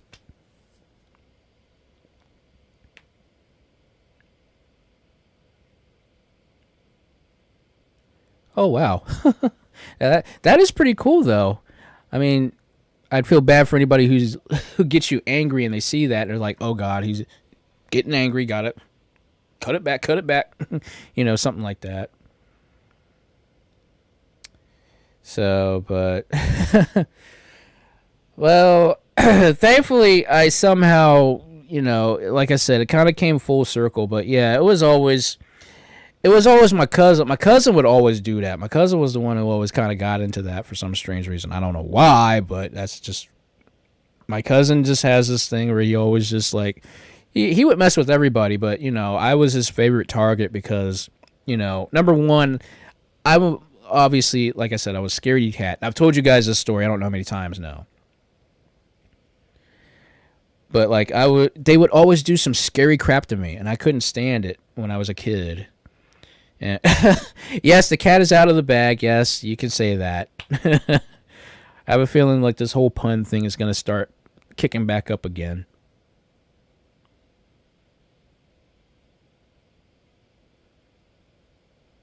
Yeah, like if you guys literally would see me in real life, there would be no way you could tell that I actually had slits for eyes. You literally would have to shine a light into my eyes in order to actually see the slits. But yeah, like my cousin would do some really, really, really mean crap to me. As I said before, some of you guys know the story or whatnot. But like my cousin, he would do purpose things. Like they used to live on this old house. It was like basically like an old war house, right? Which was turned into an apartment complex, but which is no longer standing. But they basically, like, there was the basement, there was the first floor, which was the living room, the dining room, which led into the basement. Then you had the kitchen, and then you had the backyard, or like the back patio area, which led outside. Then you had the upstairs, the second floor, and then you had the attic, which nobody went into because it was blocked off, but nobody went into the attic because there's nothing up there. So they would always have this thing, they would be watching scary movies all the freaking time in this place, right? So, like, they would be watching, like, these freaking scary movies. Now, imagine sitting in the front living room, and again, this is open area. This is an open area first floor. You have only one lamp on in the living room. Then you have a dark dining room, a dark kitchen, and then a dark patio area. And this is all open. There's no doors. This is like a legit open area. Like you could look straight through and see nothing. So my cousin, he would always like just purposely, just out of the blue, suddenly, and we're talking 8, 9 o'clock at night, he would just grab me and put me in, like grab me to the basement and basically throw me in the basement. But like not like throw me in the basement because there's a bunch of stairs there, right? But he would put me in the basement and then slam the door and then put his whole body against the door. Now, we're talking a guy who's like basically like my size as far as my character goes here on screen. He is huge. He's still pretty big even to today's standards. So he would block me where I couldn't get out, and I'm sitting here banging up on the door and trying to get out and stuff like that, right?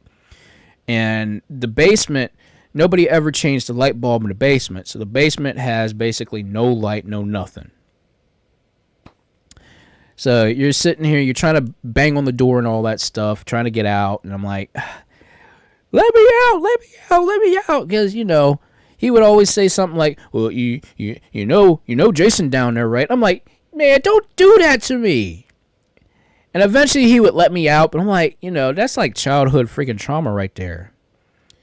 And he's not, he really isn't fat. I'd say he's just, he definitely is muscular, but not like thick muscular as I am. He was a football player way back in the day for college and stuff, back when he was in college and stuff. So he's like 6'5", I want to say. He's big. He's big. So yeah, but he would do stuff like that to me, or he would purposely like at my house. Now this is at my house. He would do this. He would drag me outside and take me around the corner at 9 o'clock at night, pitch black darkness, no moon, no nothing, would just grab me and take me around the house, and he would take off running. And I'm like, and I would run too, because I'm like, I don't know what the heck's back there behind the house. 9 o'clock at night, pitch black, you hear nothing but like frogs and stuff. I'm like, and of course he put that idea of like, well, Jason back there, right? He would do stupid stuff like that to me as a kid. I think that's why I became such a scaredy cat, because of all that trauma I dealt with as a kid growing up. But yeah, like I said, it was just the stuff that I had to deal with as a kid growing up with and whatnot. I mean, I've slowly gotten past some of that trauma, but it's like, when you're like little, and I'm talking like real little. I was the shortest person in my class. I was like super small, so imagine getting picked up by your own cousin and running around and stuff, and it's like, really? I'm like, man, it just sucked. It's probably one of the reasons I got in karate too, is just because so that way I protected myself, just because. So yeah, that was childhood trauma. They say it builds character. No, that's just trauma. And Tails doll. Oh, let's not go there. Not tonight. Okay, let's not go there. Not tonight. It is October, and of course that is going on. So yeah.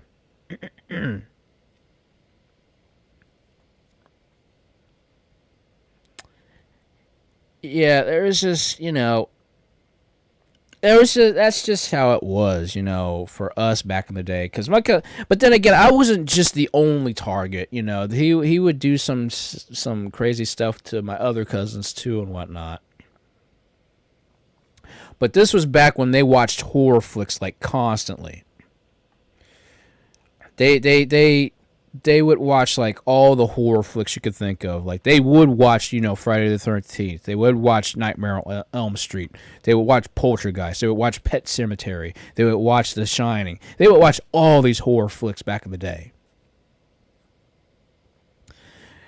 So it was just, when we went to their house and it was after 7, 8 o'clock, I was always expecting to see some type of horror flick. Something.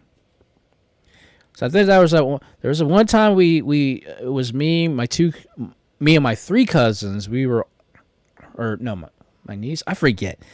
It was 4 of us. I wanted to watch Hanging with Mr. Cooper of all shows. They wanted to watch Pet Sematary 2. And of course I lost the bet because 1 against 3. Yeah, that was fair, right?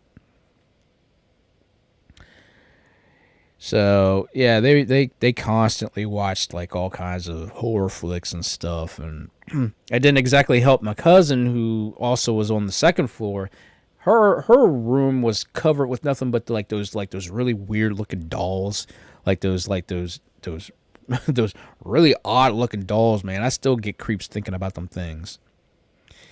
So I'm like, yeah, they finally got rid of the dog, because I think she had like a super bad nightmare and she had to get rid of them things. I'm like, yeah, that's not cool.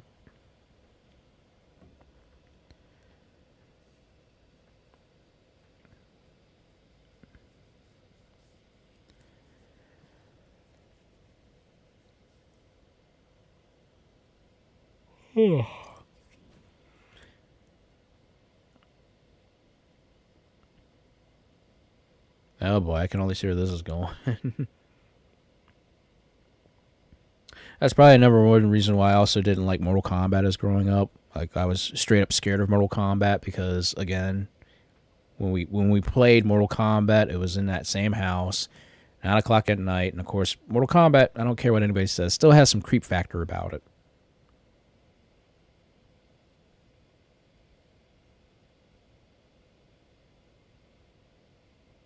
No problem, DJ. It happens.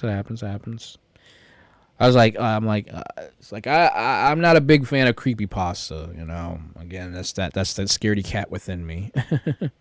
And hey, I respect those who are of different genders, different choices and all that stuff. Major respect to those who are into that. Which all I could say is like I'm straight and stuff, but I definitely respect those who are into whatever. If you're into whatever, that's cool, and you be you. You do you, and you enjoy it. All right, that's all I can say about it. And don't let anybody tell you anything otherwise.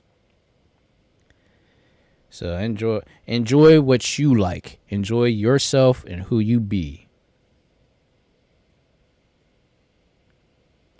I'll be really honest with you. Sometimes I feel awkward when I say I'm straight and stuff, but I don't know. Maybe it's just how I feel about being on the internet sometimes, but that's just me.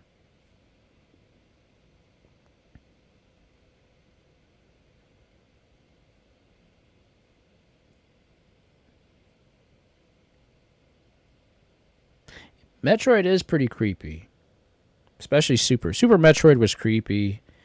Zero, yeah, zero suit missions or yeah, zero missions. That was also pretty creepy too. But I'm wondering how bad Metroid Dread is going to be, because I am planning on picking that up, and yes, I will be playing that sometime when I pick it up.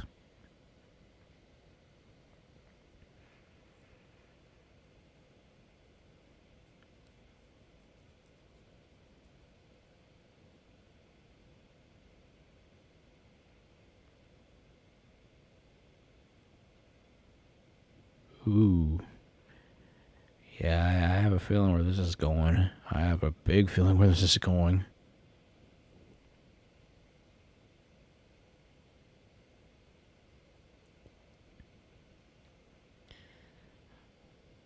It's like I'm like, should I really be listening to this? It's 12 o'clock, obviously. I'm like, should I really be listening to this story? But I understand.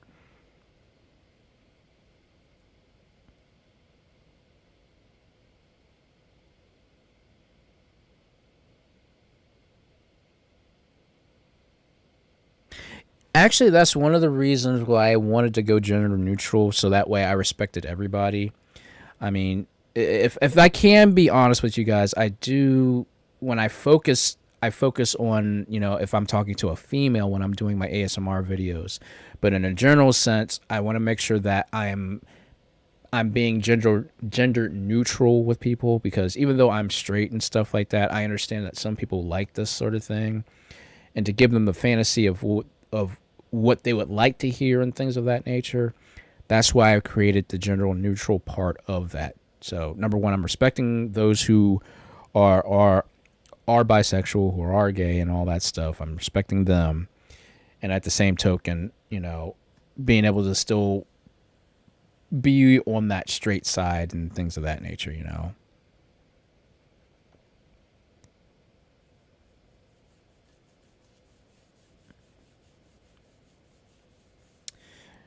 Up, so hey, again, that's why I do that's why I do the gender neutral stuff, to the respect and give respect to all those out there who are being who they are.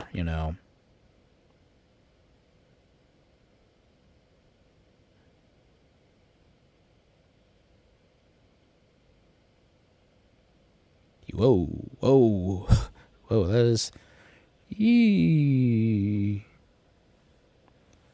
Well, still, I mean, to see your dad in some kind of like vision like that, I'm like, whoo, good Lord, have mercy. And so, like I said, there's just some things that I just, some things. And I think we can all agree that we all had that one dream we can remember fondly that scared the crap out of us. There's a lot of stuff. It's a lot of stuff that we dealt with as kids or whatever. We all have some kind of crazy dream that gave us some kind of trauma that we're like still reeling about years later.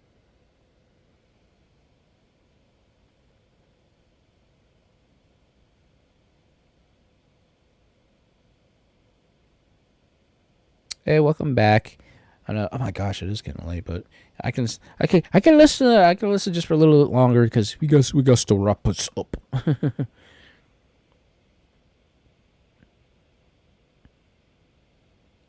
Yeah, and ultimately, when I did create, the gender neutral part, you can basically put whatever character you want there. If you want you to be there, you can do that. If you want to put another character there, that's up to you. That's totally up to you. You let your imagination go with that when I create these videos.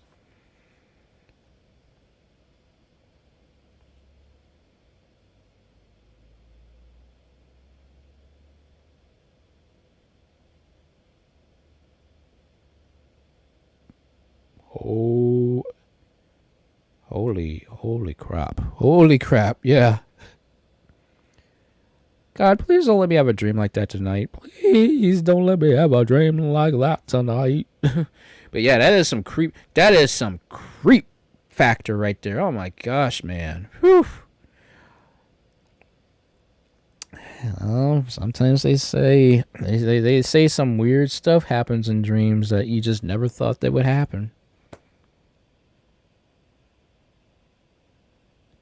Yeah, that is some terrifying stuff, I'm telling you.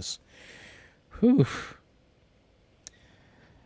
Hey, I understand there, and that's like some things I'm like, it's like you don't want to talk about that stuff, but then sometimes, you have to say, what's on your mind, which I totally get. But yeah, a story like that, like, ugh, a dream like that, oh my God, make you not want to go to sleep for about a week.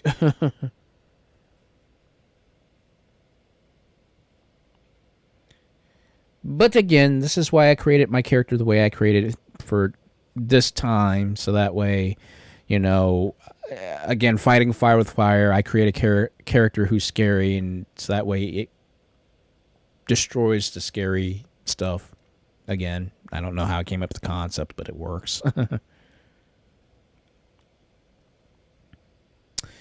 And then also, guys, let me know, do you want to, like, outside of the Red Moon Nights, do you really want to see the return of Crimson, the Crimson version of myself, I mean, I will do it occasionally and stuff like that, but, this was more or less a thing of like, okay, let me do something specifically for Halloween just because.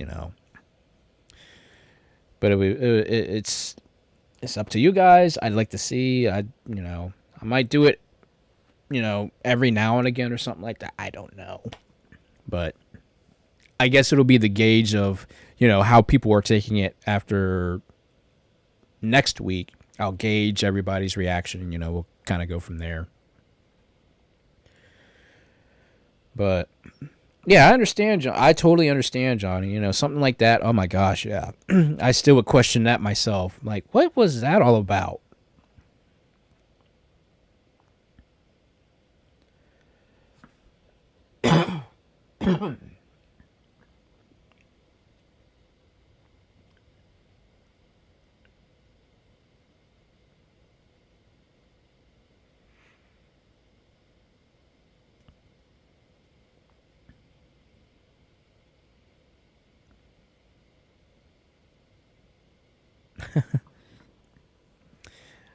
That's interesting there.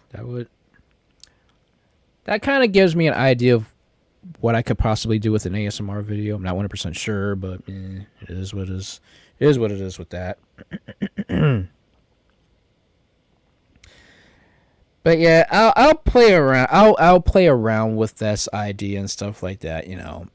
Especially because February or March is when my anniversary's coming up. So I'll see what I'll think and do and whatnot. But I just want to get through Red Moon Nights so that way we can kind of get back to normal and stuff. So, and then I'll be honest with you, I'm not army material, so I don't know what that's like. I've only I've only personally led like maybe at most 50 people and something, and even I thought that was a lot, but that's just me.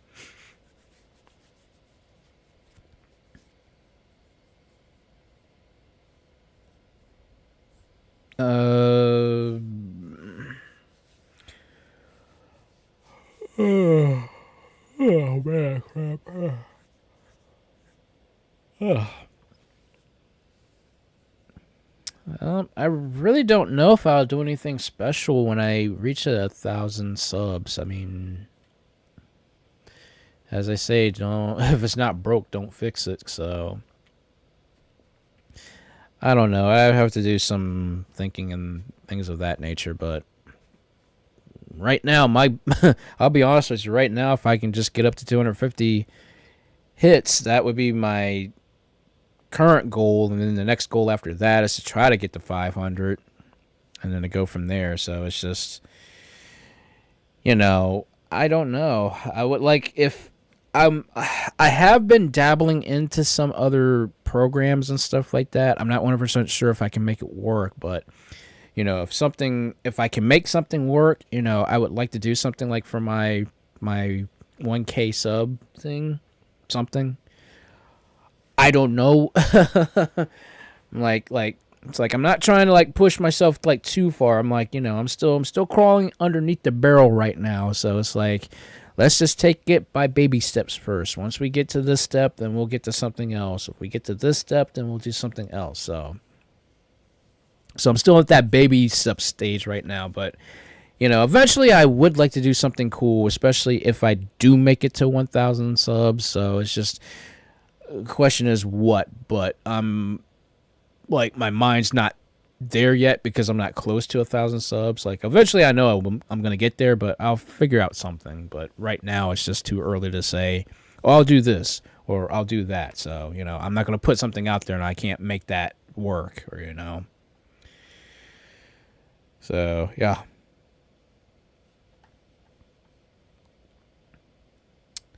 And have a good night there. Yeah, I'll be honest with you guys. I is tired because, like I said, guys, and I got all my freaking overtime work I got to do to starting tomorrow, which I am not looking forward to at all.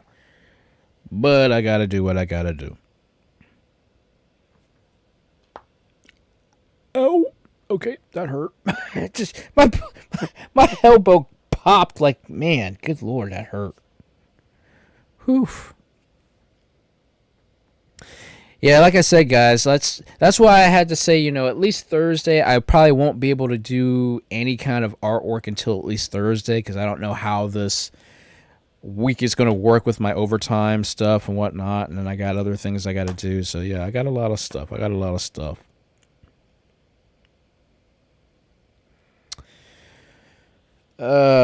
Yes, I have played. I did actually a couple months ago. I did play the original Mortal Kombat Sega Genesis game here on live stream. I might do that again sometime. I don't know when, but yep, I will do that.